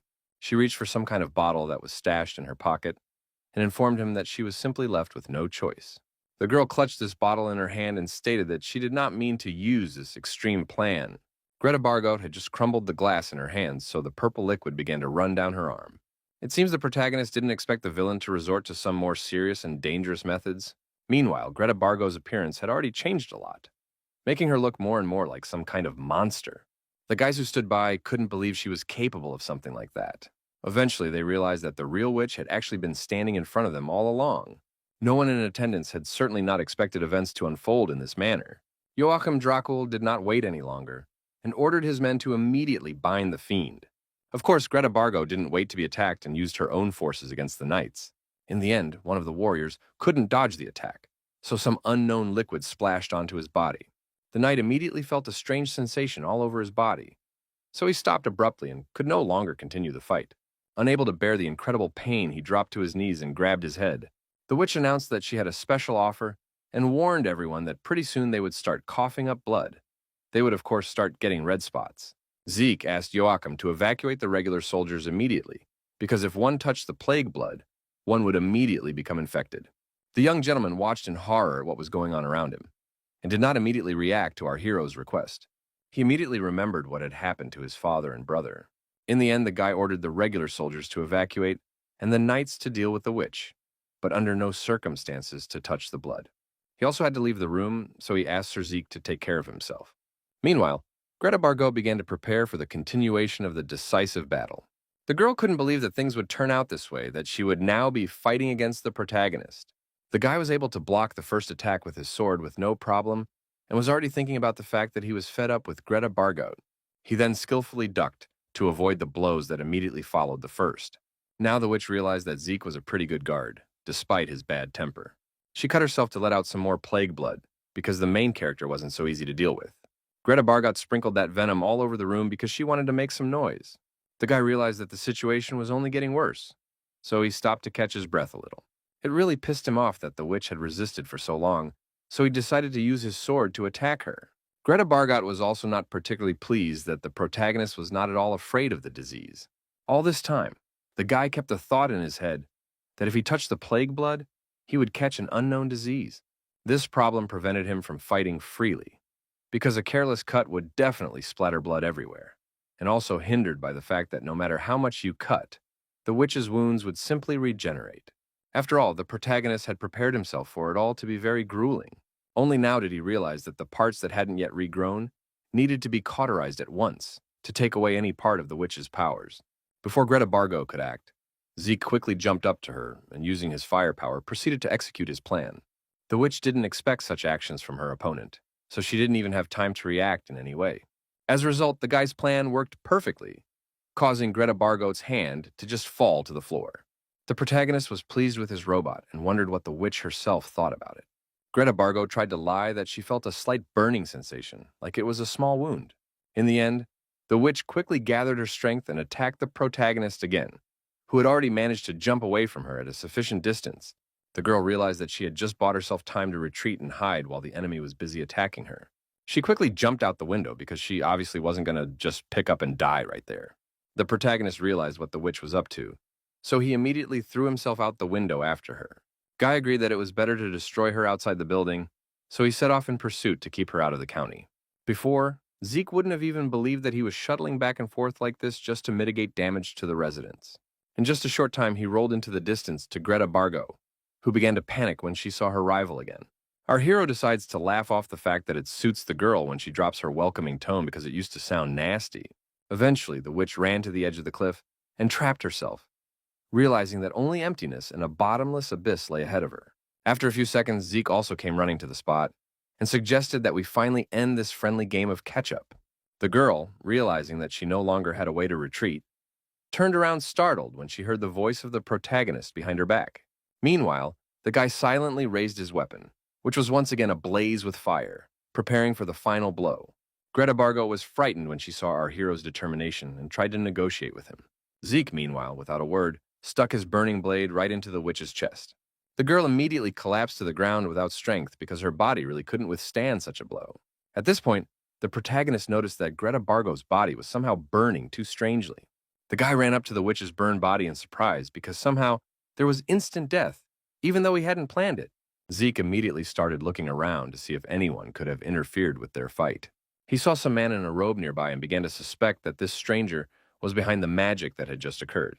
It turned out to be a beautiful white-haired girl with red eyes, but Zeke had no idea who she was. The protagonist continued to watch as the witch's body literally turned to ash in just a few seconds. He turned once more to the mysterious stranger, who had so far in no way responded to his appeals. Zeke was beginning to suspect that it might have just been Count Dracula's mage sent over, but the girl was still silent as well.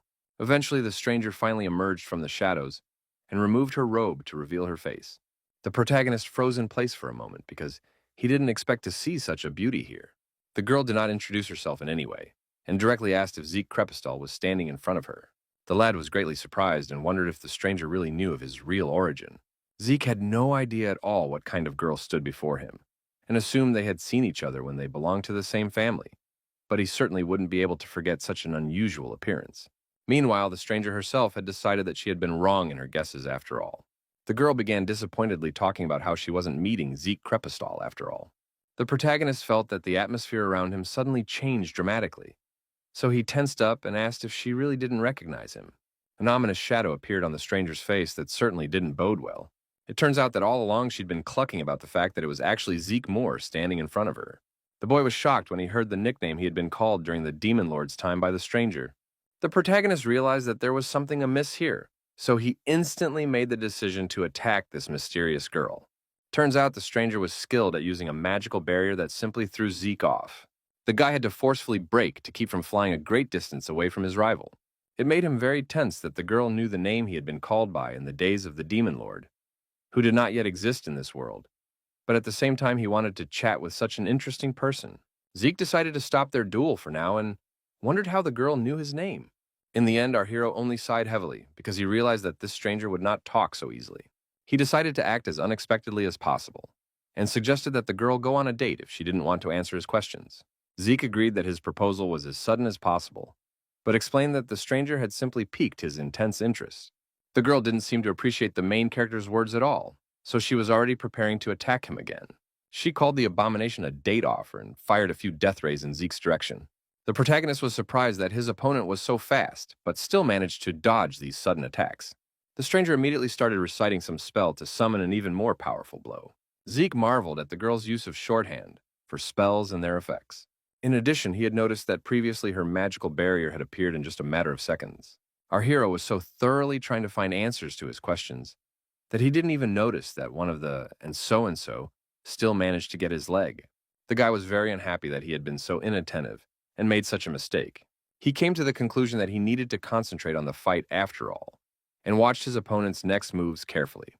After analyzing her skills, Zeke realized that after all, this woman was said to be a mage of the highest level, but it was surprising that she had reached such heights at a young age. The girl didn't waste a moment, and by creating a magical barrier around herself, she was able to concentrate a whole whirlwind of magic around her. She continued to use shorthand for her spells like that, and the next instant, she released a huge beam towards our hero. Zeke had already had time to prepare for the next attack, so he was able to defend himself with his sword. He was then able to take advantage of the time between punches and jumped high to counterattack his opponent. The girl immediately crouched down on the ground and began preparing a spell to defend herself from our hero's sudden strike. Just then, a huge rock appeared from behind the ground, which Zeke hit, and as a result, was unable to reach his goal. The protagonist did not expect such an obstacle in his way. So now it is definitely agreed that the girl was an experienced fighter. Meanwhile, the stranger has already come up with another plan to deal with Zeke Moore. She added a little more force to that rock, so the rock suddenly grew and tossed the protagonist aside. After that, the girl once again used powerful fire magic to attack her opponent. She continued to concentrate more and more energy in her hands to deliver a fatal blow to the guy. At the last moment, Zeke saw a huge sphere of fire flying at him, so he didn't have much time to figure out what to do next. The protagonist wasn't nervous at all because he was only pissed off by the fact that the girl was so stubborn.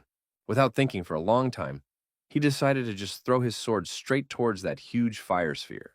Resisting the high temperature of the fire, the blade went straight into the core of this glowing ball. The girl did not expect such a step from the protagonist, so she watched with surprise what would happen next. As a result, the sword was simply torn into small pieces, but the attack was able to slow down a bit.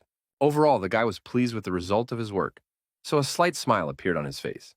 Zeke decided to go straight to the next step of his plan and began to concentrate the mana in his hands. The sphere was already a few meters away, so our hero prepared for this inevitable collision.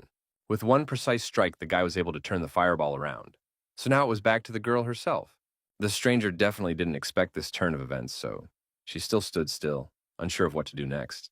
In the end, it turned out that even her magic barrier couldn't withstand such a blow, so the magic particles began to cut into her delicate skin. Now the girl was left completely unprotected and without strength, and stood helplessly in front of the protagonist. Her eyes immediately lit up with rage at the fact that Zeke was so strong and had humiliated her like that. The protagonist only laughed awkwardly because he realized that he had unintentionally pissed off his rival. Meanwhile, the girl had regained her strength a bit and began to recite a new spell. Even though she was doing well, the magic was coming through effort because the trauma was taking its toll. Zeke was surprised that the stranger still found the energy to continue their fierce fight. In the end, the girl still managed to summon a huge ice block, which she was going to use against her opponent as well. The protagonist once again concentrated the energy in his fist to fend off another attack in his direction. He managed to pull that trick again without any problems, so the ice floe shattered into small shards. The guy noticed that he seemed to have managed to stop his incredibly strong opponent, albeit briefly. He thought it was all strange because the girl could use magic without respite, which wasn't like a normal mage. Zeke noticed that the girl now had some sort of strange delay before attacking him again. Our hero thought about the fact that, of course, similar things had happened to him when he came back. But the problem here was that it was because his still inexperienced body couldn't withstand the impact of a full battle. By the way, Zeke was also surprised by her technical skills, because there was no way such unique magic could come out at that age. In addition to all these aspects, Mysterious Girl also knew Zeke Mora's name. Putting all these facts together, the protagonist seems to have come to shocking conclusions. He assumed it was a girl, just like him, reborn into a second life. The protagonist believed that if the girl was indeed reborn, it would explain everything. But he still felt that for the revived, it was as if she moved strangely somehow and couldn't seem to tolerate pain. This kind of behavior was quite unbecoming of people with such combat skills. There's also no way to say that pain is something habitual. The protagonist couldn't describe it in one word after all, but he still had some doubts about his rival. He began to suspect that the girl had gotten her combat experience in some artificial way. At that moment, Zeke was distracted by a familiar voice calling to him from somewhere behind the trees. It was Joachim Drakel who started to get worried when she saw the open wound on our hero's leg. The guy calmly replied that it was no big deal and warned his companions that they might get hurt in a fight, so she asked them to stay away. The knights all looked around and were surprised to see what had happened here. Their attention was immediately drawn to the witch's burned body, which had continued to lie on the edge of the cliff all this time. The protagonist threw a glance at his rival and informed her that he wasn't the one who straightened out the villainess. The knight couldn't believe something the woman had turned Ms. Bargo to ash, but Zeke confirmed that it had happened in just one blow. The warrior then decided to stand up for Sir Zeke, even though he didn't even know what had happened here. Our hero already wanted to reply that he perceived this girl as an enemy, and confirmed that she had attacked first, but finally remembered that this was not the case. He decided to approach the knight and warn him that he had started this fight after all. Zeke tried to explain it away by saying that he had heard words so shocking that he had just done it unknowingly. The boy reflected that aside from the fact that she knew Zeke Mora, he didn't have any reason to fight the stranger because she had even helped him get rid of the plague. In the end, the protagonist decided to directly address the girl, who was still standing on the sidelines waiting for their fight to continue. Zeke stated that what had happened between them was exactly his mistake, so he apologized for the misunderstanding. He wanted to convey to the girl that she also still hadn't said anything about herself. The girl interrupted the protagonist and asked if all these people were his subordinates. The protagonist immediately contradicted her speculation and emphasized that these people were his colleagues. The stranger was surprised when Sigmore called the commoners his colleagues, for such words were unusual for such a cruel man. The boy only nodded in response and confirmed that he was respectful of his comrades. Our hero decided to thank the girl for finishing off the witch, because thanks to her actions, the village was no longer affected. The stranger didn't finish listening to Zeke again because she couldn't believe he had changed so much. The guy hadn't expected his rival to have such a reaction to his words, The girl was very surprised that the former lord and demons now I made before the suffering of ordinary people. She still couldn't believe it was the same brutal Zeke Moore standing in front of her. The protagonist was increasingly certain that this girl was an unusual person. He realized that the stranger did indeed know his identity before his rebirth. The image of that very same demon lord, who was merciless to anyone who was in his path, still did not come out of the girl's head. Suddenly, someone shouted out from the crowd and addressed the stranger who had been so disrespectful to our hero.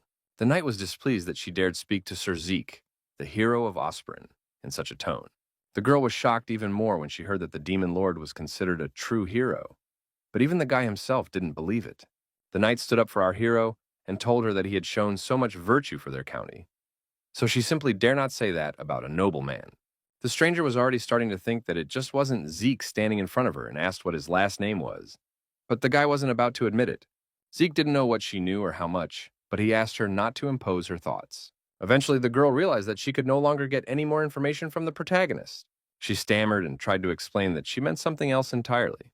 The protagonist also could not understand this stranger and did not want to waste any more time on empty conversations. He decided to end this conversation with the fact that the girl would now be seen as trespassing on the Count's property. Meanwhile, the stranger had already grabbed the necklace around her neck and seemed about to retreat. This artifact released a large amount of mana, so the entire team had to move away to a safe distance. In turn, the protagonist realized that the girl decided to use some unknown artifact.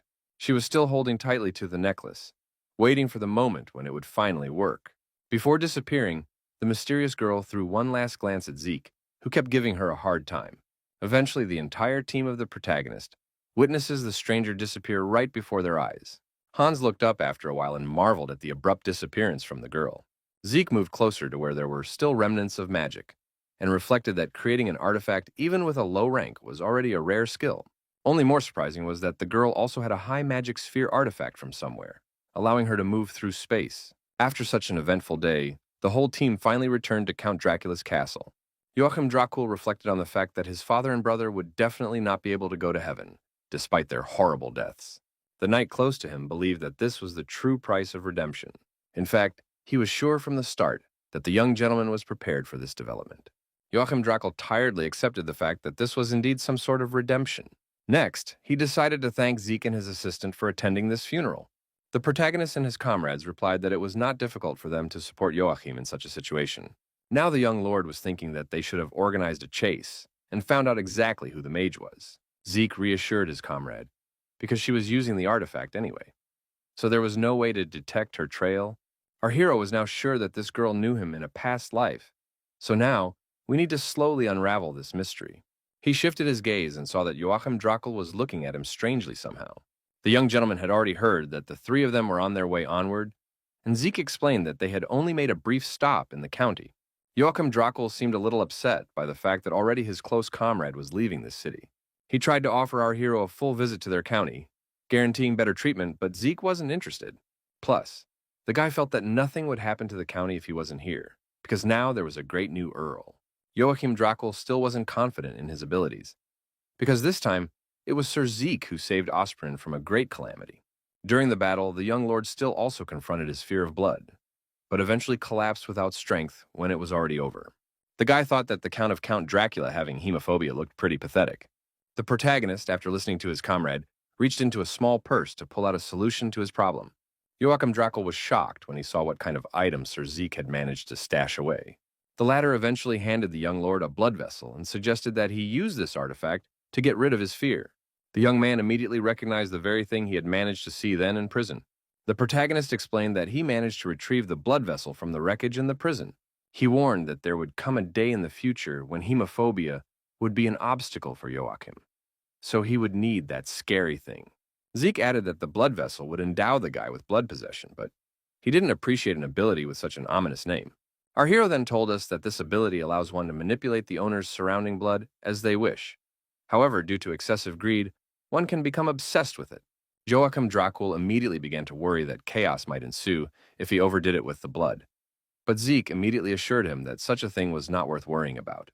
The protagonist has promised to come here and kill a comrade if his mind does get hijacked. After this conversation, Joachim Dracul went to his castle, which was now completely his own. The newly minted earl was sitting alone in his study, contemplating everything that had happened in the last few days, when there was a knock at his door. It turned out to be his assistant, who brought a whole stack of documents for the young gentleman to study. Joachim Dracul asked with weariness in his voice to put them on the table, and the subordinate immediately saw that the gentleman looked very tired. It was all because the young man was already in bed at this time, but the blood vessel did have a strong effect, so he became much healthier than before. The knight inquired about the bloodlust that the young lord was now supposed to have. The guy, scratching his fingers, said that he sometimes has the urge to snack, but after a while it disappears on its own. He showed his subordinate the possibilities of blood control, and added that there was probably no need to subdue other people's blood as well. The knight was now carefully observing the floating drops of blood, which was quite an amazing phenomenon. For his part, the young gentleman suggested that it would be useful to be able to fend for himself, so he practiced his new skills from time to time. Finally, tearing his gaze away from the blood, the subordinate decided to wonder how Sir Zeke knew about all this, because he didn't reveal his identity until the very end and simply left the county.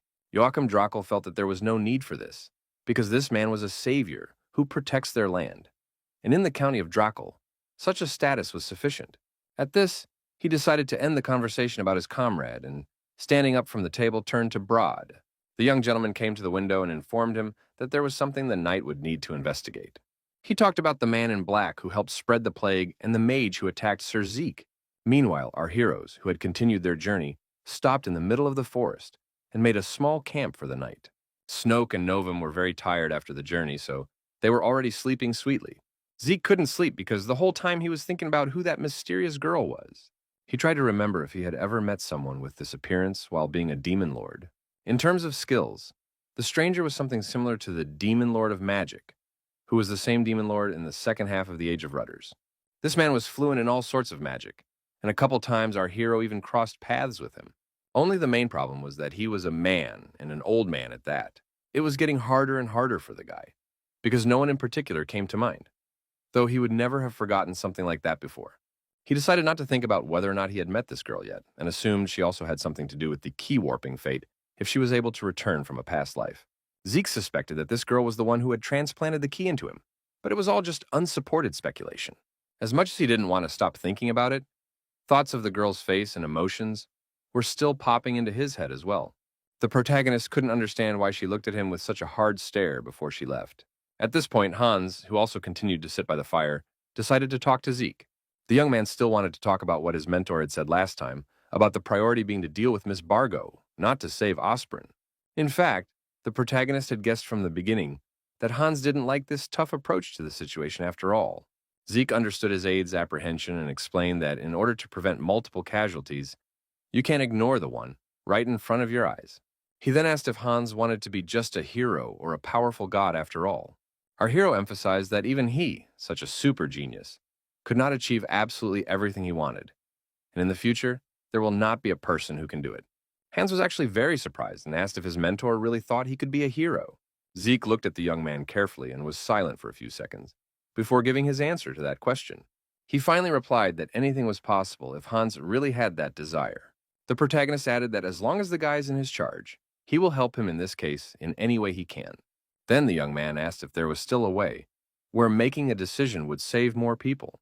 Zeke replied that it was also possible, but only that you had to become much stronger to do so.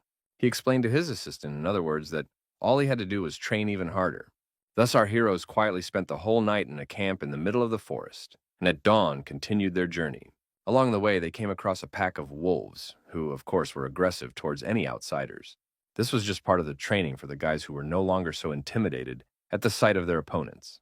Snoke crouched on the ground and prepared to defend himself as the predators had already gone on the offense. He wasn't scared at all and began to concentrate mana under his hands to use earth magic for defense. In the next second, a stone pillar appeared right in front of the mage himself and pierced through one of the enemies. It took the young man some time to regain his breath after such a powerful attack. The other wolves were already afraid to act as abruptly as their leader had done. Eventually, the predators, having lost their leader, simply turned around and were about to retreat. It wasn't that easy because nearby Hans was waiting for them, and he had dealt with all the wolves with a few attacks. After such a precise blow, the guy stopped and exhaled quietly to release the tension. The protagonist approached his charges and saw that they had already finished their training.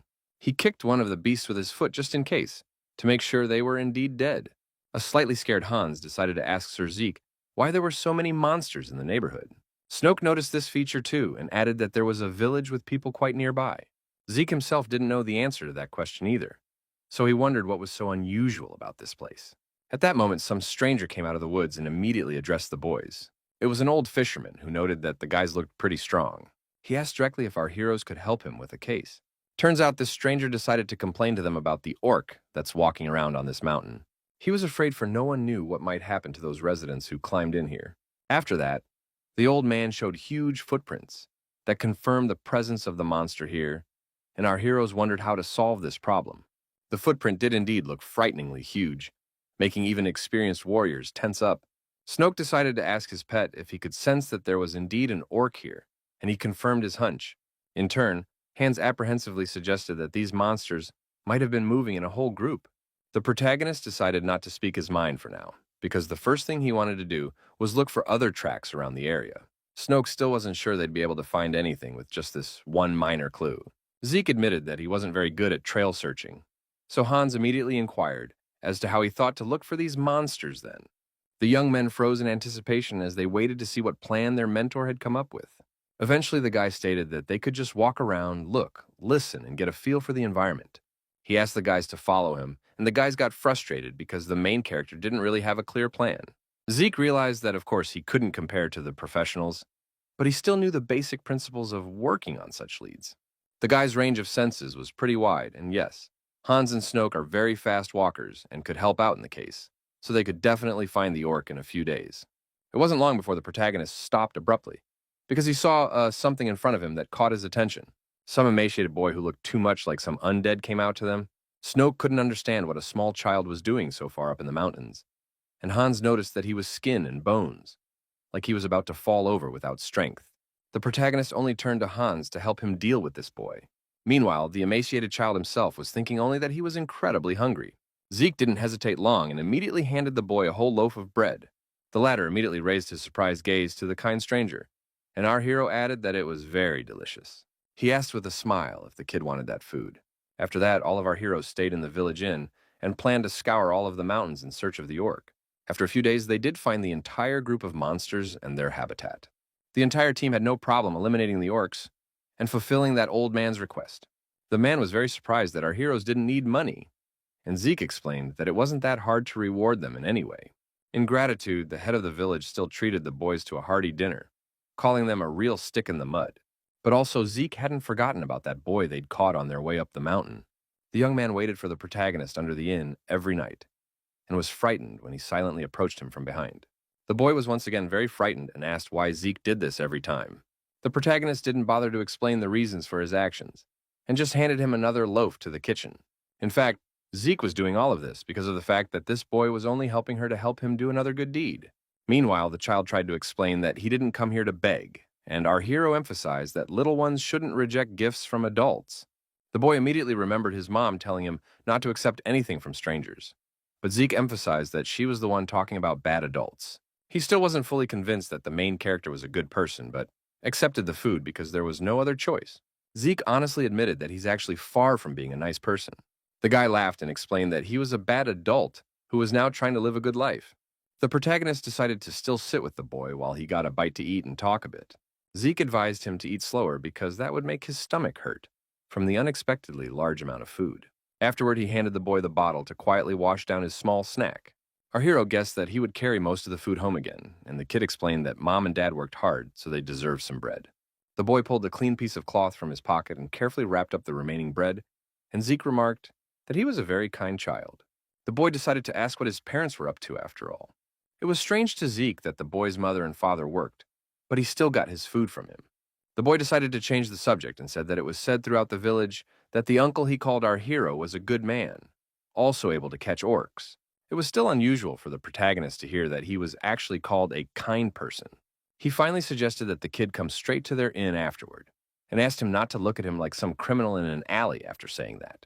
The boy was afraid to do it because if people like him came into the place, the swearing would start immediately.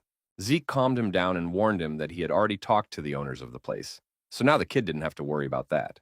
The boy couldn't understand why our hero was so good to him, because all the other people just hated him. The guy immediately thought about the fact that this whole situation reminded him of Timmy. Then the young man was also surprised that Zeke decided to help them, without any conditions because it was the first time it had happened to him. The protagonist was really shocked by these words because he didn't expect his help to be so appreciated. He finally agreed that he was indeed kinder compared to other people. The boy immediately brought to mind the words Zeke had said not too long ago, so now the boy had to say that he was a bad adult who lived a kinder life than those same kind people. Our hero looked at the kid in surprise when he heard a quiet chuckle from him. In the end, the boy couldn't contain his laughter because he found Zeke's words quite funny. The guy also thought it was funny and added that there's a weird person like himself in the world after all. The boy immediately thought that he wished there were a lot of good people like that because then the world would really be cool. The protagonist reported that it was too late in the day, so the little one had better go home. At last, the little boy said goodbye to his good uncle, and Zeke wished him a good journey. The boy suddenly remembered that he wanted to say one more thing to the boy before he left. Zeke turned sharply to stop the kid, but he had already disappeared around the street corner. On the way home, the boy's only thought was that his parents would be happy that he would bring some food for them. At the same time, he realized that he couldn't just accept gifts from his uncle all the time. So he was already going to ask his name tomorrow. The kid planned to definitely repay the protagonist for his incredible kindness someday. As he approached the house, he saw some unfamiliar person next to his uncle from outside the village and thought it was just a tourist. The boy witnesses this stranger handing the man some sort of sack, seemingly containing money. He immediately noted that there was some strange tense atmosphere between them. The kid thought he had definitely seen something he shouldn't have seen, so he was going to get out of here as soon as possible. At this moment, that stranger with an ominous expression turned around and had already noticed that someone was watching them. The boy was frightened and realized that now he was definitely in some kind of trouble.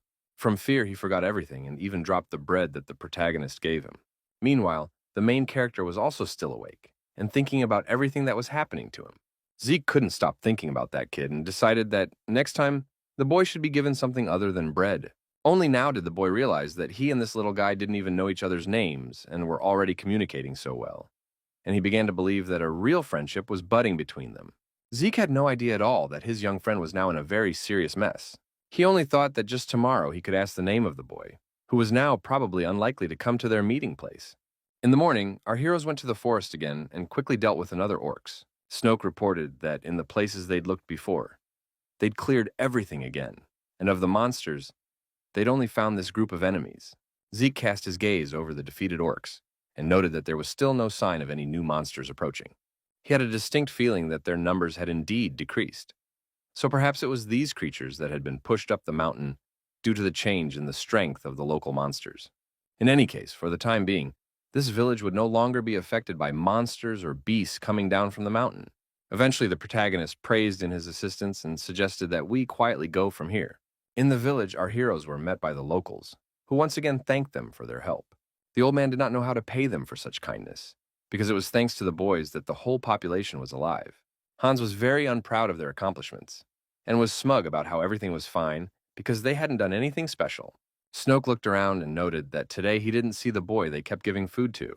The young man noticed that he was always here when they emitted from the mountain, and the protagonist was even a little upset by this fact, because he would have liked to see his friend one more time before he left. Someone in the crowd heard the child boys talking and guessed they were talking about the child that lived behind the palisade. A local resident said he hasn't seen him in a couple days, although he usually comes to help with all sorts of household things.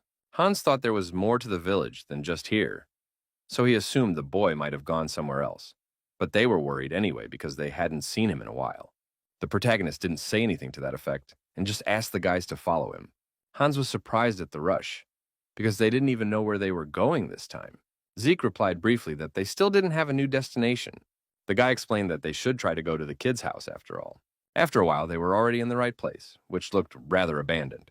Hans felt uncomfortable, and Snoke couldn't tell if people really lived here because the neighborhood looked very ruined. Zeke used his mana, and as a result, he didn't feel a single trace of the people around him. He couldn't guess what had happened in this place, and began to worry about the boy they knew. At this moment, the guy suddenly felt into some strange atmosphere that emanated from these abandoned buildings. He immediately rushed somewhere forward, so the guys didn't even have time to react to their mentor's actions. Eventually, Zeke stopped warily near the door of one of the ruined houses. It turns out that the main character felt that somewhere nearby, someone was dying. The guy didn't get any further and just kicked the doors in with his own foot. Stepping inside, Zeke witnessed someone's battered bodies lying on the floor right in the middle of pools of blood. He sensed that two of them were already dead, but someone made a sound signaling that life was still present here. Eventually, our hero looked closer and saw that in the shadows lurked the very boy on whom some strange tattoo could now be seen. Zeke was more than a little scared for the kid's condition, so he quickly ran up and tried to bring him to his senses. The guy saw that the kid was still breathing, so he should use the healing potion right now. When the protagonist took a closer look at the boy, he was shocked at what had happened to him. He couldn't take his gaze off the strange, ominous tattoo that was painted right on the small man's chest. At this moment, the boy finally came to his senses and, opening his eyes, recognized that a familiar uncle was standing in front of him. The boy was surprised because he certainly did not expect to see this man here, so he immediately asked how our hero ended up here. Zeke explained that it had been a long time since the boy had come to their village, so this time he decided to come to him himself. A smile immediately appeared on the boy's face because he was pleased that the protagonist cared about him. After the explanation, Zeke finally decided to ask what happened in this place, and who did this to the boy. Then the lad said that he had first seen this strange man in the village, whom he had suddenly met in the middle of the night. He looked at his father with his weeping eyes and told him that he was the stranger's first victim. The second was the mother, who also could not escape her deplorable fate. That man promised to let his parents live if the boy didn't scream when they did that body painting. The protagonist realized that this stranger was just torturing a defenseless child and lied about leaving his mom and dad alive. Eventually, Zeke came to the terrible conclusion that all this cruelty was really just for fun. The boy began to remember that it was not only his family that was affected, but also residents from neighboring homes. He could no longer hold back his tears because he blamed himself for all the village's troubles. Zeke realized that he couldn't watch the kid suffer anymore, so she tried to calm him down and asked him not to worry about this situation. The protagonist assured that what happened was definitely not the defenseless boy's fault. The guy asked if he was able to see the face of this violent stranger, and the guy described that he had no hair and also saw a strange tattoo halfway down his face. The next second, the boy grabbed the spot where the tattoo had been as if it would sharply hurt him. Zeke realized that things couldn't be left like this, so he was going to use mana to help the child. The boy immediately calmed down, as if all the pain had abruptly disappeared somewhere. A few seconds passed and the protagonist removed his hand, under which now no drawings on the kid's body were visible. Zeke patted his young friend on the head and praised him for doing a good job, promising that he would handle everything else on his own. Feeling at least some comfort, the boy slowly began to close his eyes to rest from these horrible events. The next moment, he exhaled for the last time, using up all his life force, and fell into an eternal sleep. The protagonist was in no hurry to leave quickly, and pulled a small bag of supplies from his pocket. It turned out Zeke had remembered to leave the boy one last snack, carefully placing the bread near his cold hand. At this moment, the lad heard someone else enter this house, which was now just overflowing with grief. Turning around, our hero saw that it was his assistants who were horrified when they saw what was inside the building. Their horror-filled eyes surveyed the bodies that lay breathlessly right under their feet. Zeke didn't bother explaining anything and only briefly ordered the boys to start packing for their journey right now. He explained that they were going to someone who could help avenge this child, meaning Ain Lubella. After packing, our heroes returned to the place under the cover of night to deal with the remaining problems. They decided to burn the boy's former home along with the bodies of his parents to protect themselves from other disasters. Snoke had a hard time watching this action, which made even Novum sad, which created an atmosphere of sadness. In fact, Hans didn't expect our hero to even throw a funeral for a boy he'd only seen a couple times. What was even more surprising was that Zeke was so serious that he was going to get revenge on this strange kid. Guy suspected that our hero wasn't doing all this out of a sense of justice or anything like that. It's a good cause anyway, but Sir Zeke isn't the kind of man to start acting on something like this. However, Hans still didn't put down the fact that this boy's death had rendered Zeke's favor useless. And on top of that was also the fact that the person the main character cared about died such a brutal death. These two things definitely hurt Sir Zeke's pride, causing him to become so active. In the end, by morning, all that was left of the bodies of the entire family were charred bones. The protagonist was going to bury these people with honors, so he began to carefully collect their remains. The depressed boys had been standing back all this time, watching their mentor in amazement, who looked completely out of place. Zeke finally finished all the preparations and informed the boys that they could finally hit the road. Now the events shift to the temple, which was all covered in bright greenery, which only added to the magic of the place. Meanwhile, Ain Lubella was coming out of her chambers, unaware of the protagonist's visit. The girl was surprised to see that there was already someone standing under the doors. It turned out that it was only Sir Wag, who seemed to want to speak to the priestess. The man did not speak of everything directly at once, and inquired whether Lady Lubella's prayer had gone well. The girl replied that everything was fine and wondered what was even going on, and Wag replied that a good friend had visited them. Ane Lubella didn't even seem to have any idea who she was talking about, which made her even more confused. Meanwhile, the main character's team sat around the table and sipped hot tea while waiting for the priestess. The boys thought about the fact that this temple looked even grander than the church of the Karuviman order. Lubella was greatly surprised to actually meet her acquaintances, who immediately rose from their seats to greet the saint. Vague happily shook Zeke's hand and was very glad to see that the lad was in full health. It was actually creepy for our hero to see the grin of the death machine, which was quite hard to get used to. Meanwhile, Ane Lubella turned to Hans, whom they had not seen for a long time. Eventually, the girl noticed that there was some unfamiliar young man with them, so Hans introduced his friend and his pet Novum. The boy picked up on the fact that they had already heard the news about Ms. Lubella while they were waiting to meet her. Everyone around her was already talking about how it wouldn't take long for the girl to receive the second name of Tremble, which can only be given to holy mistresses. Wade was glad that our heroes already knew everything, and explained that there was only one minor thing left to do before the final decision was made. Zeke was also aware that all Lubella had to do was to get approval from the Holy Lady Karuna. The protagonist decided to finally talk about the right topics, and asked if they wanted to think about something big and impressive instead of the small stuff. Zeke, with confidence in his voice, suggested that they work together to destroy the Belid division in the northern part of the country. Ine Lubella was greatly frightened when she heard about the murder of the boy the protagonist had treated so well. Waig, for his part, was furious when he heard of such a horrible act on the part of the Belid people. Our hero explained that the Belids use dark magic, which they use to keep a person from dying before their time. Hans had no idea that there were such uses for dark spells. Zeke revealed that a person's life is colored by the human energy from Belid, which keeps a person alive for a predetermined period of time, even if they are mortally wounded. Usually this method is used to keep a person alive during torture, or, as our hero heard, to play with people.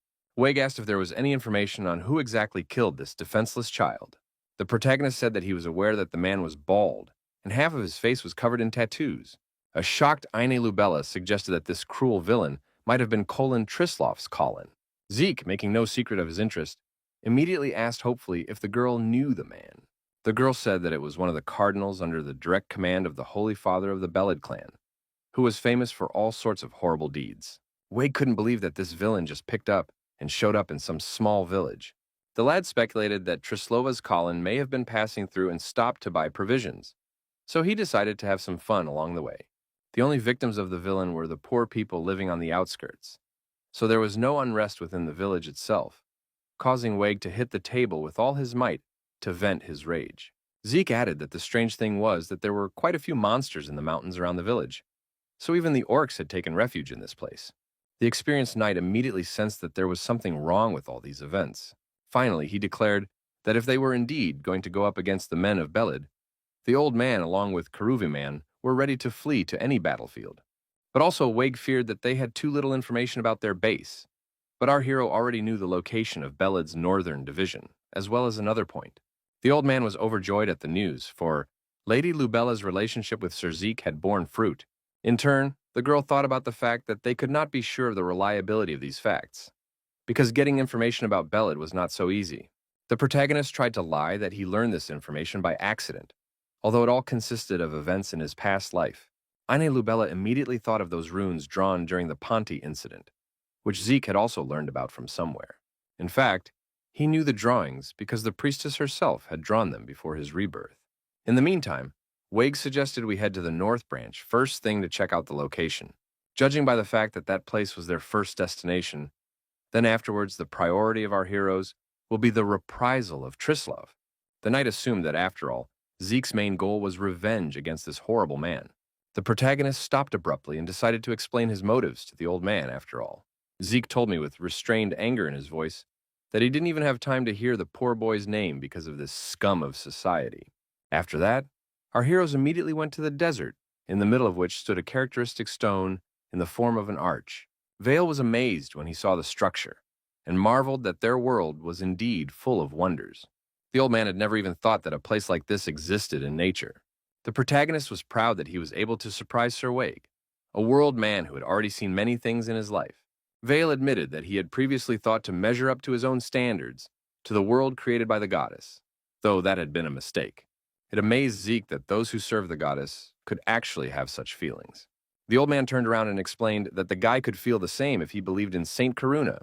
He immediately lit up at the idea and asked our hero's thoughts on it, but Zeke thanked him and refused such a suggestion. Eventually, Sir Wig decided to inquire as to whether Belid's northern division was really here. The problem wasn't that the old man doubted the protagonist's guesses, but he'd heard that Belu was a water god. It was all a bit illogical. Often where sectarians build their temples, there's bound to be a lot of water, which didn't fit with this place. Zeke understood his partner's doubt perfectly well, for he had seen this desolate area with his own eyes. However, it is because of this prejudice that people have been unable to find these secretive guys until now. Eventually, Wig, who had his doubts anyway, agreed that his words made some sense. The protagonist didn't want to waste any more time and ordered his horse to gallop to the right place. He turned to his comrade with a smile and emphasized that they had a little more to go to reach their goal. After a while, our heroes found themselves in the middle of the canyon and got off their horses, because further it is necessary to go only on foot. Wig looked around cautiously, but Zeke walked very confidently because he knew this place from his past life. The protagonist stopped near a huge gorge, indicating that this was where the entrance was. After they entered the cave, they had to immediately light a lantern because the cave was quite dark. Zeke, lighting up everything around him, walked forward confidently because he knew this path well, not doubting his actions. Arriving at the end point, Vague was surprised to see what actually lurked behind the darkness of this cave. There was a full-flowing underground reservoir flowing here, which already suggested that there could probably be a temple of Bela here. The old man still hadn't guessed that there could be an underground lake of such magnitude in such a wilderness, and now he understood why they still hadn't been able to find the Belid boys. At that moment, they saw some sort of glow in the distance that gave away someone else's presence. Our heroes quickly reacted to this fire and hid behind a nearby rock to remain undetected. After waiting a bit, Zeke and Vague carefully peeked out from behind a rock to get a better look at what was that way. It appeared that there was some building standing among the rocks and water, illuminated by lanterns from different directions, creating a mysterious atmosphere. Up close, this building did look like some sort of hidden, imposing temple. The old man looked at the emblem above the door and realized it was the familiar Belid sign, and verified that they had erected a temple in such a place. The protagonist was pleased with his success and wondered if Sir Wig could trust him now. The old man said nothing but gripped the boy's hands tightly, and in his grip, he read a desperate hope for help. He finally declared that he was going to train the best units of Kuruviman, select warriors. Afterward, they went straight back to the temple, where the whole team met with the Holy Father, who immediately began to pray. His Holiness. Karuvimana, lighting up everyone with a smile, confessed that he was truly delighted to meet people of such rare courage and purity of spirit. The protagonist smiled back silently, but there was a slight wariness in his eyes. It was still hard for Zeke to realize that his life had been turned around like this, and now he was sitting with his main enemies. In the days of the Great Overlord, he didn't know he could get so close to the zombie creator he had once fought a fierce battle with. The old man remained in the rear, healing his subordinates and subtly reinforcing their attacks, as if the invisible hand of Providence was in the thick of the battle, and the knights really kept up. No kidding, the Holy Father is so strong that Zeke actually almost died back then. The guy in no way expected to somehow be in a meeting with this man, because it was more difficult to organize a meeting with him than with the emperor of the country. From these troubling thoughts, our hero was pulled out by the Holy Father of Kuruvimana, who decided to speak to his esteemed guest. The old man, as Kuruviman's representative, expressed his gratitude to Zeke for telling them for the Belid's hideout, and the man explained that he had reached out because he wanted to do something. His Holiness had already heard about the protagonist planning revenge, and asked what he thought about participating in the battle. Zeke agreed to such terms without any hesitation, but added that he planned to sneak inside the temple while the knights attacked him. The Holy Father suddenly remembered the man who dared to kill the defenseless boy, and our hero's eyes flashed with cold anger. The old man was surprised because Zeke immediately started making some strange noises. The protagonist proclaimed with a note of madness in his voice that he intended to give this villain a long and agonizing suffering, and his assistants definitely did not expect such a reaction from their mentor. Even the Holy Father himself tensed up and emphasized that a person about to enter senility like this, and his heart might not be able to bear to look at him with such a heavy gaze. The guy apologized for giving in to his feelings a bit, and meanwhile the old man emphasized that his opponent would be quite strong. There was speculation that the Colon of Trislova was endowed with the same level of strength as the high-ranking fighters of Karuviman's squads.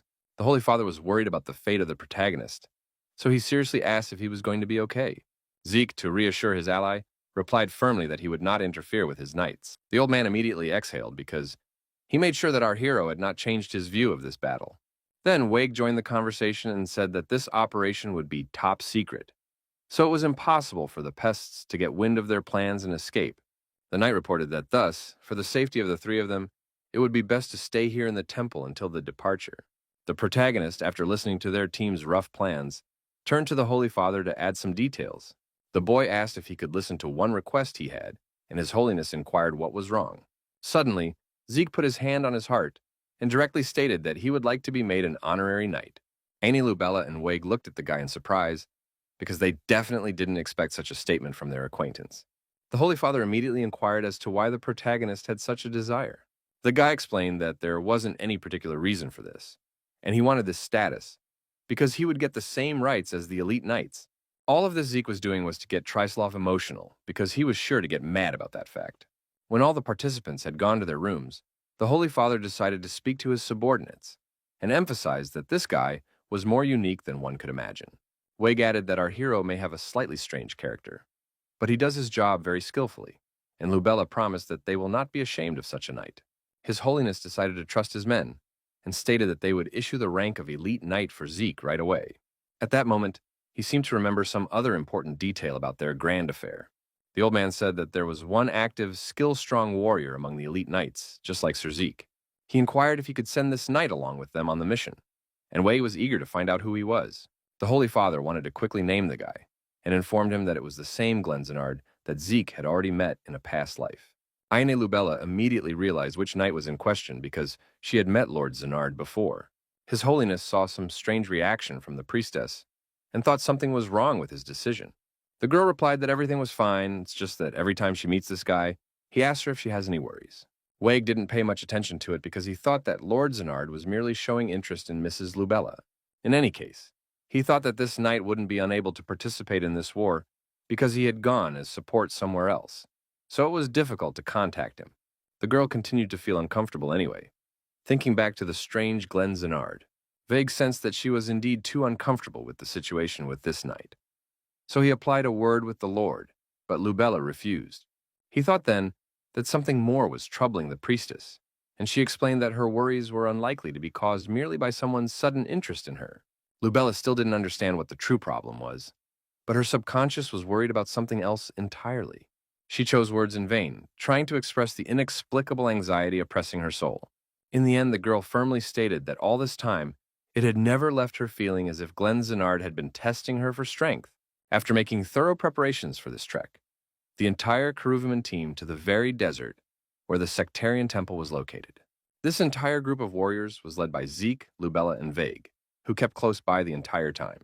Some of the order, ensconced on the wagons, prayed fervently, whispering words of incantations for the battle to be crowned with victory. After a while, the leader of the knights showed a sign for everyone to immediately stop. They were just approaching that rift in the ground, so Vague informed his squad that they had arrived at the right place. Aine Lubella was actually looking forward to their important operation, and the old man confirmed that it was time to get started on their plan. Wig icily proclaimed that the hour of judgment on the accursed Belids had arrived. The protagonist continued to remain calm and only looked at his allies, who seemed to be burning with fire at their leader's words. At the same instant, Zeke swiftly slid from his saddle and declared that he would now be the first to go into the cave. Wig, worried about the boy's fate, was surprised that he still hadn't changed his mind and was bravely going to go to the temple first. Aine Lubella was also not happy about this development, so she tried to stop our hero somehow. Zeke asked her not to worry, because even if he got caught, he had almost no information. But that was definitely not what the girl was worried about. The protagonist replied with a smile that he understood what the girl meant and promised that the Belids wouldn't catch him. So nothing like that would happen. He also didn't forget about his guys, and after addressing them, he emphasized that they are trained to defend themselves, so they shouldn't die during this battle. Zeke added indifferently that if they were to die, it would still be impossible to change it. Without wasting any more words, the protagonist abruptly turned around and leapt into the gaping maw of the cave, leaving his allies behind. Aine Lubella once again excitedly asked Wig if Zeke would be safe. The knight replied briefly that for the moment it was best to trust Sir Zeke, who was well in control of all his actions. After waiting for a bit, he walked to the conclusion that they should also go inside this cave already. Meanwhile, there was already commotion among the Belids, because they had learned of the emergency that had happened at the temple. The sectarians reported to each other that the Karaviman order was already on the other side of the underground lake. Meanwhile, Wig ordered his men to defend themselves, while the other part of their squad crossed the river and then attack. He inspired his warriors, igniting rage in their hearts against the heretics of Karuviman, turning faith into a punishing sword. Meanwhile, one of the temple guards only now saw that there was some commotion going on around. He was trying so hard to figure out why everyone was panicking so much that he didn't even notice the stranger behind him. In the end, this sectarian didn't even have time to shriek in any way to draw attention to himself, and simply froze in place. In a matter of seconds, the protagonist had fallen one of his enemies to the floor, and now had a direct line to the inside of the temple. Zeke noticed that even the guards hadn't changed from his past life. The guy was worried that the layout would change from what it was before he was reborn, but it stayed exactly the same. Acting alone, the hero had remained undetected, but now he was gnawing with anxiety, for he did not know whether his comrades from Karuvaman would cope, for they were so easily detected. The protagonist came to the decision that he shouldn't think about unnecessary things and it's better to focus on what he has to do. He stopped in front of the large doors where the prayer room was supposed to be, guessing that this was where something most important would be. With a powerful push, the boy swung the door open, revealing a huge hall in semi-darkness. The protagonist froze in amazement when he saw what this ancient temple was hiding after all. The guy couldn't believe that such a powerful relic could have been created in this unremarkable place. If this stuff is here, this Trislovas will obviously come running here first, because it will be a bigger priority for them than stopping Kruviman. Zeke was glad that things had worked out this way, because now all he had to do was wait for his victim. Meanwhile, deafening explosions shook the surrounding area of the temple, turning the stone walls into piles of rubble. In turn, the Karuviman knights, thanks to their impeccable skills and experience, easily dealt with every enemy that crossed their path. At last, the information that the order was crossing the lake reached the leader of Belida. Colin Trislov asked about the size of the enemy unit, and his aide replied that there were at least 1,000 fighters. He realized that there were an equal number of Beli's followers in the temple right now, so they had at least some hope of a confrontation. Only it wasn't a 100% solution to the problem that had so suddenly overtaken their place of worship of the dark god. The leader of the followers guessed that their opponents were either knights or persons of high rank, and his assistant only confirmed those words. Trislov's Colin was very angry about such a mishap, and couldn't understand how Karwomen even knew about their top-secret location. He finally came to the conclusion that they were being opposed by a force that could not be handled by a unit of this temple, and it was too late to call for backup. The leader decided that the Tremble brothers would lead the troops into battle to prevent Karuiman's men from crossing the lake at any cost. The deputy immediately ordered his men to take up fighting positions and hold the enemies back from crossing the body of water. Colin Trislova decided to rely completely on his subordinates, because there was another important problem right now.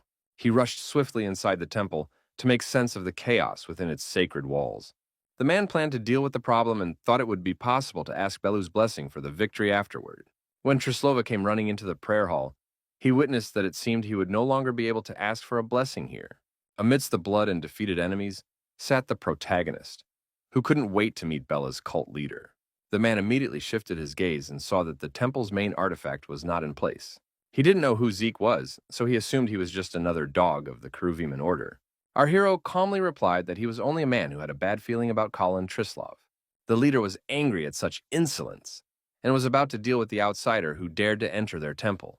Zeke stopped him by saying Colin Trislov's name and adding that he was the cardinal of Clan Belid. The protagonist's lips curved in a cruel grin as he realized he was standing in front of the very man. The boy immediately recalled that the cardinal had killed that very defenseless boy from the village. But Trislovas had not given the event much thought, so he remembered nothing. The clan leader was unhappy that some stranger was wandering in here on a whim, talking nonsense as well. In reality, he didn't think to memorize every little mischief he did. At this moment, backup was already approaching the hall to deal with the infiltrating enemy. Trislovas Colin immediately ordered his subordinates to deal with the intruder. The protagonist didn't like that the clan leader was in such a hurry, because first he would like to talk and find out the reason for his cruel act. The man still couldn't understand why this stranger was acting so strangely and talking about such insignificant things to him. Zeke explained that it was Trislovas, who personally killed the people in the slum and abused the child at the same time. The villain's face immediately contorted into a vile smirk when he realized which boy was in question, whereupon he proudly confirmed the murder. The man said he had come to the village to buy provisions when their paths crossed with the fellow. At that very moment, he decided to amuse himself, choosing to do so in a particularly cruel way. The sectarian was determined not to leave a single living person in the settlement. The murder of the petty man's family and all his neighbors proved to be just a bonus for the cruel Colin Trislov. If we look for the reason for these actions, everything happened because of that chance encounter with the boy, which awakened this desire in the man. He was proud that it was men who died by his hand that carried Bull's honor and controlled this world. The Colin of Trislova himself saw the death of these inhabitants as the ultimate favor, deeming them unworthy of a different end. The protagonist expected that this was how a clan member felt about the deaths of innocent people, so he simply remained silent. Zeke hardly realized that the sectarian had chosen the boy as a scapegoat just because of this absurd excuse. The man explained that he just wanted to teach the child one last thing about what is called responsibility. Zeke pondered, listening to Colin Trislovas's absurd reasoning about responsibility. At this point, the entire temple shook, so the clan leader realized that there was no more time to postpone their fight, and lastly wondered how Karuvaman's men knew about this place. The protagonist didn't bother to hide anything, so he directly stated that he had brought the order to this place. Colin Trislova could hardly believe what he was hearing when the boy reiterated firmly that he was the one who had summoned Karuvaman here. Zeke also added that he arranged all of this to finally end the leader himself. The man tried not to give the appearance that this scared him a bit, so he simply asked what our hero could do to win. Then Zeke revealed that he really did care for that boy that Trislov dared to kill so brutally. The sectarian couldn't believe that the guy was really making all this fuss just because of some kid. The protagonist emphasized that the man himself talked about how he killed the entire village just because of the boy. He explained that maybe they never would have met if Zeke had tolerated Trislov's act and sat quietly in a dark place like a mouse. Eventually, the guy smugly declared that this fish-headed, temple-shaped wreck would completely disappear today. These humiliating words caused the Belid clan leader's anger to erupt violently. He was so engrossed in his conversation with our hero that he didn't notice the enemy creeping up behind them. The main character, to use the man's own words, stated that all of this destruction would only be because of his fault. Colin Trislova gritted his teeth to a crunch, struggling to contain the rage bubbling within him. He finally released all his mana to straighten out Zeke, who had already managed to piss him off. Of course, the guy was already prepared for this clash, so she prepared to dodge the first attack. Our hero managed to jump high enough to avoid getting any injuries. At the last moment, he spotted a scarecrow with massive horns on the wall and frantically grabbed onto them, saving his life. Trislov's Colin looked at the guy in amazement and couldn't believe that he was able to come back from his attack so easily. The protagonist admitted that he would have understood everything if the man had really been the one to teach the boy what responsibility was. Zeke laughed from what I think that fishhead Belu had taught all of them about not being responsible at all. Colin Trislova couldn't listen to so many insults towards his faith, so he unleashed an even more powerful attack. The guy again managed to bounce off that strong rush of water at the last moment to easily continue their duel. After a few sharp and precise movements, the protagonist again saw a ledge on the wall that he was able to grab onto without any problems. He grinned, casting a disdainful glance at his hapless opponents, defeated once again. The Colin of Trislova turned to his allies irritably and asked why they still hadn't thrown themselves into the fight. Eventually, the warriors finally reacted to their leader's words and fired a considerable number of daggers towards Zeke. The protagonist was prepared for such a development, so he quickly grabbed the sword with which he was going to defend himself. In a matter of seconds, Zeke was masterfully able to fend off every blade that flew in his direction. Trislov's Colin and his men stood back and watched tensely as their weapons fell uselessly to the floor. After that, the guy immediately hit his sword and emphasized that his opponents shouldn't get so heated. He pulled the very relic of the temple out of his pocket and wondered what would happen if the clan leader did snag it during the battle.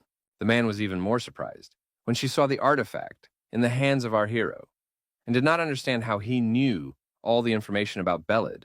Zeke didn't bother to answer anything and only assumed that it was the very artifact that controlled the monsters, called the avenging spirit of the pyramid. Trislov's Colin tensed up more and more as he heard such secret information from some ordinary guy. The protagonist ignored all interrogations of his opponent and decided to use the artifact in his hands. The vengeful spirit itself is a sinister thing, and to fill it, you need negative emotions coming from an innocent soul.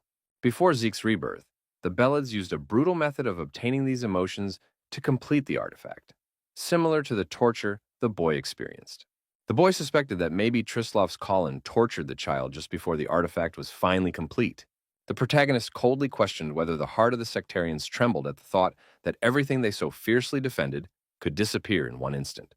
Then the clan leader said with a self-conscious chuckle that the vengeful spirit of the pyramid wouldn't break so easily, something he couldn't say about Zeke's weak body.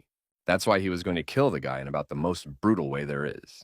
Zeke was only looking to bring out his opponent's emotions, so he quickly recoiled when he finally attacked. The guy perfectly controlled the entire situation around him, so he quickly reacted to any changes on the battlefield. Meanwhile, Trislav's Colin was already convinced that he was the leader in their battle, so he asked how much longer our hero was going to run. In turn, Zeke realized that he could still deal with the rest of them somehow, but it would be impossible to defeat Trislav in his current state. In the end, the guide directly stated that the difference in their strengths was too obvious, so insisting on a one-on-one fight would be foolish on his part. Trislav's Colin was proud that he was able to run over his opponent after all, and asked where the protagonist was going to escape to. Zeke seemed to have had it all figured out a long time ago, so he abruptly grabbed onto a particular brick on the wall. He threw a few precise punches at one spot, as if he knew there was something lurking behind the wall. Meanwhile, the clan leader couldn't even understand the illusions of this madman who dared to challenge him. In the next seconds, the man's eyes filled with shock, because he saw what the protagonist was actually planning. The abbot of this temple had no idea that there was a secret passage hidden behind the wall all this time. Zeke mockingly stated that the mouse would now try to escape to its burrow. Lastly, the protagonist once again laughed off his rival, who was so thoroughly humiliated by his infiltration of the temple.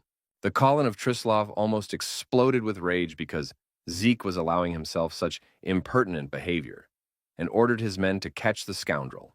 Meanwhile, our hero was able to quickly make his way to an underground prison in Beled's North Division. The guy who had gotten the keys wandered through the dark corridors, their metallic clang echoing in the empty passages. Behind the bars sat a considerable number of people who immediately fixed their gaze on the stranger who had appeared in their prison. Zeke wondered if all these prisoners wanted revenge on their abuser. Meanwhile, a fierce battle between the Keruviman and Belida knights was still going on at the temple entrance. The clan members were very worried about the state of their temple and realized that they needed to stop the order right now. They were so preoccupied with Keruviman's warriors that they didn't notice that something was bubbling suspiciously in the reservoir. At this moment, several streams of water flew out of the lake, causing the battle to stop for a second because the knights of both sides were distracted. Streams of water flew towards Servaig to destroy the leader of the Keruviman warriors. The other members of the order never stopped praying to support their warriors with spells. At this moment, a sacred cross appeared in front of Waig, protecting him from a sudden attack from the water. One of the old man's aides reported that all the soldiers sent to the Belids had been exposed to the attack. Waig was very unhappy that the heretics were allowing themselves to do this to his warriors. So he drew his sword and was about to enter the battle himself. He activated mana, and life-giving energy filled every cell in his body, and the blade of his weapon flashed with golden flames. With the strengthening of the order members, Waig's strength had reached an incredible level, so no one would be able to block his path. The ground shuddered again as a new explosion, far more powerful than the previous ones, ripped the space near the temple walls. When the smoke cleared, the warriors were faced with an intact temple, as if the explosion was only an illusion. Waig also saw the futility of his powerful attack, and couldn't believe that all his efforts were useless. Meanwhile, the knights reported that they had just successfully destroyed a wall of Belid units near the lake. The warriors quickly began the next step of their plan to set up the prepared equipment for the crossing. They were in a great hurry, so each of the knights did their part of the work. In a very short time, Carwomen's squad was able to launch their crossing without any problems. They reported that everything had been prepared so their team could proceed to the temple without obstruction. One of the knights roared forward, loudly urging his comrades to move behind him. When Orlan Carwomen stepped onto the other side of the lake, their opponents immediately made themselves known and launched a second wave of offensive. The Belida clan mages stood at the walls of the temple and used magic to cover their soldiers from the back. They ordered the knights to force the bridge erected by the fanatics and continue the battle. Meanwhile, the Keruviman knights still couldn't resist the magic of their opponents, so they were simply washed away into the lake. The warriors began to feel that the strength of the shield around the temple seemed to have gotten even stronger, so they warned Mrs. Lubella that it was too dangerous for her to be here. The girl was not going to back down so easily, so she immediately appealed to Saint Karuna to give her blessings to her humble servants. Sir Waig also decided to take matters into his own hands, so his comrades didn't even have time to see when he simply disappeared from his seat. With one precise jump, the old man was able to move forward to a more advantageous position. He gathered mana again, focusing all his energy for a crushing blow to his enemies. The leader stood directly in front of his warriors, and with a sharp motion, he sliced the air with his blade. At last, his blow was able to reach its target, so the opponents cried out in horrified pain before their sudden deaths. Vague paused for a second to see what was now happening to the shield around the temple. He realized that Bella's energy was not dissipating and made the decision to divert it to himself, giving his comrades the opportunity to continue the battle. Next, the old man looked at the situation on the battlefield, where the situation was still quite tense. Ultimately, he concluded that Karuviman's squad was still in an unfavorable position. However, if the shield falls and they are able to deal damage to the main military camp, the advantage will finally go to their side. Wig didn't forget about the protagonist, guessing that he too was now in a predicament. At the same time, the leader of the knights hoped that Zeke would be able to break the shield to help the rest of the team. Meanwhile, the Knights of Belida were running around the temple in a panic looking for their rival, who had fled to an unknown destination. Colin Trislova ordered his men to scour every corner of the building properly, because they couldn't lose the vengeful spirit of the pyramid. The knights had to find the fugitive immediately and take the important relic from him. In the end, the subordinates returned to the leader empty-handed without finding the guy they wanted. Colin Trislov couldn't understand how our hero managed to find out about a secret tunnel that even the clan members were completely unaware of. The excited knights suggested that Zeke was constantly moving around, avoiding their gaze, which was why they had yet to find an enemy. The cardinal was not at all pleased with the work of his subordinates, so he glared at the warrior with fury in his eyes. He kicked the warrior in the chest with all his might and said through gritted teeth that he was an idiot. Trislova's Colin reminded him once again that the man actually had the vengeful pyramid spirit with him. He didn't hold back his emotions, because this could be a very serious loss for their clan. The knight began to shake with fear when he saw Trislov's anger and stated that they would recheck the temple. He immediately rushed away from the cardinal, anxious to avoid another outburst of anger. Colin Trislova realized that he needed time to think to find a way out of this predicament. He remembered that the guy had definitely talked about how he had definitely brought Karuviman here to take revenge on the cardinal himself. Hence this fact, the protagonist was obliged to come to the aid of his comrades. Judging by Zeke's reaction to the avenging spirit of the pyramid, Colin of Trislov thought that the guy had come just for the shrine from the start. After comparing all these factors, the cardinal finally figured out how he could outwit our hero. Trislov's Colin reached the point where the guy would now try to destroy the temple shield to help his allies. Many members of the Belid clan gathered in the spacious hall, offering prayers to Bel to maintain the protective barrier. At this very moment, the protagonist tried to slip stealthily into their ranks, trying not to attract attention. It turned out that there were already knights in the hall, instantly reacting to Zeke's appearance. Guy suddenly felt the presence of Colin Trislova behind his back, which drastically changed the balance of power. The cardinal concentrated the energy in his palms, preparing to finally destroy that pesky rat. As a result, Zeke was severely wounded and collapsed to his knees, clutching the bloody wound. The leader of the Belid clan stood with a disdainful grin as he watched the protagonist squirm in pain. He finally ordered his knights to capture the main enemy, leaving him no chance of escape. The lad refused to surrender and tore away, and the cardinal ordered the knights to take the relic away first if they could catch the fugitive. Trislov's Colin nonchalantly left the room, absolutely certain of the lad's doom. Meanwhile, the sectarians weren't even distracted by what was happening around them, and continued their prayer to maintain the shield. Turns out the main character wasn't the only person who decided to sneak into the prayer room. The clan members were so absorbed in their occupation that they didn't notice the intrusion of strangers, and there were no guards nearby. Now it was time to think of the prisoners Zeke had given the opportunity to escape. He let all those people out who were supposed to be sacrifices for that damn Belu, and gave them a chance to get revenge on their abusers. The protagonist had given them weapons in their hands, so the rescued victims were going to deal with all the clan members. At the same time, Trislova's Colin didn't even realize what was currently happening to their subordinates. Zeke fought back with his last strength, but he could no longer escape the enemies chasing him. The cardinal was disappointed that the rat was so weak because he expected something more. The boy cast a hard look at his opponent, realizing that there was no longer any way to retreat. The Colin of Trislova declared with an ominous expression on his face that our hero's life was now over. Suddenly, the cardinal tore his gaze away from Zeke as the entire building shook from an unknown force. Everyone started to panic because they didn't understand what was happening to the temple. But Zeke immediately had a smile on his face, because everything was going according to his plan. There was still a battle going on outside the temple walls, as the Karuviman knights were still unable to break through.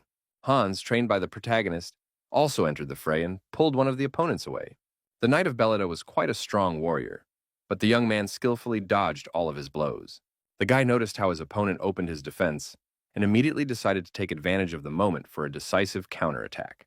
Hans, with a sharp lunge, finally got his opponent, the blade drawing a bloody line on his armor.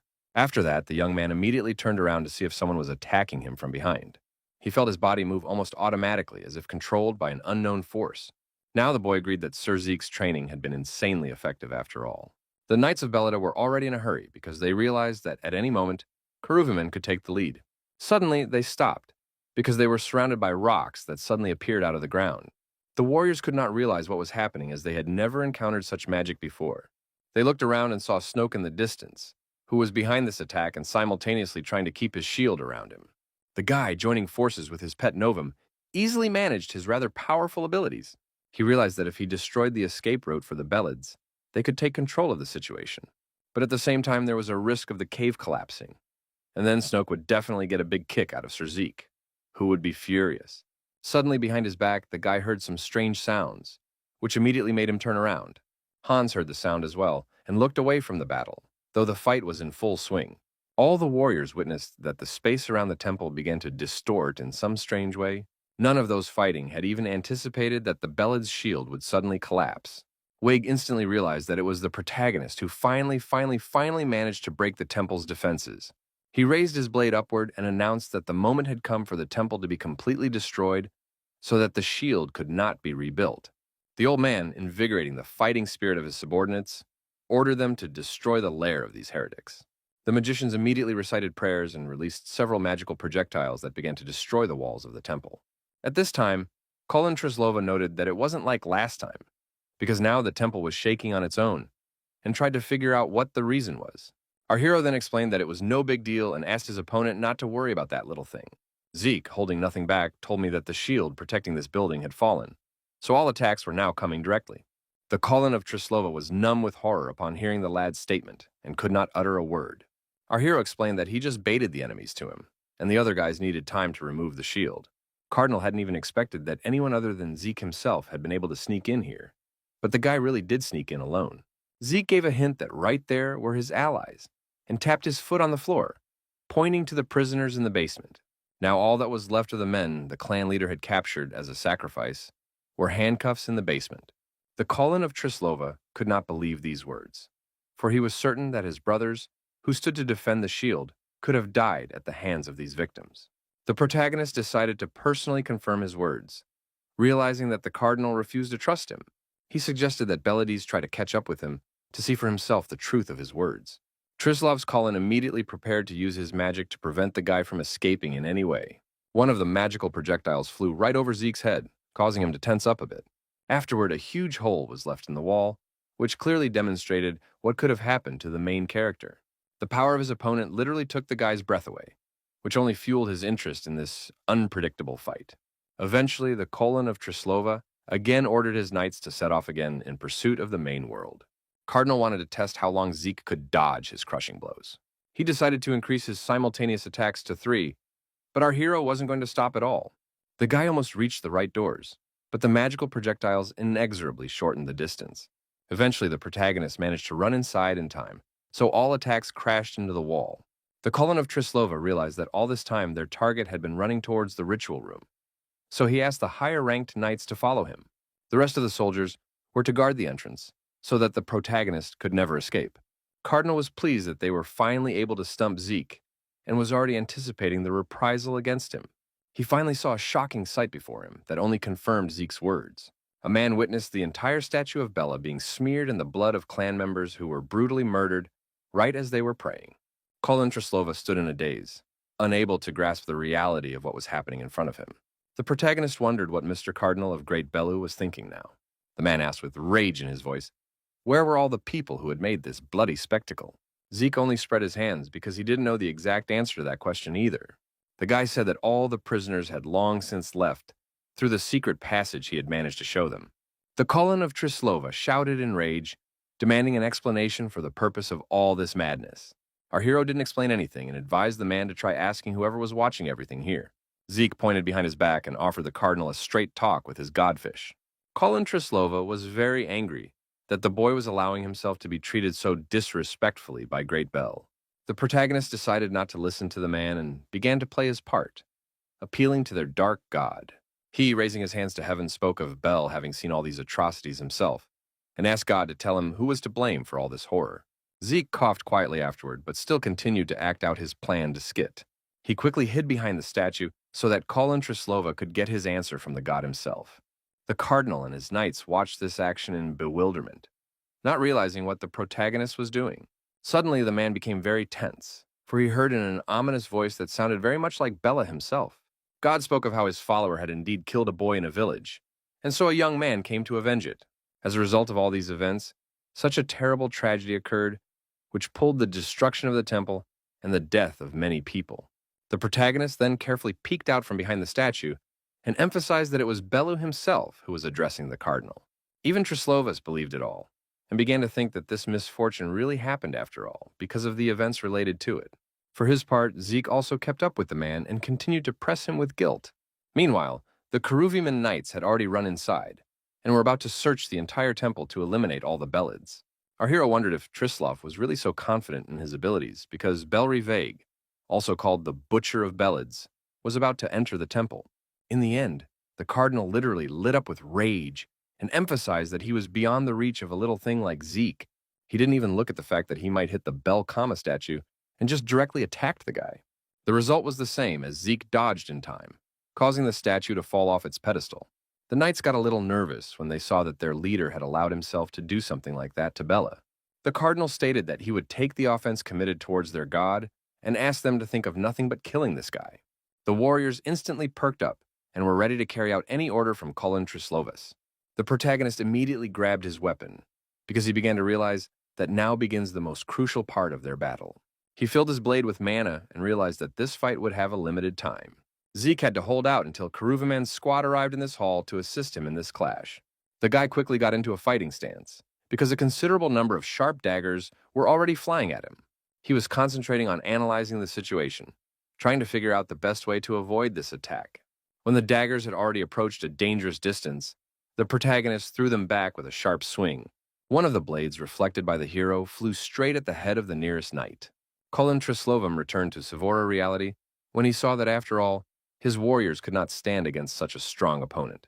He immediately used magic to create a powerful stream of water to finish off the main character, who still wouldn't give up. Despite the hail of powerful attacks, Zeke deftly dodged each blow. The next moment, our hero stopped abruptly because something blocked his path, creating a very dangerous situation for him. The guy hadn't calculated his path, so now he was standing right in front of the wall with no way to retreat anywhere. The Colin of Trislova seized the opportune moment and ordered his brothers to finish off this rogue. The knights immediately took up their blades to finally deal with the protagonist, who had been bugging them for so long. The clan leader ordered them to tear the guy apart and then take away the vengeful pyramid spirit. Zeke, for his part, was acting pretty calm, because he realized that he didn't have much time left to hold out. At that moment, an alien mana rushed into the hall, filling everything around with golden light and signifying that the Keruviman order had finally arrived at the venue. One of the allies asked Sir Zeke to duck so they could attack their opponents. The knights failed to react to the warning for our hero, so they became an easy target for Keruviman's mages. Ain Lubella asked with concern in her voice if the main character was hurt after this attack. Meanwhile, Colin Trislova saw that Belri Vague, who was too dangerous an enemy, had indeed arrived here. The old man looked around with his cold gaze to plan their future actions. Zeke himself was genuinely pleased to see that all of his companions were unharmed.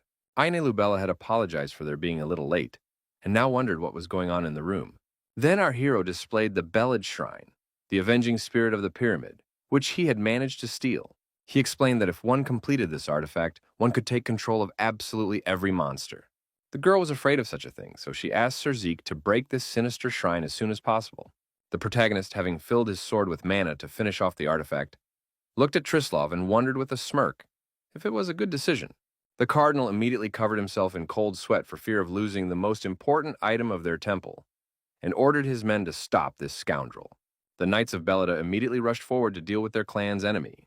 Keruviman's warriors also rushed into battle, covering their ally. They didn't even have time to launch an attack before someone's shadow flashed behind their backs. It turned out to be Wade, who decided to take control of the situation and personally deal with the threat. The Colin of Trislova froze in place as he watched the knight disarm all of his men in just a second. Then the protagonist gestured to his face, drawing Cardinal Bella's attention.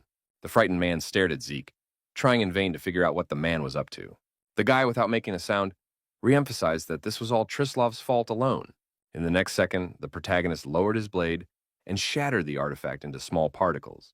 The cardinal did not believe to the end that this horror could happen, and cried out in despair when he saw the fate of the avenging spirit of the pyramid. Zeke channeled a stream of mana through the blade directly into the artifact, completely neutralizing its threat. After that, a dark energy emerged from the vengeful spirit that stored the suffering of not a small number of people. Colin Trislova collapsed to the floor in exhaustion, realizing that all his labors had turned to ashes in a matter of moments. Wade, without wasting a second, stepped toward the cardinal, ready to put a stop to this confrontation. The knight, calling him a damned heretic, severed his arm with one precise sword stroke. Suddenly, a heartbreaking scream filled with horrible agony rang through the hall. The knights were stunned to see the gruesome fate that had befallen their leader. Karuvaman's warriors immediately took advantage of this, piercing their opponent from both sides. Wade wasn't going to end his punishment there and turned to the Cardinal of Belids again. He wanted to sentence the villain to death in the name of Lady Karuna, and had already swung his blade to carry out the sentence. The Colin of Trislov watched in horror, but apparently still had no intention of giving up. A few seconds later, a huge splash of water appeared where the cardinal had been, distracting Vague from his plan. Aina Lubella was greatly frightened for the fate of her ally, and hoped that nothing would happen to him. She quickly ran up to the old man and, in a trembling voice, inquired if he was okay, but he was not injured. They finally looked at the spot where Trislova should have been, but there was only a dent. Lubella remained calm and simply offered to join forces to check the entire temple grounds. She turned around and saw that there was no one behind her back to whom she could turn. The priestess saw only the bodies of defeated enemies in front of her. Only problem was that Sir Zeke had also vanished somewhere. It turns out that Trislova's Colin was able to get out using another secret passage that no one seemed to know about. He refused to believe that the Northern Division would disappear without a trace, without meaning to. The man held on to his serious injury with a shaky hand, but all he could think about was that he had lost the vengeful pyramid spirit. The image of the protagonist never left Trislov's head for a second, because he was the one who had done all this to their temple and relic. The cardinal, unable to contain his rage, slammed his fist into the stone wall with all his might. He was shaking with rage, so the man promised himself that he would finish Zeke off with his own hands. Trislovas thought that death was too easy a punishment for the lad, so he wanted to give him a terrible torture. At that moment, a familiar voice sounded behind him, informing him that the cardinal was already late with his grand plans. The man immediately looked up and saw that the main character was standing on top, who had somehow managed to reveal the villain's location. Zeke smiled wryly, stating that he had managed to miss Colin Trislov in this short time of separation. Now their real battle was just beginning, and both opponents prepared themselves for a long and brutal fight. Trislov's Colin couldn't even guess how his rival was able to know about this top-secret move. He directly asked Zeke how he knew this place existed. The boy didn't answer the question and wondered why the cardinal was so surprised to see them. The protagonist decided to waste no time and quickly jumped down to finally straighten out Trislov. He emphasized that he already knew of some secret passage in the temple that even the cardinal himself was not aware of. Trislov's Colin was getting furious at the guy's cocky behavior, his patience melting with each passing second. Finally, the cardinal could hold back no longer and rushed to attack our hero, though the success of this was very small. Zeke only had to put his hand out to block his opponent's first punch. With his hand, the guy was able to quickly get in from the other side to turn the tide of battle in his favor. As a result, he won a position for himself that allowed him to punch Colin Trislov right in the stomach with all his might. Of course, the cardinal couldn't withstand such a strong attack, so he immediately coughed up blood. It didn't end there, because the man also threw up, causing the protagonist to immediately step back. Zeke watched the sight with disgust, and a grimace of squeamishness contorted his face. After coming to his senses, Colin Trislova firmly stated that even if he dies, he will do so with pride as a believer in the god of Belids. He also promised that he would haunt the protagonist even in the afterlife. But the protagonist explained that he wasn't going to kill the cardinal yet. Our hero explained that he had a goal of hurting the man, and that if he killed him, it would happen too quickly and painlessly. Zeke suggested that Trislov play a game where he would have to get to the exit of the canyon in a certain amount of time without getting caught in the traps the guy had set up here. Guy had promised to let Cardinal go if he could really handle the task, but he didn't fully trust Zeke. The protagonist decided that the man had agreed to his terms after all, and turned over his hourglass to start the countdown. Trislova's Colin realized that he had no choice but to flee, and rushed to find a way out of the canyon, desperately clinging to his last chance of escape. So far, no obstacles had been encountered in the cardinal's path, so he moved forward quickly. The first trap was metal pins, spaced, so that they could be easily bypassed. Trislova's Colin thought that our hero was indeed an idiot if he had prepared such an easy test. The man suddenly cried out as a sharp pin pierced his leg, completely changing the situation. For a second he stopped and grabbed his injured leg, but there was no time for suffering at all. The first trial ended in a humiliating defeat for Trislov. Still, the man found the strength to get to his feet and keep going because his life depended on it. He vowed that next time he would make no mistakes and not fall into such a bad trap. The second trap turned out to be suspended rocks, which you can pass safely if you watch your feet carefully. Trislov's Colin didn't stick to these rules, so all the heavy cobblestones flew right at his head. The man was angry that the protagonist was catching him doing such primitive and obvious things. Zeke, meanwhile, stood on a rock nearby and only laughed quietly at the way the cardinal was so foolishly failing all the tests. Trislov's Colin still continued his fight for life, and despite his serious wounds, he kept running. He looked around for the next trap and couldn't stop thinking about the hourglass, wondering how much time was left. The man was sure that this time he would definitely not fall for the main character's tricks. At that very moment, an icy stream of water came crashing down on him from somewhere above, catching him off guard. Trislov's Colin couldn't understand what the point of such a trap was, and didn't notice that Zeke was already behind him. The protagonist attacked lightning fast, knocking the cardinal to the ground with one precise blow. Zeke shook his head disappointedly, realizing that his wet hair plan wouldn't work in front of the bald cardinal. This proved to be the final trap, so there was little left for Trislov's Colin to successfully complete this agonizing ordeal. Beaten, drenched, and exhausted, the cardinal still kept moving forward, fighting pain and fatigue. At the last moment, he could hardly believe that he had managed to crawl to the exit of the canyon, having overcome all those terrible ordeals. The man immediately started looking around to see the very same hourglass. The protagonist was already standing in place with a time meter in his hands. The sand had not yet completely flowed to the bottom of the clock, which meant that Trislov's Colin came to the finish line on time. The man did not hold back his joyful exclamation, realizing that he had managed to win this difficult test. Zeke irritably threw away the hourglass, as he didn't seem to expect Colin Trislov to succeed. The protagonist abruptly changed his plan, so animal terror instantly flashed in the cardinal's eyes. Turns out the guy wasn't even going to let Colin Trislov go, so he cut his life short with one precise move. Zeke didn't want to waste any more time, so he offered to finally end their so-long conflict.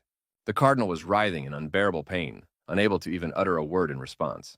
The next moment, the protagonist abruptly withdrew his blade from Trislov's abdomen, leaving a serious open wound there that was unlikely to survive. Eventually, the man could not bear the injuries he received and collapsed to his knees, completely exhausted. The protagonist laughed off the fact that he was such a good liar that even Colin Trislova fell for his clever tricks. He continued to mock the half-dead cardinal, kicking him with brutality. Zeke gently adjusted Karaviman's badge on his cloak and decided it was worth a bit of cleansing for the poor man's soul, who would be going to heaven very soon. He was going to give Colin Trislov's last journey the blessing of Karuna, whom the Belids hate so much. The man felt sick when the protagonist brought a brooch with the symbol of the order to his face. An urn with the boy's ashes stood next to them, and the protagonist did not stop to recite a prayer. He blessed the man's way up to Lady Karuna with his spells. Colin Trislova couldn't listen to all this enemy praying, so through clenched teeth, he ordered Zeke to shut up. In agony, Cardinal Belida screamed violently because he could not stand all this that was happening to him. The next second, the clan leader abruptly opened his eyes and found himself in a completely unfamiliar place. Everything around him was in white light, so the man suspected that he had died after all and gone to the afterlife. Trislov, still unable to rise, frantically drove his eyes around the place, trying to orient himself in space. With his side vision, he noticed a bright scarlet stain that contrasted sharply with the snow-white surroundings. A smug smile immediately appeared on the cardinal's face, because he was sure that it was Bellu himself who had come to his aid. He hoped that an all-powerful god was here to take him back and save him from death. Now the man was even more certain of his choice, not yet realizing that it wasn't Bellu at all. When this fearsome entity came closer, all of Kaluna Trislov's hopes were dashed. The malevolent spirit leaned toward the helpless man, its bottomless eyes sunk into the victim's face. The entity shouted loudly to the cardinal that he alone was responsible for all that had happened. Trislov's hand fell powerlessly to the ground, becoming the final proof of his ultimate demise. The protagonist was finally able to exhale in peace because he was finally able to fulfill his main mission. He stared gravely at the urn containing the ashes of the boy for whom he had set up this whole revenge. Zeke, turning to his young friend, asked if he had seen the brutal death of his abuser. He coldly explained that this was the true embodiment of sophisticated revenge. Now our hero was going to take the baby to some good place so that his soul could finally rest in peace. The next day, the Karuvimana order proceeded to completely destroy the temple. All stood in silence, watching the painstaking labors of their enemies turn to useless ashes. The protagonist also joined his allies after dealing with his main target.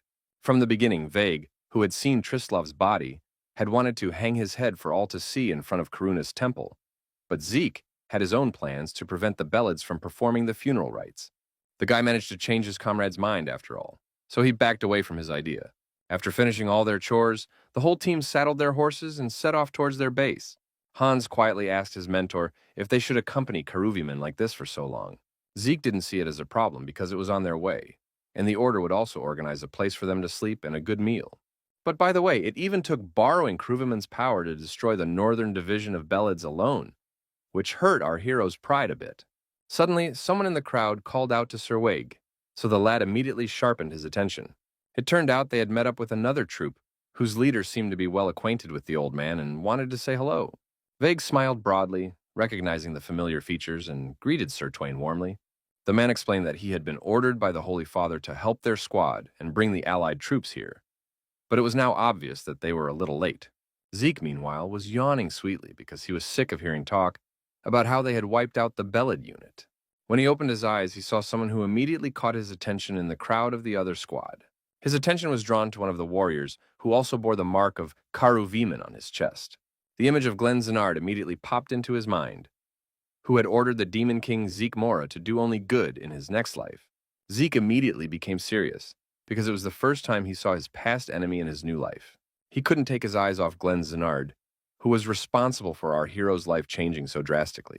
Eventually, towards evening, the two squads decided to set up a common camp, which was now looking rather grand.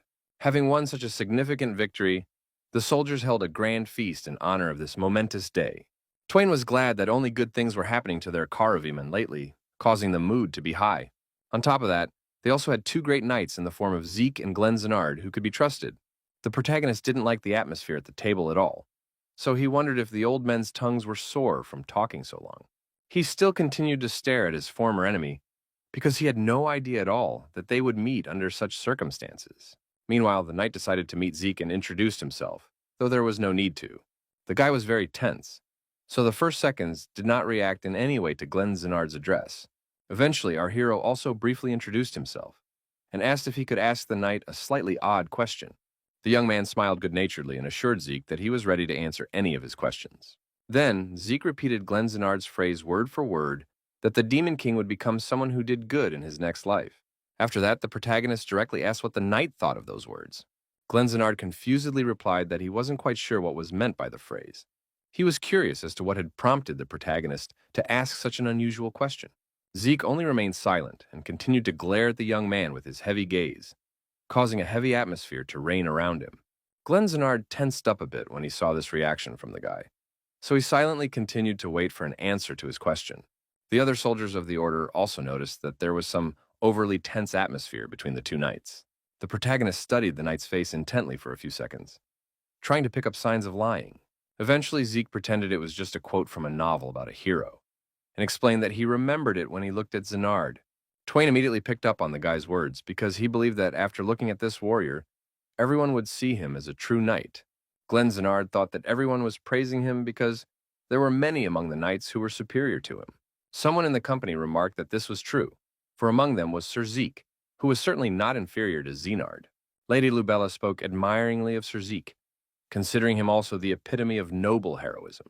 The girl added that outwardly, our hero might not look much like a hero, and Zeke reminded her of her own worries about judging people by their appearance. Glenzanard didn't seem to particularly like the fact that there was such a warm relationship between the priestess and Sir Zeke. He decided to interrupt their conversation, but immediately apologized for allowing himself to be so rude. The knight noted in a quiet voice that the saint needed to be careful what she said, because after all, she was the face of Karuviman himself. Lubella realized that maybe she really had said something unnecessary, so she apologized. Twain didn't think there was any problem with that, so he asked the girl not to worry about it. Waig also supported his comrade because Mrs. Lubella could still banter with her friends, despite the fact that she had changed a lot lately. Glenzanard explained that he got the whole situation quite right, which is why there was such a small oversight. Meanwhile, the priestess added that if she had stayed alone, she may never have been able to change to become a saint. Lubella believed it was all thanks to Sir Zeke, who had guided her to Ponty at a crucial moment, and our hero agreed that it was also a chance for him. Glenzanard was interested in the whole situation, so he asked to know what kind of chance they were talking about. The protagonist wondered how he could tell about the whole story, and the knight emphasized that it was just out of interest. Zeke decided to continue the story that, just like in that novel, there was a man who told him to live a kinder life. His words caused the guy to do something kind for the first time, and Zinard wondered what kind of person he was. The protagonist deliberately did not name the counselor, only describing him as a man whose nature was imbued with a sense of justice, admitted that he personally hated all of these qualities because he himself was specifically unlucky. Zeke hinted with an enigmatic smile that he had some important words for the man when he met him. Wag and Lubella still looked with pride at the protagonist because he had chosen the right path for himself. The guy looked around and suddenly realized that life wasn't as bad as he had thought before. The protagonist finished his story and looked questioningly at Glenzanard, waiting for his opinion. He grinned and wondered if the knight had been able to get all his questions answered. After a splendid feast, the knights dispersed to their duties. Some went to guard the camp, and the rest settled down to rest. Zeke finally took off his armor and prepared himself for a welcome rest after the exhausting events of the past few days. He sank down on the bed and suddenly realized the depth of his fatigue that had accumulated over the days. The protagonist stared at the ceiling and was not going to fall asleep, because the cycle of thoughts prevented him from doing so. He couldn't stop thinking about Glenzanard, because he hadn't realized from the beginning that he might be reborn. That was why Zeke decided to just see if the knight understood the said phrase or not. The protagonist had pondered that if his return was caused by the key distorting fate, then Zenard must have been reborn as well. But now he had doubts about the very nature of the phenomenon. There were suspicions that the knight was just pretending, or didn't remember anything from his past life after all. Eventually, the guy thought that all these details had nothing to do with him now. Whether Glenzanard was reborn or not, he wasn't going to get further involved in this in any way. Our hero only wanted to give his enemy a sign that he had indeed followed his advice, and now realized that living like this is quite good. Meanwhile, Glenzanard himself was sitting on the edge of his bunk, also awake, because he was thinking about the recent events of his life. He stared in complete silence at the candle, the only source of light in his tent. The knight still couldn't get Zeke out of his head, who had obviously changed a lot since their last meeting. The guy couldn't understand at all who he was meeting, because it definitely wasn't the same demon lord. He realized that the current Zeke was behaving completely opposite to the Zeke he had imprinted in his memory. The only thing he was sure of now was that he was definitely not Zeke Moore, the demon lord. Nor was it Zeke Crepustal, who was once Markgraf's successor. Now Glenzanard suspected it might be a certain brave Zeke, a brave and noble knight. In the end, the knight decided that our hero would not suit such a nickname, because he did not feel from him the atmosphere of justice that comes from the brave. Zenard then had only a hunch that the main character was a so-called chameleon. He still couldn't understand why the main character had decided to manifest right now, and countless confusing thoughts were swarming in his head. The knight was sure the idiot hadn't changed one bit in the end, and was afraid he might start doing mayhem again. The guy realized that all of this might be too dangerous, so he, as someone who had lived hundreds and thousands of years longer than others, would be able to find out for himself. Even if Zeke's appearance changes due to circumstances, his omniscient power of destruction is always with him. So at some point he will gain enough power and begin to threaten his former enemy. Having come to these conclusions, Glenzanard thought that he had better get rid of such a dangerous person now. In the end, the guy decided it was best to first find out the reason Zeke had turned into a chameleon. Also, the knight was going to find out if even an innocent child of Lubel's could somehow become a chameleon. Glenzanard couldn't understand what the hell could have changed events so dramatically. He realized that there was indeed a lot of so-called chameleons in this rebirth of his. Knight finally came to the conclusion that he needed to come up with a serious plan and send a stake out for Zeke. After that, he will have to take measures to suppress the Bellids. Glenzanard lay down to finally rest, but he couldn't get the main character's words out of his head. He remembered how the guy had looked him carefully in the eyes when he said the phrase from his past life. In the end, the knight simply could not sleep, because thoughts of the protagonist did not leave his head for a second. The next day, Zeke and his crew traveled further afield and said goodbye to Ms. Lubella before leaving. Hans and Snoke, who now had huge backpacks of supplies behind their backs, also said goodbye to the Order member. The girl noticed with a slight sadness that our hero appeared as suddenly as the spring wind and disappeared as swiftly. She thought it would be better for the boy to get some more rest before the road, and hoped they would meet again. While our heroes were still a short distance from the temple, Zeke asked if his assistants had forgotten anything.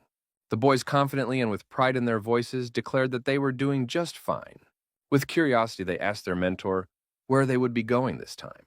The protagonist did not answer his subordinates, but he had a plan in his mind that they should go in search of the sword, the symbol of the power of the demon lord Zeke Mora. Now his target was the magic sword Tronium, which was filled with dark energy, so it could bring a lot of trouble to this world. After thinking about the question for a bit, Zeke decided to tell his partners their next destination after all. Their path now lay toward a tourist town called Bioluwan. The place really had a relaxed and pleasant atmosphere, and people on the streets were enjoying the local musicians playing. Plus, there was plenty of delicious food to try at every turn. One of the guests of the city stopped near one such stall and looked at incredibly appetizing kebabs. It turned out to be the same mysterious stranger that the protagonist had met and engaged in battle with not too long ago. The girl decided to get some food after all, so she started looking for money in all her pockets. Suddenly, she realized with bitterness that there was not a single coin left in her pocket, which meant that she would have to spend today with an empty stomach. Suddenly, someone approached the girl and gently placed his hand on her head. This person abruptly pulled down her hood, causing her distinctive snow-white hair to show out. She turned around sharply to see who had allowed herself such a gesture. Turns out it was just the main character who immediately said hello to a girl he knew. The boy smiled and noticed that fate was clearly in no hurry to bring their paths together. The girl was very surprised when she saw a familiar face in him, and now she didn't even know what to say, because she certainly didn't expect to see Zeke here. Thus they stood for a few more seconds in silence, just looking into each other's eyes. Earlier, Zeke's team stopped by the fountain in the central square, where the guy said that Bioluwan is a small town, but is famous for its attractions. The protagonist stated that he was giving his wards one day to rest. Right from that moment, the guys' free time began, and until the same hour tomorrow, they could party as much as they wanted. The guys were very excited about this opportunity, so with all their legs ran to have fun, so as not to lose a second. Having gotten rid of his partners, Zeke thought he needed something to eat. Looking around, our hero noticed one stall that managed to catch his attention. He also saw a suspicious-looking man standing there, hiding his face behind his robe. It was then that the protagonist figured it all out and decided to pull the hood off the girl. The sudden encounter took the stranger by surprise, so her eyes widened in surprise, while Zeke remained completely calm, as if he had been waiting for this moment all along. After a while, the vendor announced that the kebabs were ready, so the guy reached out to pick up his order. Zeke was generous, so he shared with the girl as well, even though they didn't say goodbye on the best note. The stranger still didn't trust the protagonist, so she inquired about what was even going on between them. The guy, who was already enjoying the food, didn't see it as a problem, so he asked what she disliked so much. The girl thought that he had already completely forgotten about what had happened between them not long ago. The protagonist didn't particularly want to remember the situation, but he understood exactly what his recent opponent was getting at. He decided to joke that it was then that true blazing love happened between them. The girl realized that Zeke was just laughing with her, so she turned around to walk away, but the guy tried to stop her. She stopped and demanded that the protagonist tell her directly what he wanted, and he repeated that he had already asked her out on a date. Belle wasn't going to take the word of the man they'd just recently fought viciously and suspected he had some hidden agenda. Our hero explained that he had some questions for the girl, but the girl still had no desire to tell him anything. Zeke still wouldn't give up on his idea of going on a date and wanted to try and find out necessary information while he would be spending time with the girl. It surprised her that the guy was so sure of what he was saying, but he explained that he just thought he knew what the girl herself was thinking right now. In the end, the main character just handed her the rest of the kebabs so she could finally eat properly. The guy explained that he suspected the girl was now thinking about how much she wanted to eat all those treats. Afterward, they will send from back to the square with the fountain and sit down there for a quiet snack. Zeke noticed the eagerness with which the girl pounced on the food and immediately realized that she was truly hungry. He realized that if it had been something else instead of kebab, he would have spent all the money he had on feeding his companion that way. The protagonist decided to take the girl's mind off her food a bit after all and talk to her. He finally wondered what was the name of this mysterious stranger who had so carefully concealed her identity. The guy thought for a second that maybe it was too early to ask about the girl's name. Meanwhile, pulling herself together, she finally decided to say her name, though she managed to do it too quietly the first time. A light breeze blew, fluttering the beauty's hair, and the protagonist continued to watch the girl's reaction. The boy marveled once again at how beautiful she really was. Eventually, with enough courage left, the girl replied that her name was Lila. After a quick stop for a snack, our heroes continued exploring the tourist town. They were passing near another shop when the merchant offered the pair some drinks. The protagonist raised an eyebrow in surprise, as he watched Lila knock the glass down in one decisive motion without blinking an eye. Zeke decided to keep up with his companion, though it seemed the drink was strong after all. He then grabbed the girl's hand and led her to her next destination. Turns out, Zeke decided to go to the local clothing store to pick out a beautiful new outfit for Lila. The salesman immediately said she was the most beautiful girl he had ever seen. Lila changed into several cute outfits, and Zeke scrutinized her images, trying to determine which one fit best. The girl didn't seem to really appreciate this pastime because it was all too embarrassing for her. After that, they went to the tavern, but our hero still had to calm Lila down because she was still angry.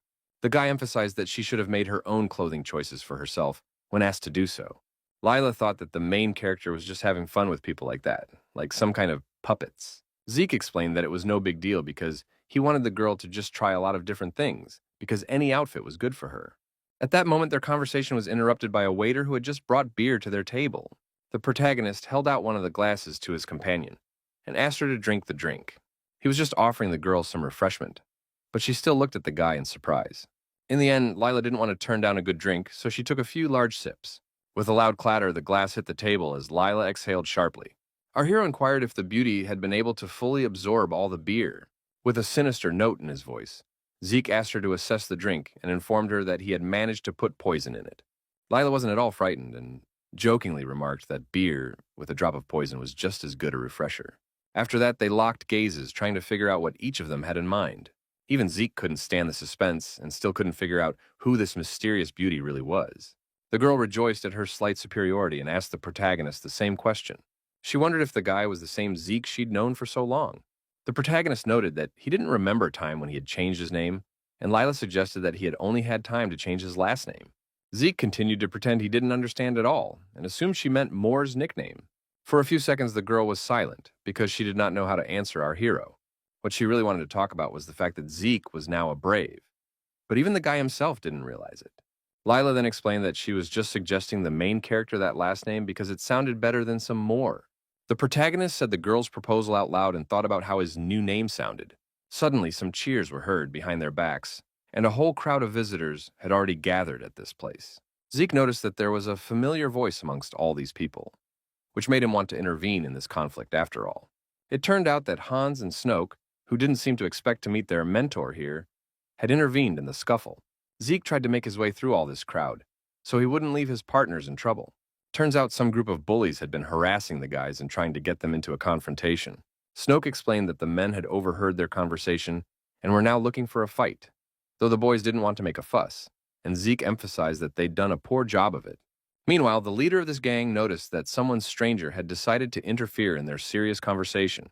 He wondered what kind of beautiful girl was lurking behind the main character's back. The guy roughly pulled Zeke aside and asked if Lila wanted to have some fun with his company. Snoke noticed that it was the same girl, so he asked our hero to stop this bully, because this could all come to a bad end. The guy asked his assistant to be quiet and wait a bit, because he wanted to see how Lila would behave.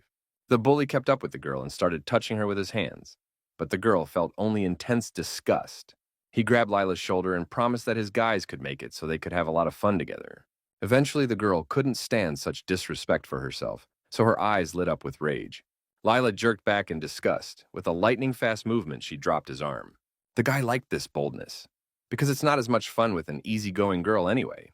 Meanwhile, Lila herself realized that it wouldn't be enough to teach this cultureless, impudent a lesson. In the next second, the unconscious guy fell to the floor because the girl decided to use her powerful magic against him. The protagonist realized that these bullies were just plain idiots, who had no idea who they dared to go against. The other guy immediately threw himself into the fight to avenge his comrade, who some girl dared to touch. Lila's eyes flashed with fierce fire again, so she was ready to teach this lowlife who dared to cross her path a lesson. Before the girl could attack this guy, suddenly someone's powerful shadow blocked the light in front of her. She didn't expect anyone else to get into this fight, so she immediately stopped her attack. It turned out to be Zeke, who decided it was better for Lila not to show all of her abilities. The protagonist lightning-fast parried the enemy's attack and immediately struck a crushing blow that left him staggered. With a deafening thud, the bully fell to the floor, inertia driving a couple of meters and stopping at the very feet of his comrades. Eventually, the surviving guys threw themselves on our hero and were going to finish him off right on the spot. After that, a few shouts ran through the tavern, after which the bullies defeated the fight with Zeke. After that, all our heroes left the tavern, and the guy was trying to find out to what extent Lila had fried her opponents. The girl continued to be patient and not answer all these inquiries, while Hans and Snoke watched this conversation in silence. She ended up asking why the protagonist had killed all those people, and the protagonist thought it was bad to ask such things of the person she herself had told to live kindly. Lila thought that with a virtuous life, one should not resort to reckless violence. But the boy was sure he had merely stopped a villain. Gradually, it began to dawn on the girl why the perception of the main character was constructed in this way. The girl stopped and regarded the starry sky for a few seconds before continuing their conversation. She realized that Zeke should be done with all the business by now and was about to leave. The main character's hand immediately reached for the girl because he was going to let Lila go so easily. The guy quickly caught up with the beauty and asked her to wait a little longer. Hans and Snoke watched with curiosity and admiration as something seemed to be happening between Lila and the mentor. Zeke explained that he had a full day of urgent business tomorrow, but in 10 days our hero will have free time, so he suggested to Lila to meet where he met for the first time. The guy didn't want to break up with her like that and offered to talk some more to find out enough information about each other. Eventually, the girl agreed with the protagonist and promised to meet at the appointed time. Toward the end, she asked Zeke not to break his promise and left him alone with her partners. Our hero already felt that he and Lila had grown close in such a short time, but he still hadn't managed to find out who she was. The first and most suspicious thing is that the girl was a top-ranked mage, but she has no money. But watching the way she ordered her food and treated her clothes, Zeke didn't think she knew anything at all. In short, a situation where Lila had knowledge but no experience was simply impossible. The protagonist froze in place in his musings, and meanwhile, Hans decided to wonder what to do next. The young man asked if they had any special plans for tomorrow, because otherwise, they would like to walk around the tourist attractions once. Zeke replied that he didn't mind walking along with his partners. The guys were surprised to hear that the main character was so quick to agree to their sudden suggestion. Our hero explained that he knew a wonderful tourist attraction. The next day, Zeke took his team to the ancient ruins of Bioluwan, which looked rather grandiose. The boys stepped over the threshold and marveled at how beautiful everything looked around them. Snoke decided to wonder why and for whom it was all done, and Hans pointed out that it had all been built a long time ago. Meanwhile, Zeke was looking at the map and trying to figure out where the Sword of Thornium was, because in the past, he had just punched through everything and walked forward, but he couldn't afford to do that now. The first thing the guy decided to do was to walk to the place he remembered from his past life. Our heroes walked further down the corridor, but they were greeted ahead by a sign that forbade them to pass any further. Hans immediately stopped because he doubted they were allowed to reach such a place. Suddenly, some strange sounds were heard, and the walls of the building shook violently, causing all the team members to tense up. Zeke turned around, ready to accuse one of his own of carelessness, but Snoke pointed out that it was something unknown ahead. The guys didn't even have time to notice when a wall appeared right in front of them, completely blocking the passage further. They were beginning to suspect that there was something important behind this unexpected obstacle. Zeke wouldn't admit that he knew there was a secret passage that led to where Tornium was. The protagonist touched this wall and thought about the fact that, in the past, maybe this strange door didn't exist after all. As soon as his fingers touched the cold stone surface, the wall suddenly shuddered and rumbled upward. Hans hadn't expected that they had solved the secret of the hidden mechanism so quickly, and with such ease. The guys assumed the problem was that this door only reacted to Sir Zeke. They noticed that even though they had hit the mechanism earlier, nothing opened or even moved. The protagonist also couldn't understand why the door reacted specifically to him, because there were no such features before. Plus, there was some weird energy in this place that was somehow holding the guy back. The boys walked forward in front of their mentor, while Zeke tried to guess what was behind those doors. They passed into a spacious hall where our hero felt that this aura was very familiar to him, but it was definitely not Tornium. Then Hans and Snoke, who were walking ahead, turned to their mentor and asked for a glimpse of what lay ahead of them. It seems the protagonist saw exactly the wrong thing in the place he was so purposefully going to. It turned out to be where the holy sword of Glenzanard, the brave sunfighter who created the pressure on Zeke, was kept. The guy didn't have even the slightest clue how Estelid could have ended up here. Obviously, the sword symbolizing the demonic lord of might Zeke Mora was the magical sword Tornium, and the sword symbolizing the brave sunfighter Glenzanard was the holy sword of Estemond. The protagonist took another close look at this blade and realized that it was the very weapon of the knight. He certainly couldn't forget the sword that Zenard had used to deliver the final blow to the demon lord. The main problem was still that Zeke didn't know how the sword had gotten here. The holy sword of Estelade, unlike the sword of dark magic of Tornium, recognizes its master, so if a person is unworthy of it, they won't even be able to lift it. Hans decided to ask the protagonist what the thing was, and Zeke replied briefly that it was a holy weapon. The boys and even Novum were shocked to hear that they had stumbled upon such an important relic. The boys hoped that if they pulled out the sword, they could become real heroes, like in typical legends. Zeke confirmed his partner's guesses, causing them to immediately glance around, hoping they'd get lucky after all. Snoke was the first to raise his hand and ask his mentor for permission to try to draw his sword, but our hero suspected he would fail because of his connection to Novum. In any case, Zeke wasn't remotely confident in his guesses, so he suggested the young man try his hand at least once. Snoke clenched the hilt of his sword to the point of white knuckles, and his muscles tensed as he struggled to tear the blade from the stone, wishing he could become the chosen hero of the legends. Hans cheered on his comrade in a friendly way, while the protagonist simply watched these futile attempts. He yanked with all his might, but the sword remained motionless, as if mocking his futile efforts. Eventually, the guy got frustrated because he realized it wasn't going to work out, so he decided to just leave the sword alone. The fluffy lump nuzzled into Snoke's cheek to comfort his master over his little mishap. The guy agreed that he didn't need any holy sword or anything, because he'd only need one Novum by his side. Hans offered the protagonist to also test his fate once, but Zeke immediately declined. In any case, the guy was sure that this sword didn't get along with him, so he didn't even want to waste his strength.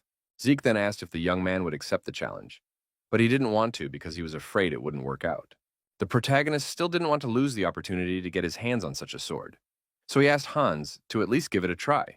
Meanwhile, footsteps were heard in the hallway, and someone was hurrying very much in their direction.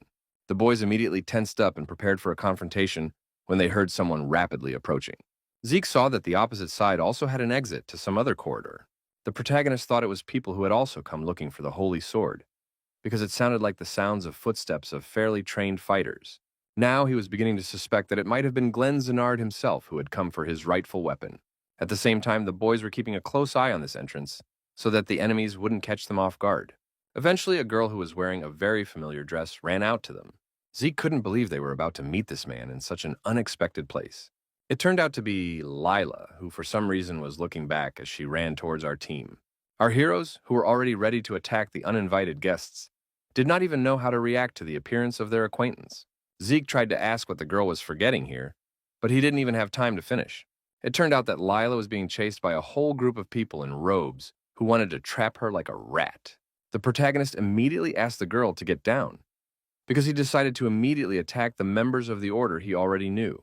In the split second before the attack, the girl ducked sharply, feeling the air above her head split by the impact, barely missing her hair.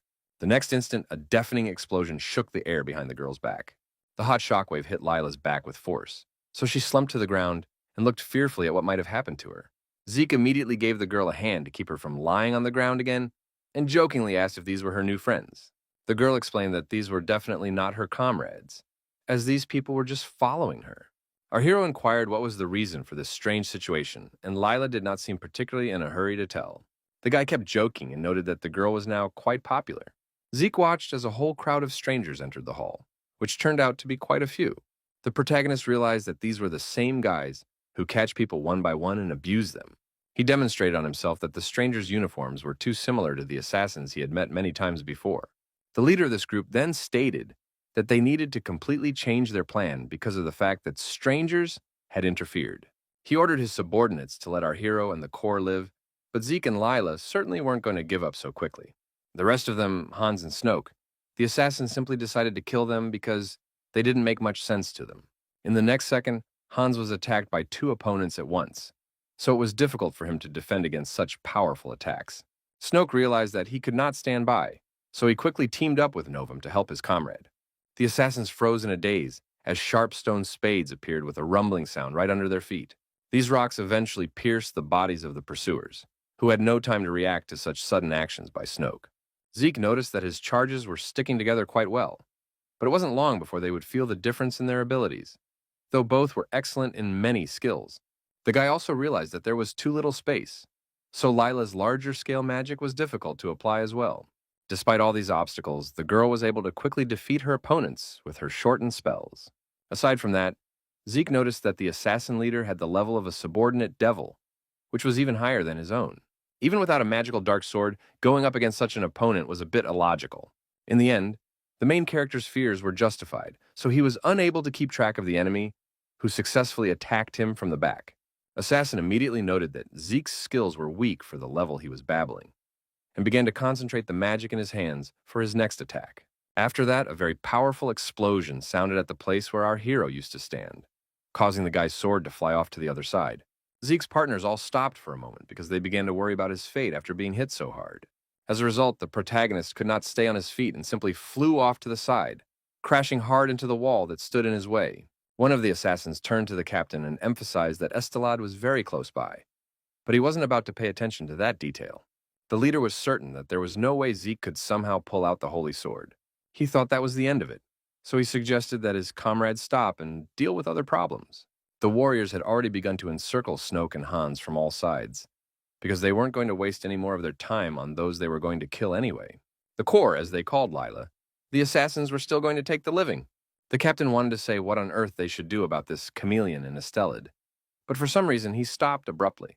He began to feel the presence of some strange energy that hadn't been here during their entire battle. The chief assassin turned around with consternation because he began to realize why the situation around him had changed so suddenly. To the surprise of everyone around him, the protagonist still managed to pull out Estelad, who was now emitting an incredibly strong energy. The Order members only had time to see a blindingly bright flash of light before Zeke massacred them. A brief wheeze was heard from the opponents, after which they simply slumped lifelessly to the ground. Snoke and Hans sat fearfully on the ground and tried to turn to their mentor to find out what was even going on. Lila was also shocked at such an unexpected turn of events, so she looked at Zeke in silence. It seems that no one could believe that our hero had actually managed to pull off the sacred Estelade. It was also quite difficult for the guy himself to realize the whole situation because, in his head, it was an absolute absurdity.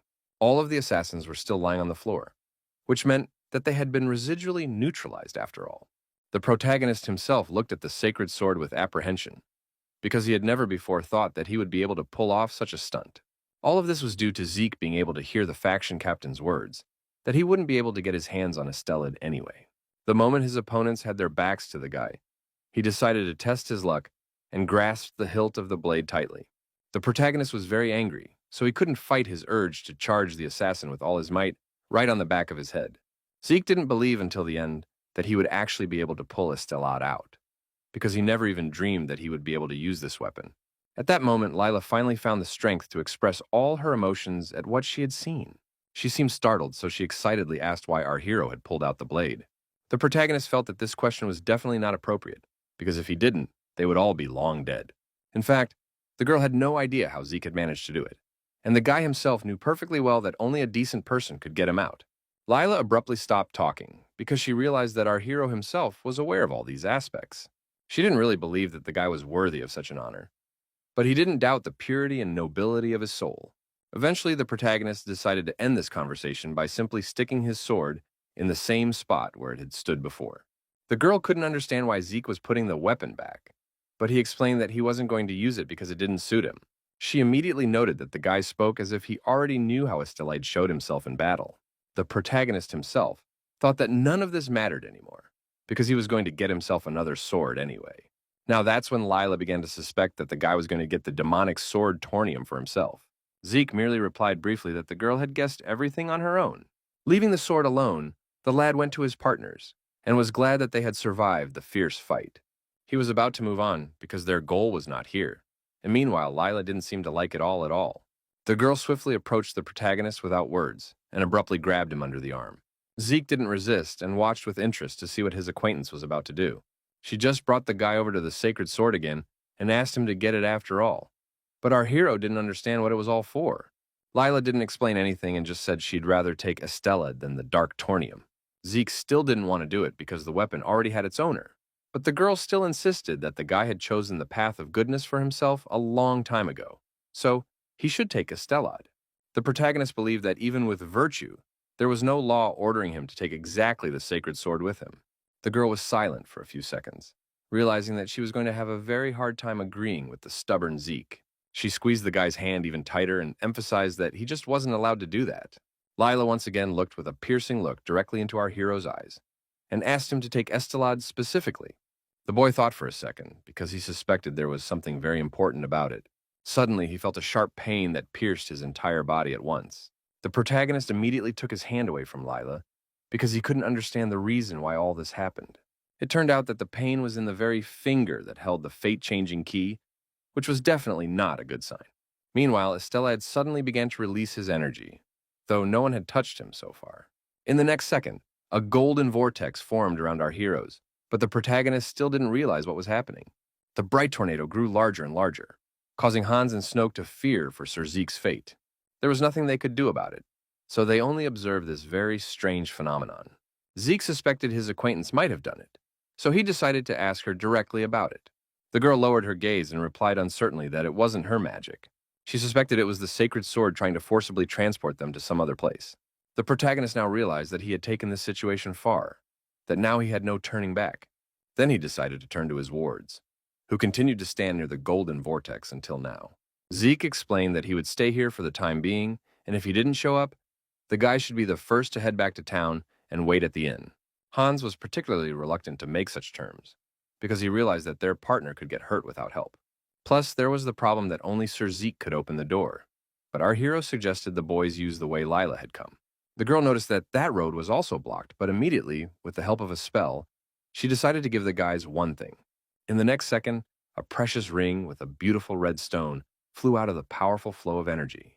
Hans immediately ran closer to catch this piece of jewelry in time. Lila explained that the passage would definitely open if they took the thing along with them. The main character remarked with a smile that the girl always seemed to have all the essentials with her at all times. Gradually, the vortex began to dissipate, and with it our heroes disappeared. Lastly, Hans asked Sir Zeke to be careful in that unknown place where Estelad had taken them. The guy asked his comrades not to worry about him, but instead to take care of his own safety. Eventually, Zeke and Lila vanished into thin air, and all that was left in front of the boys was the sacred sword itself. Snoke hoped the protagonist would be all right, and Hans tried to cheer his friend up at least a little. The boys then decided to talk about what they would do while they waited for their mentor to return. Hans immediately looked around and seemed to find something to occupy himself and his comrade, almost instantly. The young man looked at the corpses of the assassins who might have stored some wealth. He suggested that Snoke just rob all these guys because he suspected they had quite a bit of money. As a result, they were able to accumulate a whole mountain of coins, as well as several healing potions. The guys did not become ceremonious, so they took off the opponents even their robes. Hans suspected that Sir Zeke would be pleased with the work they had done, for they had found so many useful things. Snoke suspected they wouldn't carry that many coins away, so his companion thought about putting it all in a magic box. At this point, the boy was distracted by Estelada's holy sword, and wondered if he could still lift that blade. He swallowed excitedly and reflected that perhaps he should try at least once. Snoke had already noticed that his comrade was up to something, and guessed that he would also want to test his strength. Hans explained that he was only going to try to touch the sacred weapon, and then grasped the hilt of the Estelad tightly. He concentrated all his strength in his hands because he definitely didn't want to miss the opportunity to seize the legendary weapon. Snoke also hoped that his friend would succeed and stood by his side, supporting the young man. Suddenly, the guy heard some strange noises in the hallway, which immediately made him look away from his comrade. After a second, Hans also reacted to the stranger's presence and pulled away from his main target. The boys tensed up and stared toward one of the entrances, where the stranger's footsteps were coming from. It turned out to be the assassins who had already come to the aid of their comrades. Hans immediately panicked, but turned to his friend anyway and asked him to prepare for the inevitable confrontation. The boys had no time to do anything when the assassins already rushed forward, holding a considerable number of daggers in their hands. Eventually, they realized that they had no choice but to simply run away from their rivals. The members of the order couldn't believe that some boys had managed to kill their captain, and suspected that there was something wrong here. They quickly surrounded our heroes and planned not to kill them for the time being, because it is possible to get the necessary information out of the guys. The boys realized that they wouldn't be able to just escape, and Snoke was getting even more nervous because he had heard that they were suspected of killing fellow assassins. Hans was panicking just as much and was desperately trying to find some solution to the situation. Eventually, the guy passed to the conclusion that they needed to fight, so he asked his comrade to stop his back. He quickly drew his sword and began to quickly charge at his opponents, who had not expected such sudden movements. Still, Hans wasn't really able to defeat the assassins because they weren't that easy. Meanwhile, Snoke and Novum put all their strength into it, and with the help of magic began to lift the huge stones. The guy didn't stand on ceremony and launched all those huge cobblestones at his enemies, hopefully managing to tie up at least one of them by the legs. This assassin still had time to react to the attack and block the blow with his sword. The young man couldn't believe that someone had managed to repel such a powerful attack with an ordinary blade. Meanwhile, Hans saw that the whole space was closed, so it was hard for his partner to use his power to the fullest. He realized that if things continued at this pace, there wasn't going to be a good ending for the two of them. During his musings, the guy didn't notice that someone was attacking from the side and managed to cut his arm deeply.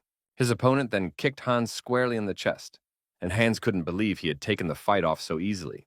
As a result, the young man flew far to the side because the assassin put all his power into this kick.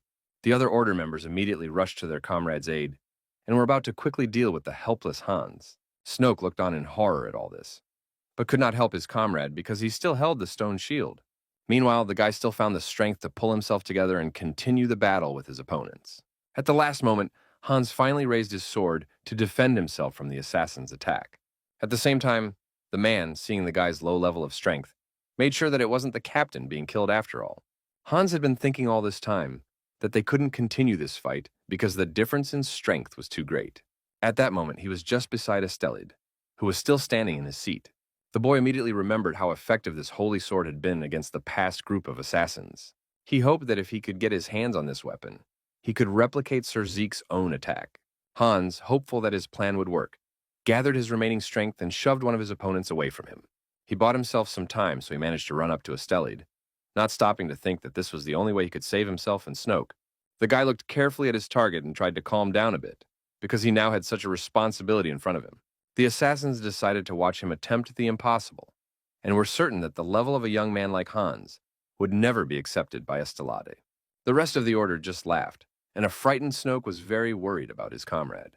Even the young man himself agreed with his opponents, because he didn't think he could get his hands on the sacred weapon. He had no other choice anyway, so he had to at least try. The familiar voice of Zeke, who had always taught him to follow through, immediately rang in the boy's head. The protagonist taught his subordinate that surrendering, even just by dying, would always have time. Then they were sitting around the campfire, and Zeke was saying that no matter what, the guy had to rise up by all means before he died. The mentor told me to ignore the fact that there might not even be hope, because even the slightest chance could work to your advantage.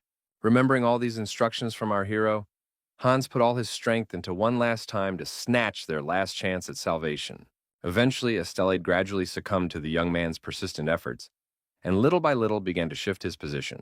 After a few seconds, Hans managed to pull the sacred sword completely out of the stone to protect himself and his friend. The assassins froze in mute shock, because they didn't expect Estelade to pick some ordinary boy at all. Snoke looked at his friend with hope and admiration in his eyes, who had managed to create such a miracle after all. Meanwhile, Hans himself couldn't get used to the strange feeling that came immediately after he took the weapon in his hands. He suspected it was because Estelade's power was seeping into every cell of his body. Only now did the assassins come to their senses and realize that they couldn't let Hans have time to get used to the sword. Snoke and Novum were also trying to shout to their partner so that he could swing his new weapon in time to attack his opponents first. The young man obeyed his companions and gripped the hilt of the sacred sword tightly, raising it high above his head and waiting for an attack from the assassins. The opponents had already jumped high into the air and swung their blades to deliver fatal blows to Hans.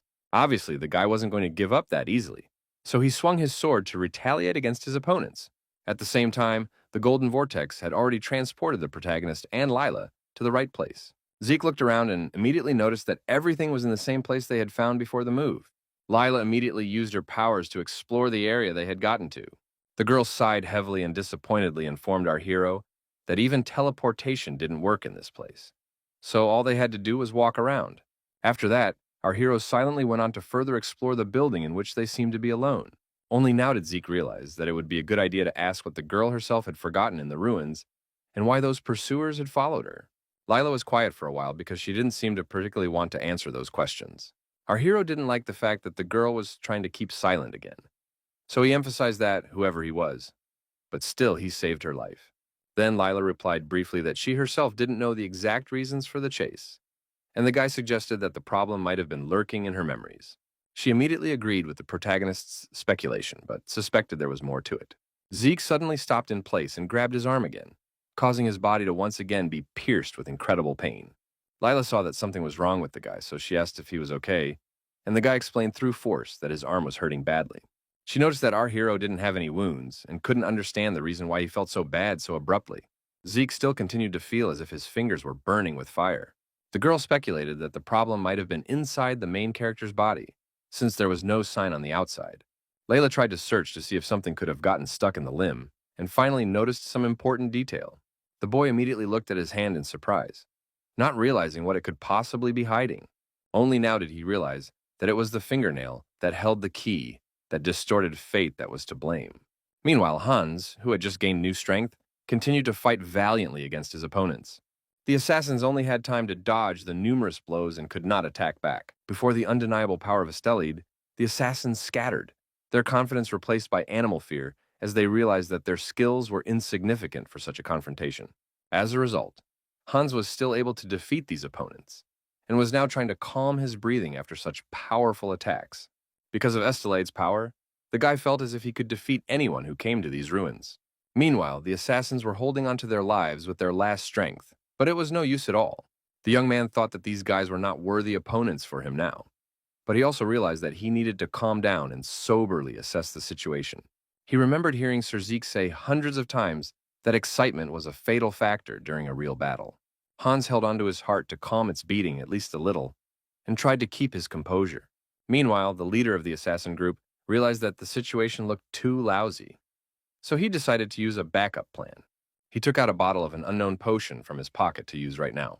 Snoke, who was standing off to the side, saw that their opponent was about to do something not so good. He immediately shouted to his comrade to be more careful because the battle was still unfinished. The boy turned around and saw a monster in front of him that looked too much like the one he had already met in Osperin. A smug smile appeared on the altered assassin's face because he was now confident that he could stand up to Hans. In turn, the young man himself still could not keep his composure and began to panic when he saw such an intimidating opponent. Meanwhile, the assassin, taking advantage of the moment of confusion, wasted no time and attacked the panicked young man. Hans didn't wait for the critical moment and, gripping the holy sword firmly, swung to attack the enemy in return. In one sharp movement, he sliced the air in front of him, causing the assassin to simply not be able to approach him. The monster had to cover his face with his hand because another bright flash of light appeared because of this attack. He had to fight back as hard as he could to keep from flying back from such a powerful blow. Eventually, a massive explosion sounded, causing even Hans to struggle to stay on his feet. The guy noted with satisfaction that the strike was crisp and powerful, and the sphere of light was stable. He looked closer into the smoke that remained after the explosion and saw that there was still a massive shadow standing there. As it turned out, the monster didn't even flinch from the blow and didn't receive a single injury, so it was ready to continue their fight. In fact, Hans had already calmed down and was not particularly shocked by this development. The young man realized that he would never be as good as Sir Zeke, who would tear the place apart in one fell swoop. He assessed the situation and concluded that in any case, compared to those assassins, this monster was much stronger now. Hans believed that Sir Zeke was higher than the heavens themselves, so he couldn't mistreat such a noble man. The guy stood firmly in his place, even though the monster was coming at him again at full speed. The monster let out a chilling roar and was about to bring its powerful paw down on Hans. At the last moment, the young man managed to get Estelid in front of him in time to block a punch from his opponent. The guy, despite being so tense, felt that he should be able to do well now.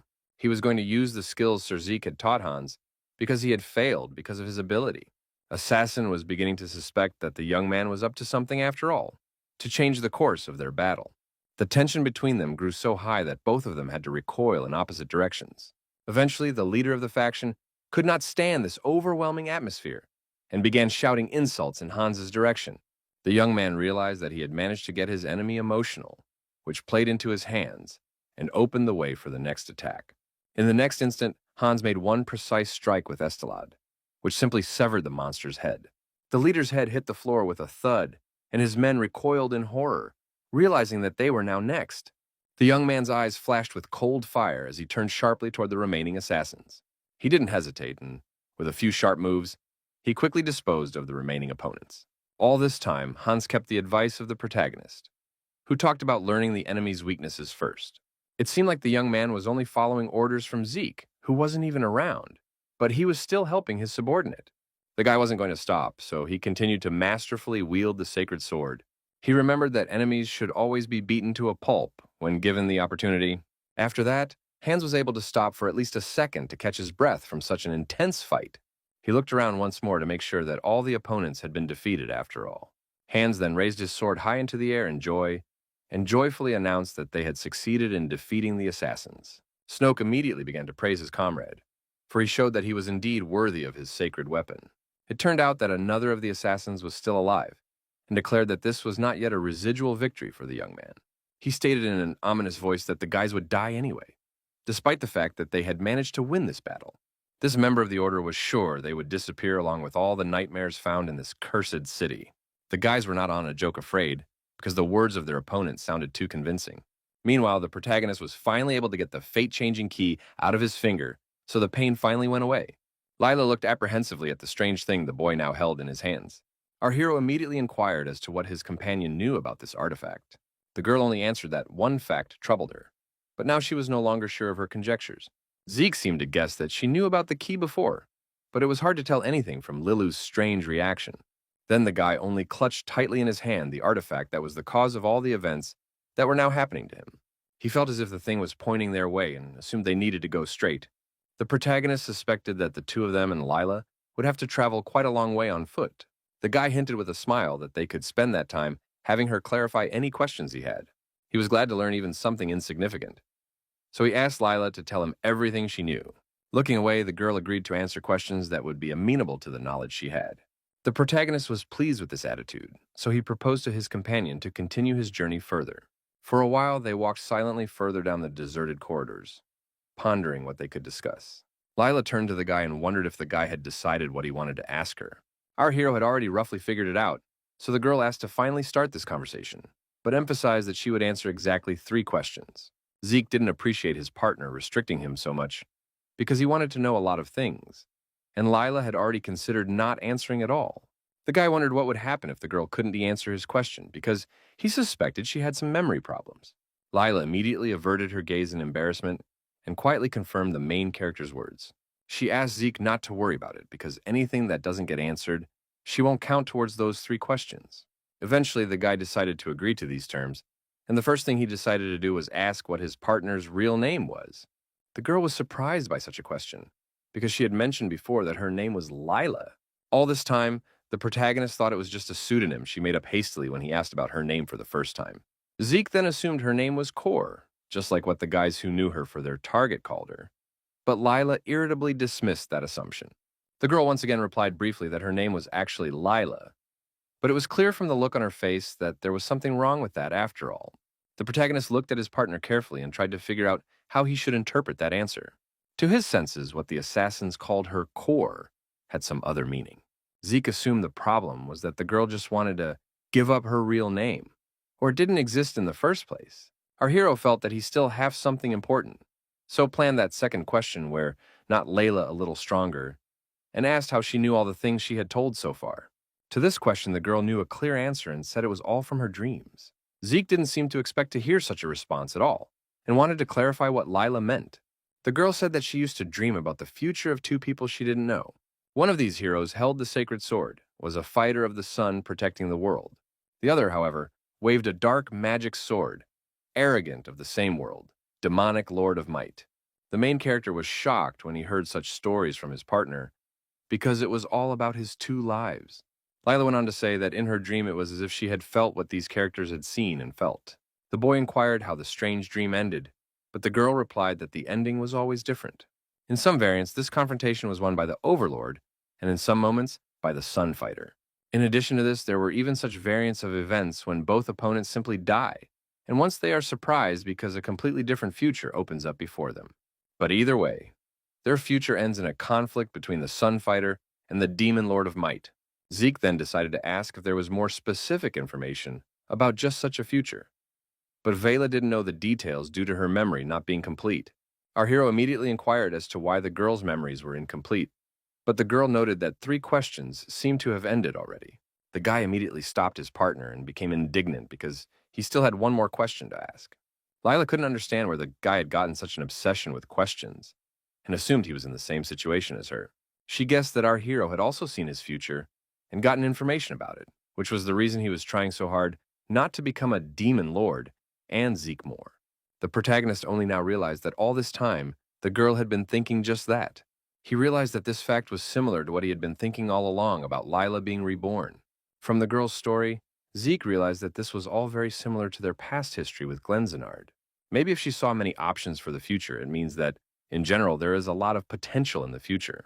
The guy came to the conclusion that before rebirth, among all these countless future options, he reached the option where he simply died. The protagonist was annoyed that such bad luck had caught up with him, and Lila couldn't understand why his mood had changed so quickly. Zeke stopped and reminded him again that he still had one more question. The girl inquired if he had chosen a topic of interest, and he approached and explained that he wanted to find out a little information about the girl herself. For a second, Lila tensed up a bit because she couldn't guess what the main character would want to ask. Zeke thought nothing of it and merely decided to ask what his partner's favorite color was. Such a simple question made Lila cringe, because she certainly hadn't expected something like this. The protagonist repeated his question once more, and already thought that the girl couldn't even remember such an obvious fact about herself. His partner finally replied that she loved the color white, though she still didn't understand the point of the question. Zeke actually inquired about this fact, to confirm why exactly she was called Lilo, and because the petals of this flower are also white in color. The guy decided to end this interrogation at this point, and set out to further explore the building. He also added that it wasn't even a question, just a little simple curiosity. Our hero decided to remain confirmed that she managed to see many variants of the future, but did not remember everything in detail. Then he brought it all up to the fact that the girl should now be afraid of him becoming the demon lord, Zeke Moore. Lila said nothing to the boy's provocation and only looked at him intently. Turns out the girl had no fear of the main character becoming a villain, which was pretty surprising. At the same time, Lila couldn't confirm her thoughts, because maybe Zeke is only going down one road from the future ones she's seen, or he's going down a completely new path. The problem was that among all the options, the girl didn't see Zeke holding the sacred estelade in his hands. The protagonist realized that just the fact that he drew his sword directed him to a future that Lila hadn't seen in her dreams. The girl confirmed this and, pointing a finger at her partner, emphasized that Zeke would just have to take Estelad after they returned. The boy turned away and replied that he liked Tornium anyway, and Lila couldn't stand our hero's stubbornness any longer. At this point, the protagonist stopped abruptly and asked the girl to wait a bit. The fate-altering key began to react strangely to the situation around it again. Zeke noted that something else was starting from this point, because they had reached some sort of fork in the cave. In addition, some entities that didn't look particularly friendly began to emerge from the darkness. Meanwhile, the city continued its peaceful life and had no idea that somewhere nearby, such important events were taking place. One of the assassins had been watching all of this from a nearby cliff, and was now guessing that not all of his comrades were able to survive the collision. He concluded with displeasure in his voice that the result of their operation was not at all satisfactory. The subordinates apologized for their failure, and explained that the search party had not been able to return from their mission in the ruins after all, and communication with them had been lost. The man did not expect things to develop this way, so he wondered how to solve the problem. He informed the assassins that the first stage of their assignment had already failed, so they should proceed immediately to the second stage. The ringleader stood motionless while his hate-burning eyes slowly glided over the city's buildings. He realized that the residents of the resort town must be having a good time, unaware of anything. An intimidating smile appeared on his face as their team was about to disturb all this peace. Meanwhile, Hans and Snoke had already returned to their hotels and were now trying to sleep to recover from the recent events. Snoke still couldn't settle down, so he asked if his comrade had already fallen asleep. Turns out the guy was still awake and just had his eyes closed, so he asked what his friend wanted. Snoke was still worried because he wasn't sure Sir Zeke was really going to be okay, but Hans was calm because they hadn't seen their mentor suffer or lose yet. The young man agreed with his comrade, but his soul was still tormented by doubts. He wasn't at ease with the fact that a full 24 hours had passed and Zeke still hadn't returned, causing Hans himself to tense up a bit as well. The guy pointed out that their worries won't change anything anyway, so it would be best to save their strength for later now, because they don't know what might happen in the future. He was sure Sir Zeke could handle all the problems on his own, and they didn't need to get involved in all of this, and added that the mentor had a pretty strong companion. Eventually, Snoke agreed with his and was finally able to calm down a bit. He also confessed that he was still thinking about those words that came through the ruins, but Hans couldn't understand what he was talking about. The guy explained that one of the Black Hoods had said before he died that terrible nightmares would find this town. Snoke hoped it was said by the assassin just to scare them a little before his unjust death. Hans agreed that it would be very good if it turned out to be true, and wanted to talk to his comrade some more. He asked what his friend would do if a life-threatening situation suddenly arose when nightmares did indeed strike this town. Snoke admitted that he is even scared to imagine such a situation. in which his partner may find himself sooner or later. He finally replied that he would try to help all the people around him anyway. The guy felt that he and Novum had to do their duty together and simply couldn't leave people in a dire situation and run away. Hans averted his gaze and confirmed that this was how one should act in situations like this. He realized that now that he had been chosen by the sacred sword, there was no escape route from this cursed city. Suddenly, the boys jumped up from their beds because they heard horrible screams outside their hotel window. They immediately ran straight away to see what was going on outside because those sounds were too alarming for them. Hans's eyes filled with horror when he saw what was really going on in the city. It turned out that the monsters had already invaded the village, so everything around was ablaze with the fire of a merciless battle. The ordinary citizens were incredibly frightened and tried to flee from these huge, furious monsters. The boys began to suspect that the assassin they had killed in the ruins had spoken of this very nightmare before his death. Meanwhile, the protagonist and his partner continued to make their way deep into the uncharted dark dungeon. Suddenly, Zeke began to feel someone else's presence nearby, which immediately made him wary.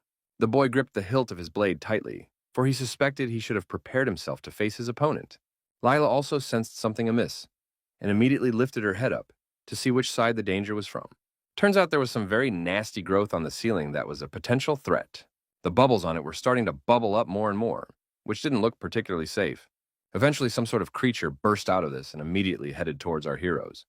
But Zeke managed to react in time and attack back. An explosion sounded behind our hero's back that left nothing of this opponent. Zeke couldn't tell what the entity was because it felt like it was cutting through the air, and Lila noted that another group of enemies were advancing on them. They were now facing quite a number of mysterious entities that were ready to attack our heroes at any moment. The guy managed to dodge the monster's first strike, so now he had a chance to counterattack. The protagonist was not at all afraid of the fact that so many opponents were coming at them at the same time, because he could easily deal with several entities at once.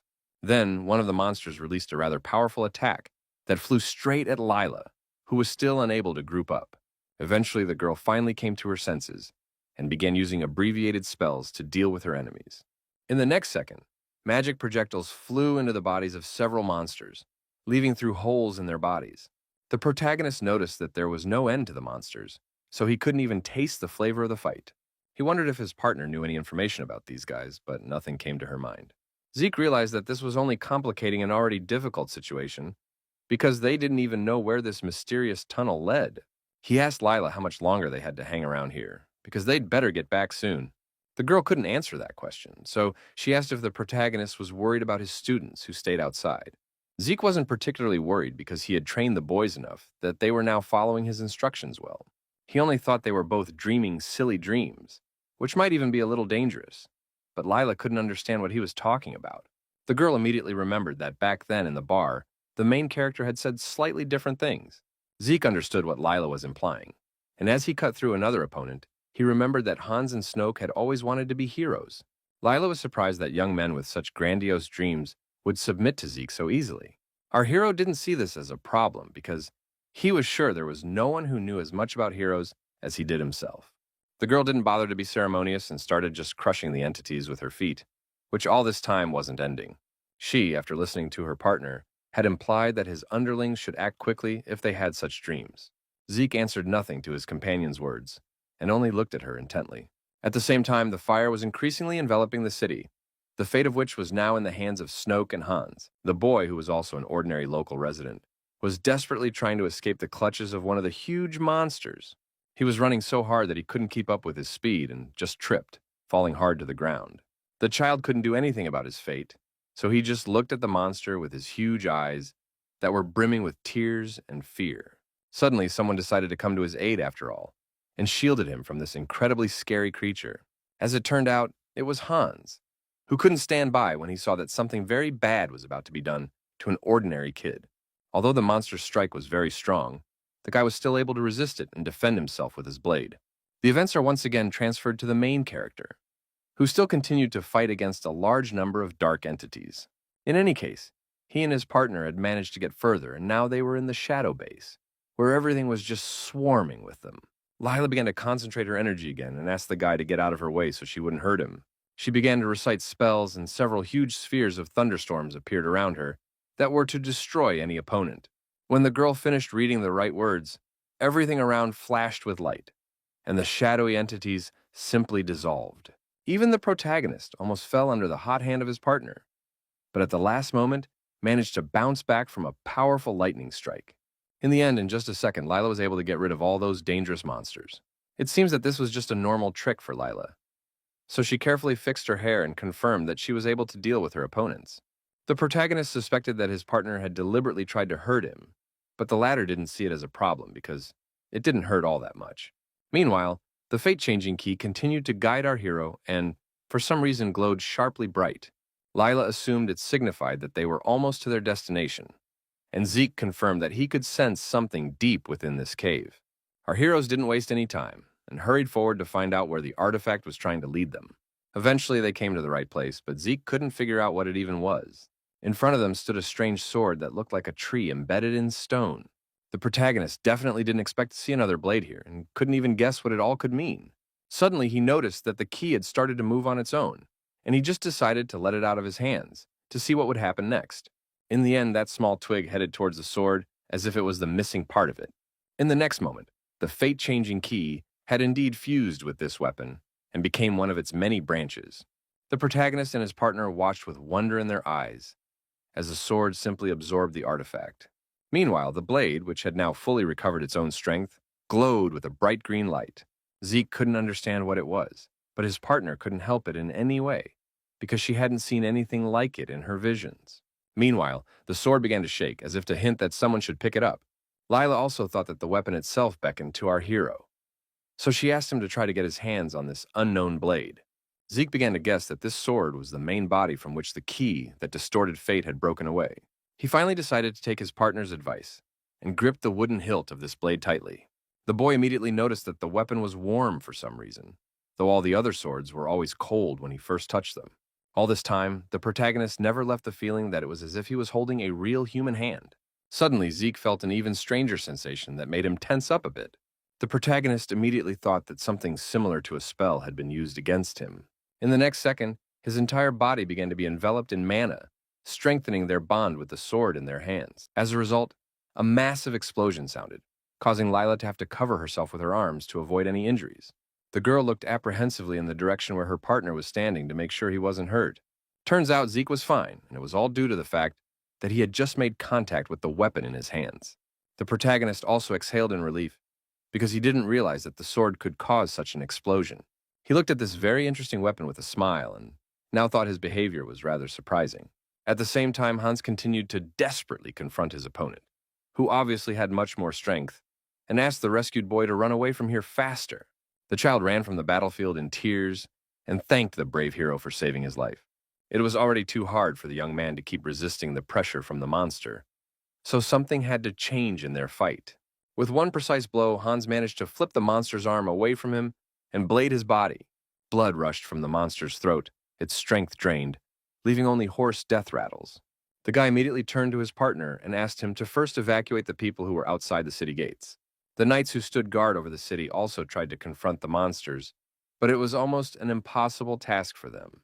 All the while, the settlement was being attacked by new hordes of ferocious monsters that were not going to spare anyone in their path. Hans also saw that the monsters were getting closer and closer to the city, and realized that the situation was continuing to deteriorate. After a while, Snoke came running to him, informing him that he had already evacuated everyone outside the city gates, and Hans immediately asked to block the entrance itself. The boy obeyed his comrade and immediately used Novum's power to fulfill his request. He lifted several massive rocks from the ground into the air to use them to force the main gate. Instantly, he directed all the cobblestones to one place, stacking them in a huge pile that was simply unrealistic to pass. The monsters, upon seeing this, immediately angrily began pounding on the rocks that prevented them from continuing their atrocities on the locals. Hans praised his comrade for a great job and suggested he start with those opponents already inside. The guy quickly began to kill each monster with his holy sword, and he did so successfully.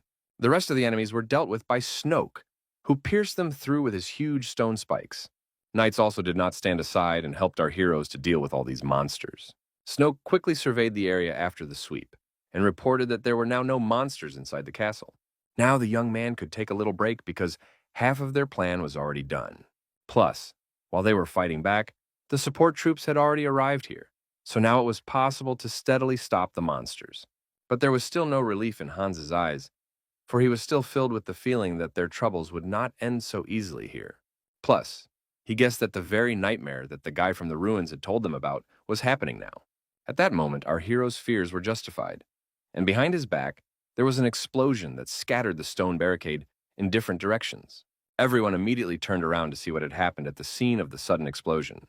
All they could do was see new hordes of monsters rushing in with renewed vigor. In the blink of an eye, the knights formed into a battle formation to quickly stop the new attack on their castle and prevent the monsters from gaining the initiative. Meanwhile, some sort of blade flew out of the crowd of advancing enemies and headed straight towards the warriors. He moved with such speed that the knights simply did not have time to react to this lightning-fast attack.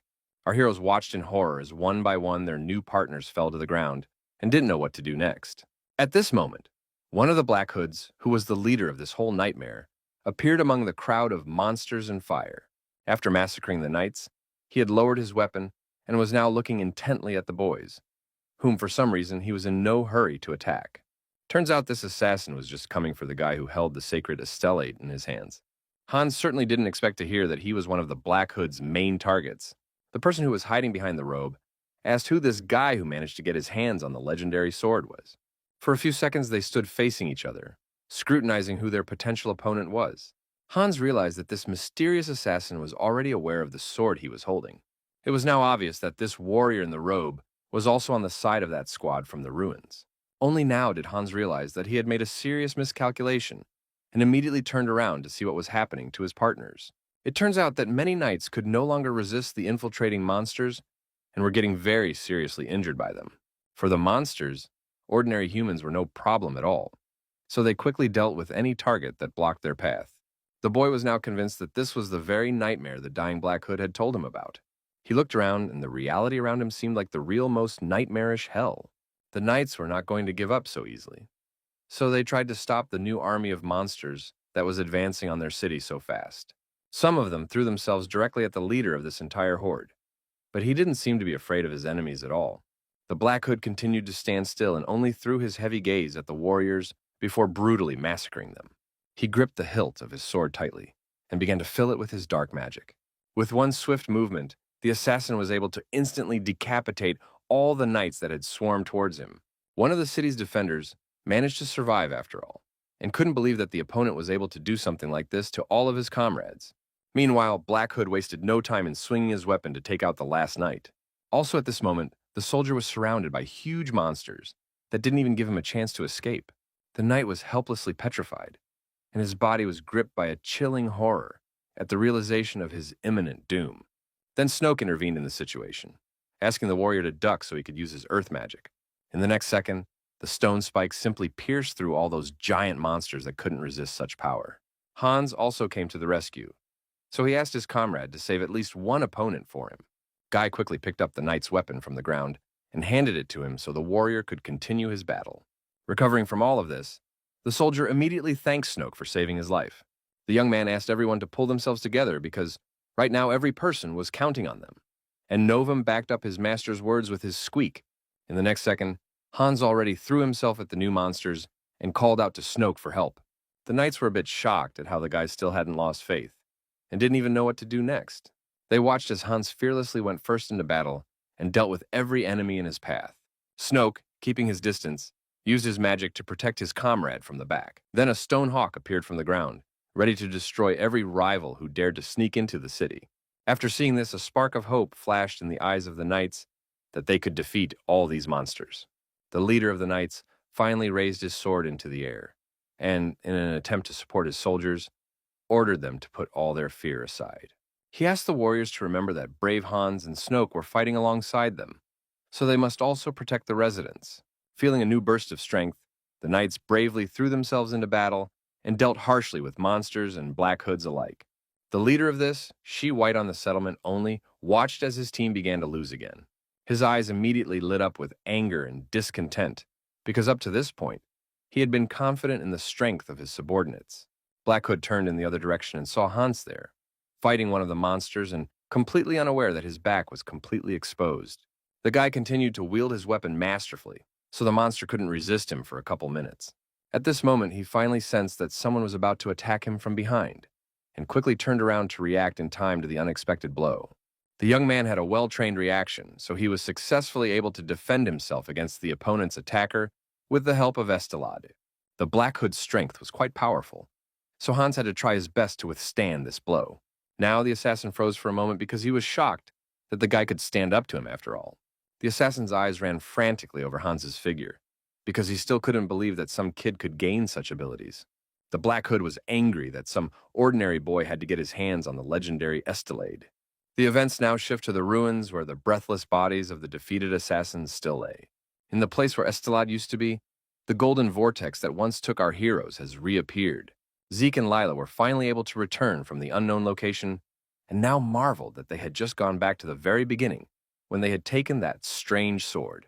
The girl noted that she had been talking about it from the beginning, but our hero suspected it was only due to shaky intuition and higher magic. Lila immediately emphasized that it wasn't magic because this sword has a special connection to this particular place. So, there is the ability to move back and forth. The protagonist was surprised and wondered how the girl knew this important information. Her partner only briefly replied that she felt it all somewhere subliminally. Zeke couldn't understand why the sword had first summoned them and then sent them back to their original location, and tried to speculate as to what it was. At that moment, the guy raised his head sharply because he heard that something strange was happening on the surface. He immediately guessed that someone was storming an entire city at this time.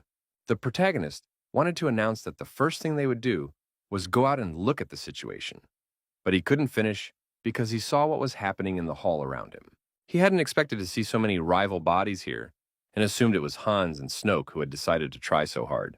Pondering what had happened here, Zeke immediately guessed what his words might have conjured up. He quickly turned around to check if the legendary sword was in its place. Zeke certainly didn't expect the guys to actually get a stellate. Our hero immediately thought about the fact that this is the work of Hans, but previously did not even guess that the sacred sword will really choose this guy. Guy asked Lila to go outside as soon as possible, to test all his hunches. For some reason, the girl froze in place and was very frightened, so Zeke immediately inquired as to what had happened. She was starting to blame herself for everything that was going on, but the guy didn't even see any reason for it. Then the girl explained that the Black Hoods had come looking for her specifically. Lila was sure that the city was now being attacked to capture her, even though their main target wasn't even in this place. The protagonist didn't see the point of it at all, because the assassins hardly started a war in the city just to find some girl. Now the girl was starting to feel a little embarrassed at her own speculation, but still not reassured. Zeke couldn't understand how anyone could make such a fuss just to catch one single person. He glanced carefully at his partner and tried to figure out why she was so nervous. Our hero began to suspect that maybe it was all because she was too important a person. Eventually, the guy decided to be the first to speak up and pull Lila out of all these troubling thoughts. Zeke decided to take all the blame and stated that it was all because of him, and asked his companion not to think about such things. He also added that people who attack an entire city to catch one were complete idiots. Our hero decided to end this conversation and wanted to go up first and check everything out, to be sure of the reasons why the attackers were doing all this.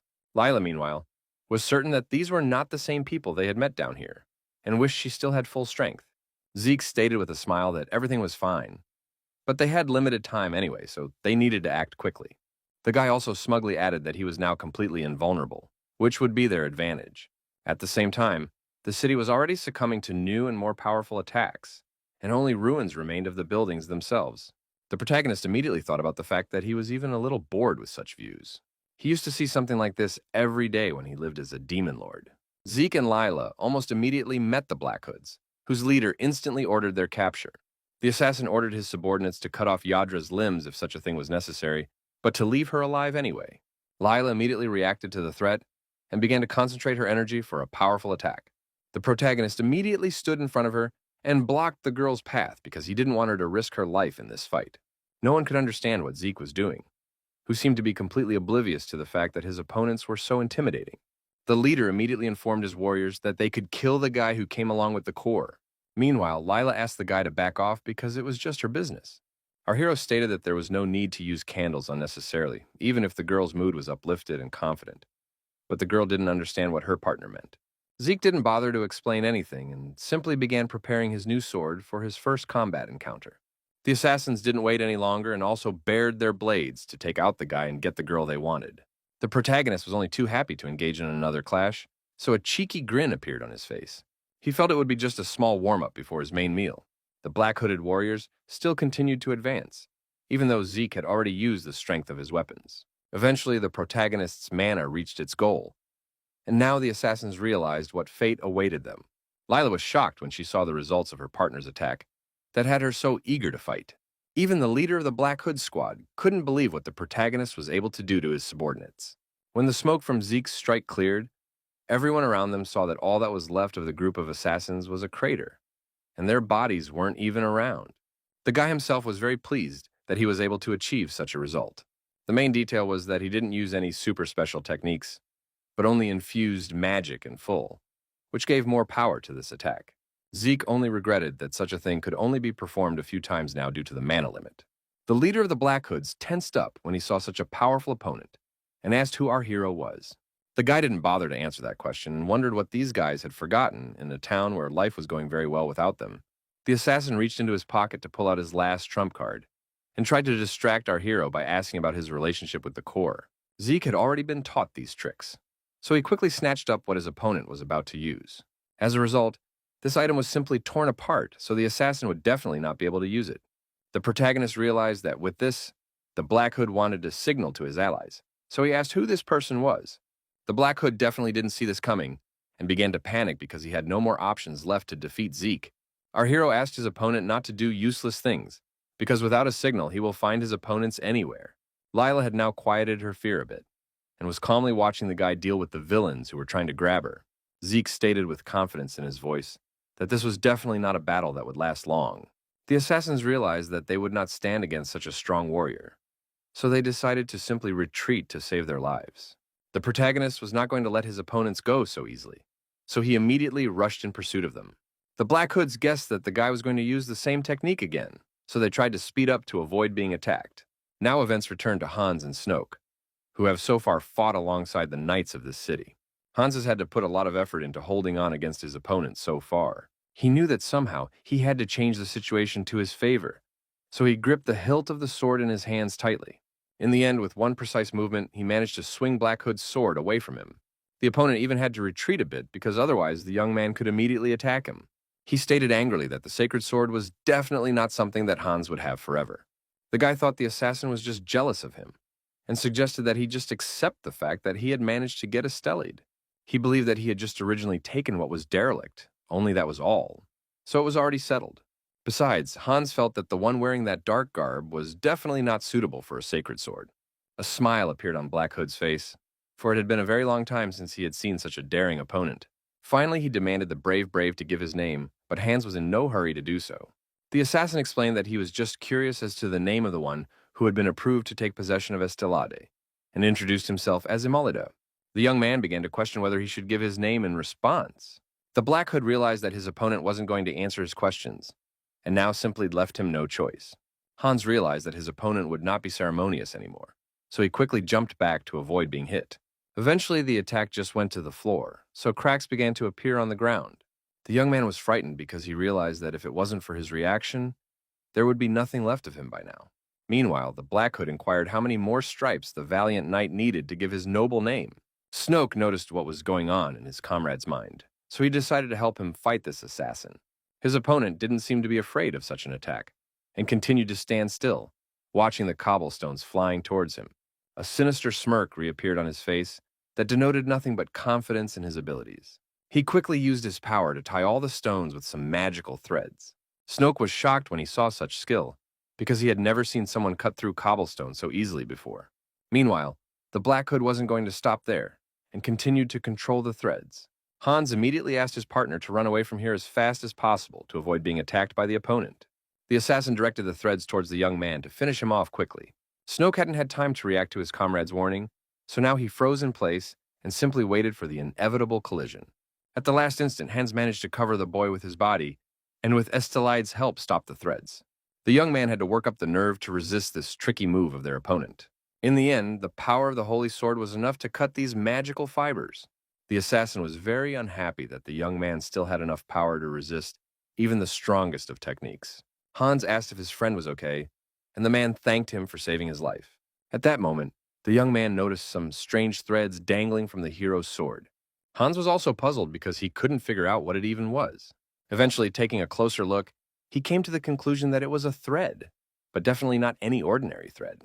The guy decided to ask his comrade what those fibers were made of, because his hands were still buzzing from that tension.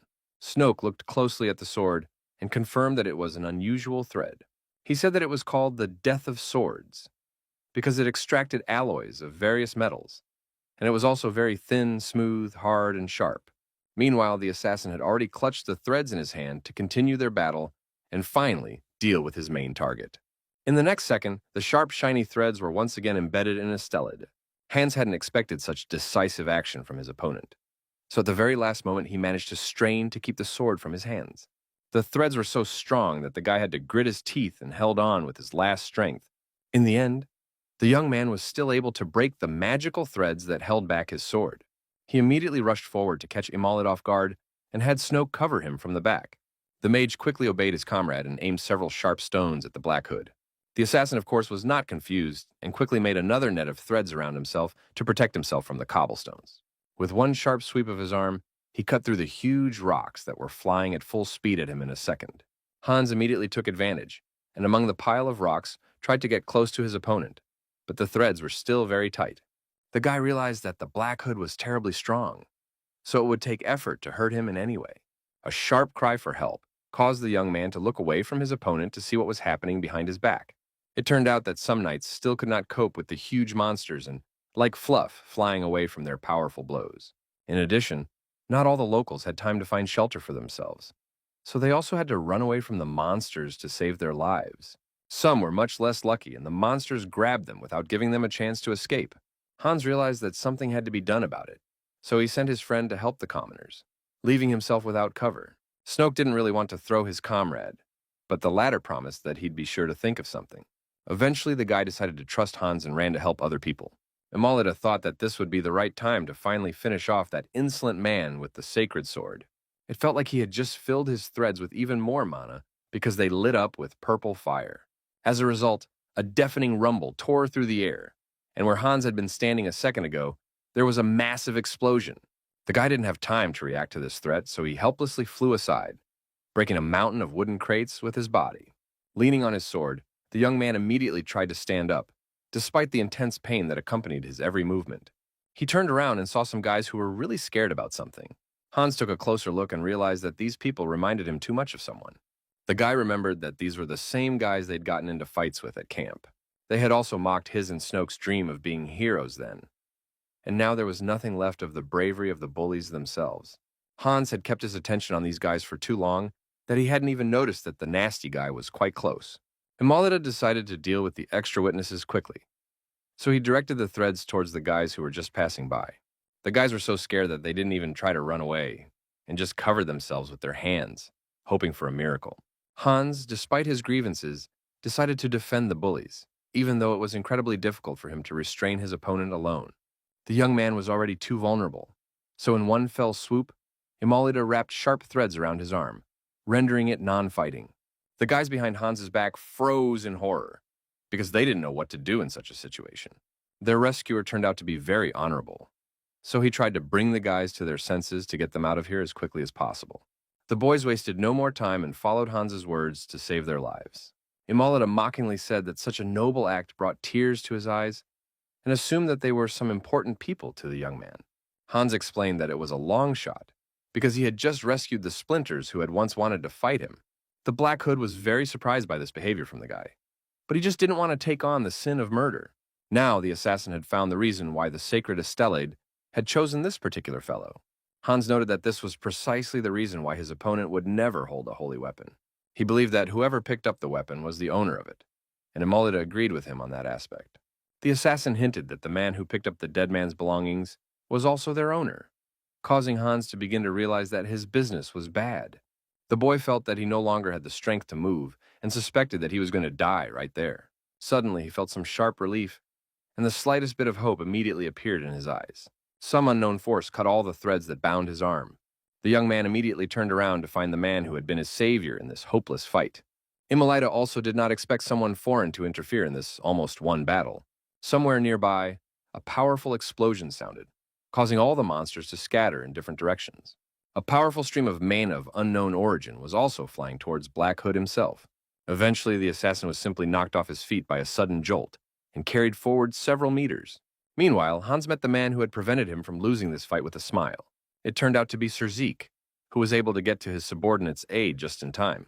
Now, most of the monsters were breathlessly lying on the ground and no longer posed any threat.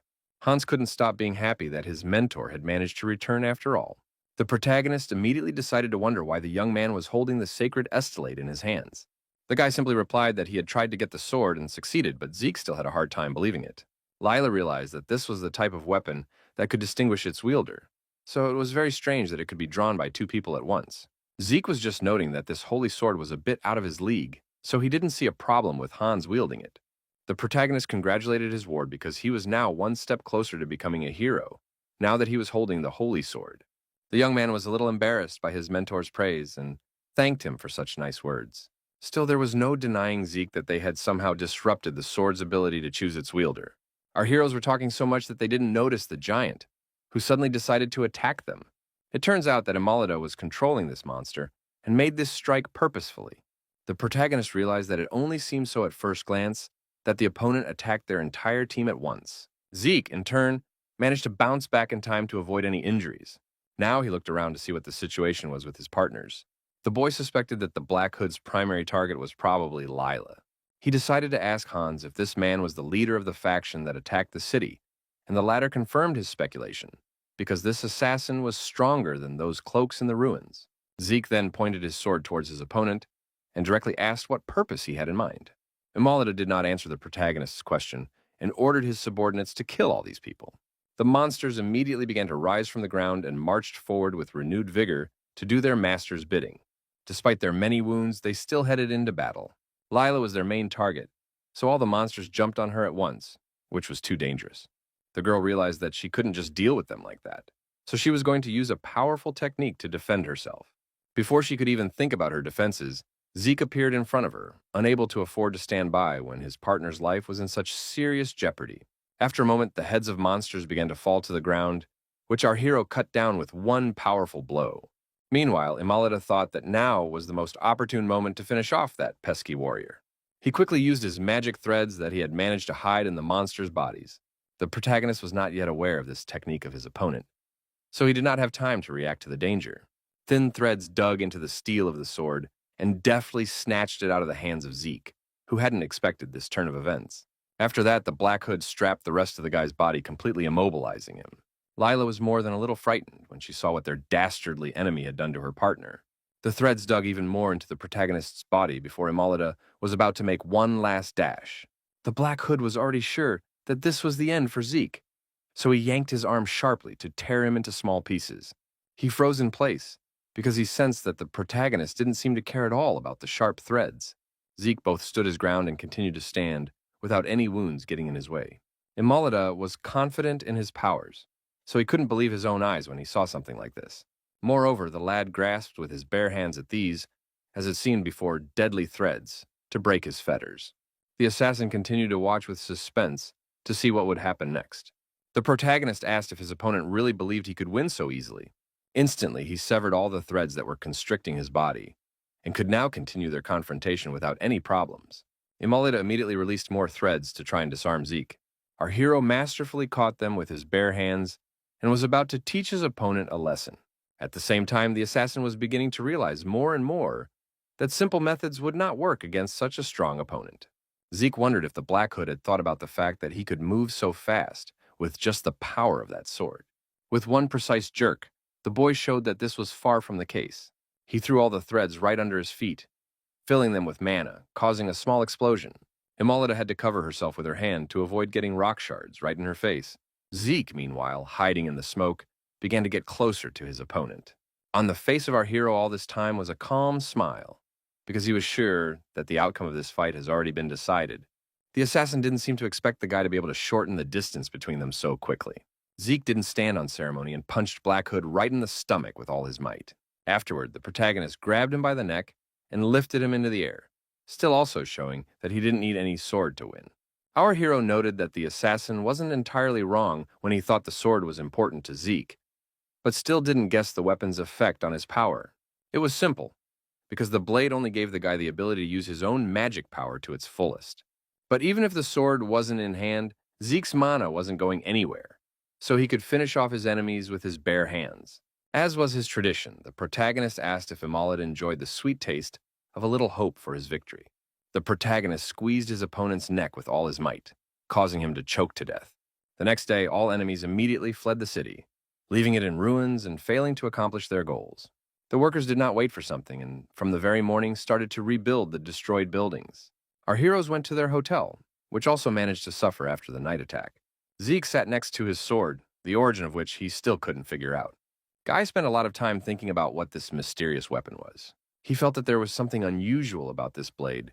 Even though it hadn't been in his hands that long, it still felt like it was Zeke's power that had awakened it.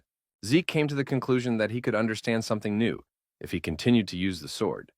But then the flow of his thoughts was interrupted by an alien presence. The protagonist immediately allowed the unexpected guest into his room. Turns out it was Lila, who was very surprised at the guy's reaction because she didn't even have time to knock on the door. She sat down next to the main character, who immediately wondered why the girl had decided to stop by his place. Lila recalled Zeke's earlier burning desire to know some important information. The protagonist couldn't understand why all of a sudden she brought it up, because he had a feeling that they had already finished this conversation. In any case, Lila was going to tell absolutely everything she knew. But it wasn't that simple, because the girl emphasized that she would have some condition. At the same time, the city was bustling with work, and some buildings already had some framework for further construction. The mayor oversaw the restoration, but still wasn't sure that every section of the city could be restored to its original appearance. Plus, he was worried about the fact that now no one would come to see the sights in a city that was being attacked by monsters. One of the guys turned to the old man and was going to calm him down a bit. The young man suggested that he try to attract new tourists with the history that was now an integral part of their settlement. He explained that the horrors that attacked their town were scary, but heroes showed up to help them get rid of all those monsters. The guy was burning with the idea that they could spread the story around and make a statue of the saviors that they would put right in the center of town. The mayor agreed that it was a good idea because this way they would glorify those who helped them to the world and repay the heroes for their kindness. Another youth added that they could come up with nicknames for the characters so that tourists could easily recognize them. The old man got very excited because it was a great idea. He suggested giving the name Earth Warrior to the kid who used the power of the earth, Snoke. For Lila, who used magic skillfully, the nickname Warrior of Magic would be appropriate.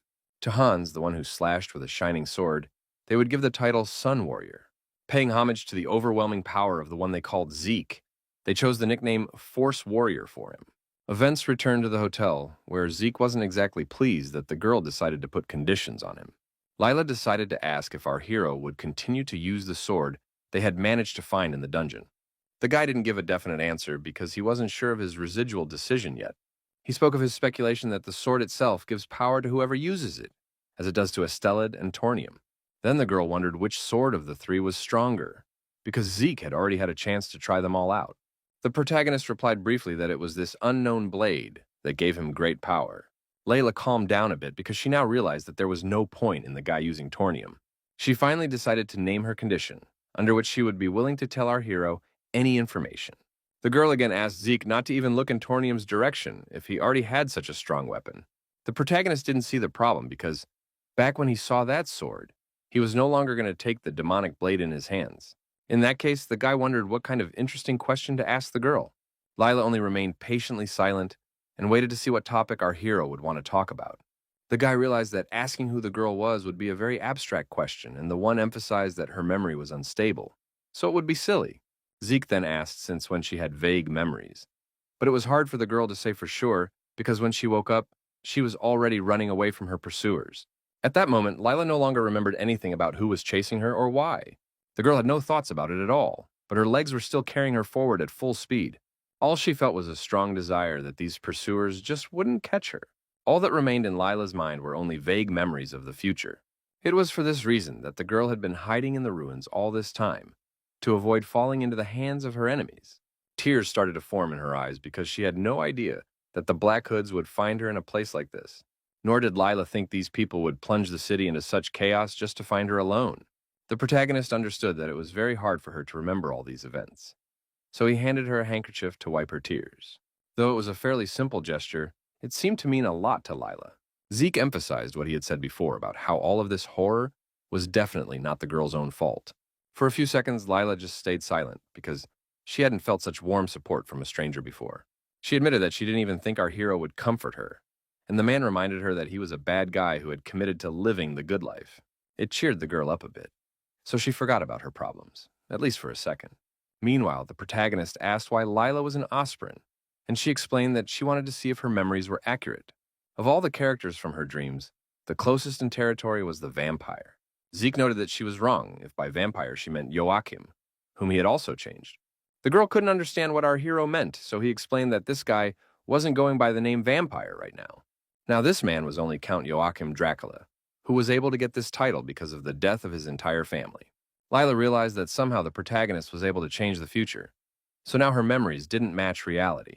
Zeke only nodded and briefly confirmed the fact that he had managed to do something like that. The main character explained that after what happened, that guy would never be the vampire the girl thought he was. In truth, Lila couldn't understand Zeke's reason for taking such a step. The boy explained that he had promised to live a good life, but if Joachim Dracul did turn bad, he would have to kill his own comrade. Our hero in no way wished to do something like that to someone he had managed to become so close to. It seems that Lila still wasn't completely convinced that the guy really wasn't going to become Zeke Moore. Guy assured his partner that he had not the slightest desire to return to the side of evil again, because he wanted to keep his promise. The girl calmed down after this answer and asked if our hero was interested in knowing anything else. Zeke thought for a couple seconds, but finally made sure he asked everything he wanted to ask. Still, the protagonist had some thought that he wanted to discuss with Lila. He remembered what the girl had said earlier about how he would be called brave. It all happened in a tavern in this town when they went there after their little date. Then Lila asked our hero to go by the name Brave instead of Moore if he ever wanted to change his last name. It was still strange for a guy after his dark past to hear that people could call him that way. The protagonist decided to wonder why his companion decided to choose such a name. Absolute silence hung between them for a few seconds as Lila pondered her answer to that question. The girl repeated aloud again the name Zeke the Brave, which she asked our hero to take. She admitted that the guy would actually get that nickname in the future when he became a famous warrior. Zeke was shocked that he could become famous as a real hero. Even Lila herself didn't really believe in such a development, because her memory wasn't accurate and didn't give any information how a guy would come to such a title. In any case, there was definitely a time period in which Zeke the Brave became a brave warrior. Now all the puzzles in the main character's head came together, and he began to understand a little bit what was going on at all. Eventually, the guy declared that he needed to never use the name Brave again. But Lila didn't care at all about his choice. Our hero inquired if he had used Estelade in such a scenario, but the girl had no recollection of it. Zeke realized that he wasn't brave right now, so he couldn't figure out how he had managed to get his hands on Estelade. Still, some conjecture arose in the boy's mind on the subject. The girl immediately wondered what the protagonist thought about it. Zeke didn't have time to say anything because, at that moment, Hans and Snoke entered the room, ready to go. Our hero noted that his subordinates were very timely and quickly rose from his seat. He held out his hand and asked Hans to give him Estelade to test some theory. The young man was immediately frightened and was in no hurry to give up his weapon, which he now treasured so much. Zeke asked not to react so violently and explained that he needed to check something out, and Lila was immediately interested in what was about to happen. The protagonist just wanted to see if he could get his hands on Estelade now, because everything changed after he got his hands on the key that distorts fate. To some extent, this is just speculation, but in any case, the key that warps fate clearly has something to do with Estelade. Hans calmed down, after all, and held out that very sacred sword to the protagonist. The protagonist gripped the hilt tightly to begin testing his hunches about Estelade. Everyone held their breath as they watched what their mentor was about to do. Zeke also expected something unusual to happen when he took the sacred weapon in his hands. Our hero continued to hold his sword calmly, but in the end, nothing unusual happened. Eventually, all the guys came to the conclusion that Estelade was still obeying Zeke without any changes. Lila watched the scene emotionlessly and thought about how the guys were real goofballs. Zeke then handed the sword back to Hans and asked him to take good care of the sacred weapon that now belonged to him. The protagonist stated that it was indeed time to hit the road, so he went to pack his things. Before he left, Zeke remembered that he had another important conversation to have with Lila. He reported that he had another interesting offer for the girl to go with them. After some time on the road, our heroes decided to make another camp somewhere in the middle of the forest. Hans and Snoke were already sleeping sweetly, for they were very tired after being a little weaned from the long journey. Meanwhile, Lila and Zeke were sitting around the fire because they couldn't stop thinking about what had happened to them lately. The protagonist turned around and noted that apparently the guys were indeed tired, and the girl wasn't surprised by that. She thought the journey here had been too hard because they had managed to run into a ferocious predator. Zeke didn't see it as a problem because he thought this battle was just part of the guys' training. Our hero also decided to go to bed early to prepare for tomorrow. Lila asked him to wait a bit because she wanted to know when he would tell her about his offer. The guy suggested they talk about it tomorrow because they'd have plenty of time to do it. He guessed that Lila was also tired, so he suggested that she go to bed as well. The protagonist couldn't sleep that fast, so he decided to ask his partner about something. Zeke remembered the moment when they had first met and engaged in battle. The boy wondered why Lila had looked at him one last time then with some strange look. The girl didn't really know herself, and simply replied that there was such an atmosphere at the time that made her do it. The protagonist wasn't surprised by this answer, because he suspected from the beginning that she would say something like that. Lila recalled with resentment that the guy had decided to pick a fight with her afterward for some reason. Zeke calmly explained that at the time he was still suspicious of the girl. She was surprised that she was the one who became suspicious, not the one who would become a demon lord in the future. The main character yawned and suggested the girl ask him something if she wanted to. Zeke promised to answer while he was still awake, and Layla wondered what she could possibly be interested in. The girl turned to ask our hero about his proposal, but for some reason did not finish her question. It turned out that the guy had already fallen asleep, so he didn't have time to say anything at all about his mysterious idea. Lila didn't expect the protagonist to fall asleep at the most interesting part of their conversation. She took another look at the sleeping boy who had fallen into slumber so quickly. After a while, the protagonist woke up to someone calling him, only now he was wearing armor for some reason. Suddenly, Aine Lubella was beside him, looking very different. The fellow was not surprised at such surprises around him, and immediately inquired if his companion had slept well. The unknown warrior, who was already warming himself near the fire, was glad that his partner was finally awake. Their conversation was interrupted by someone arguing loudly about elves being unsuitable for some job. The old man mage was proving that he had more physical strength than the elfess, but of course she didn't think so.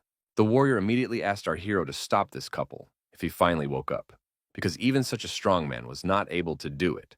Zeke stepped closer to his partners, who hadn't noticed his presence because of their morning argument.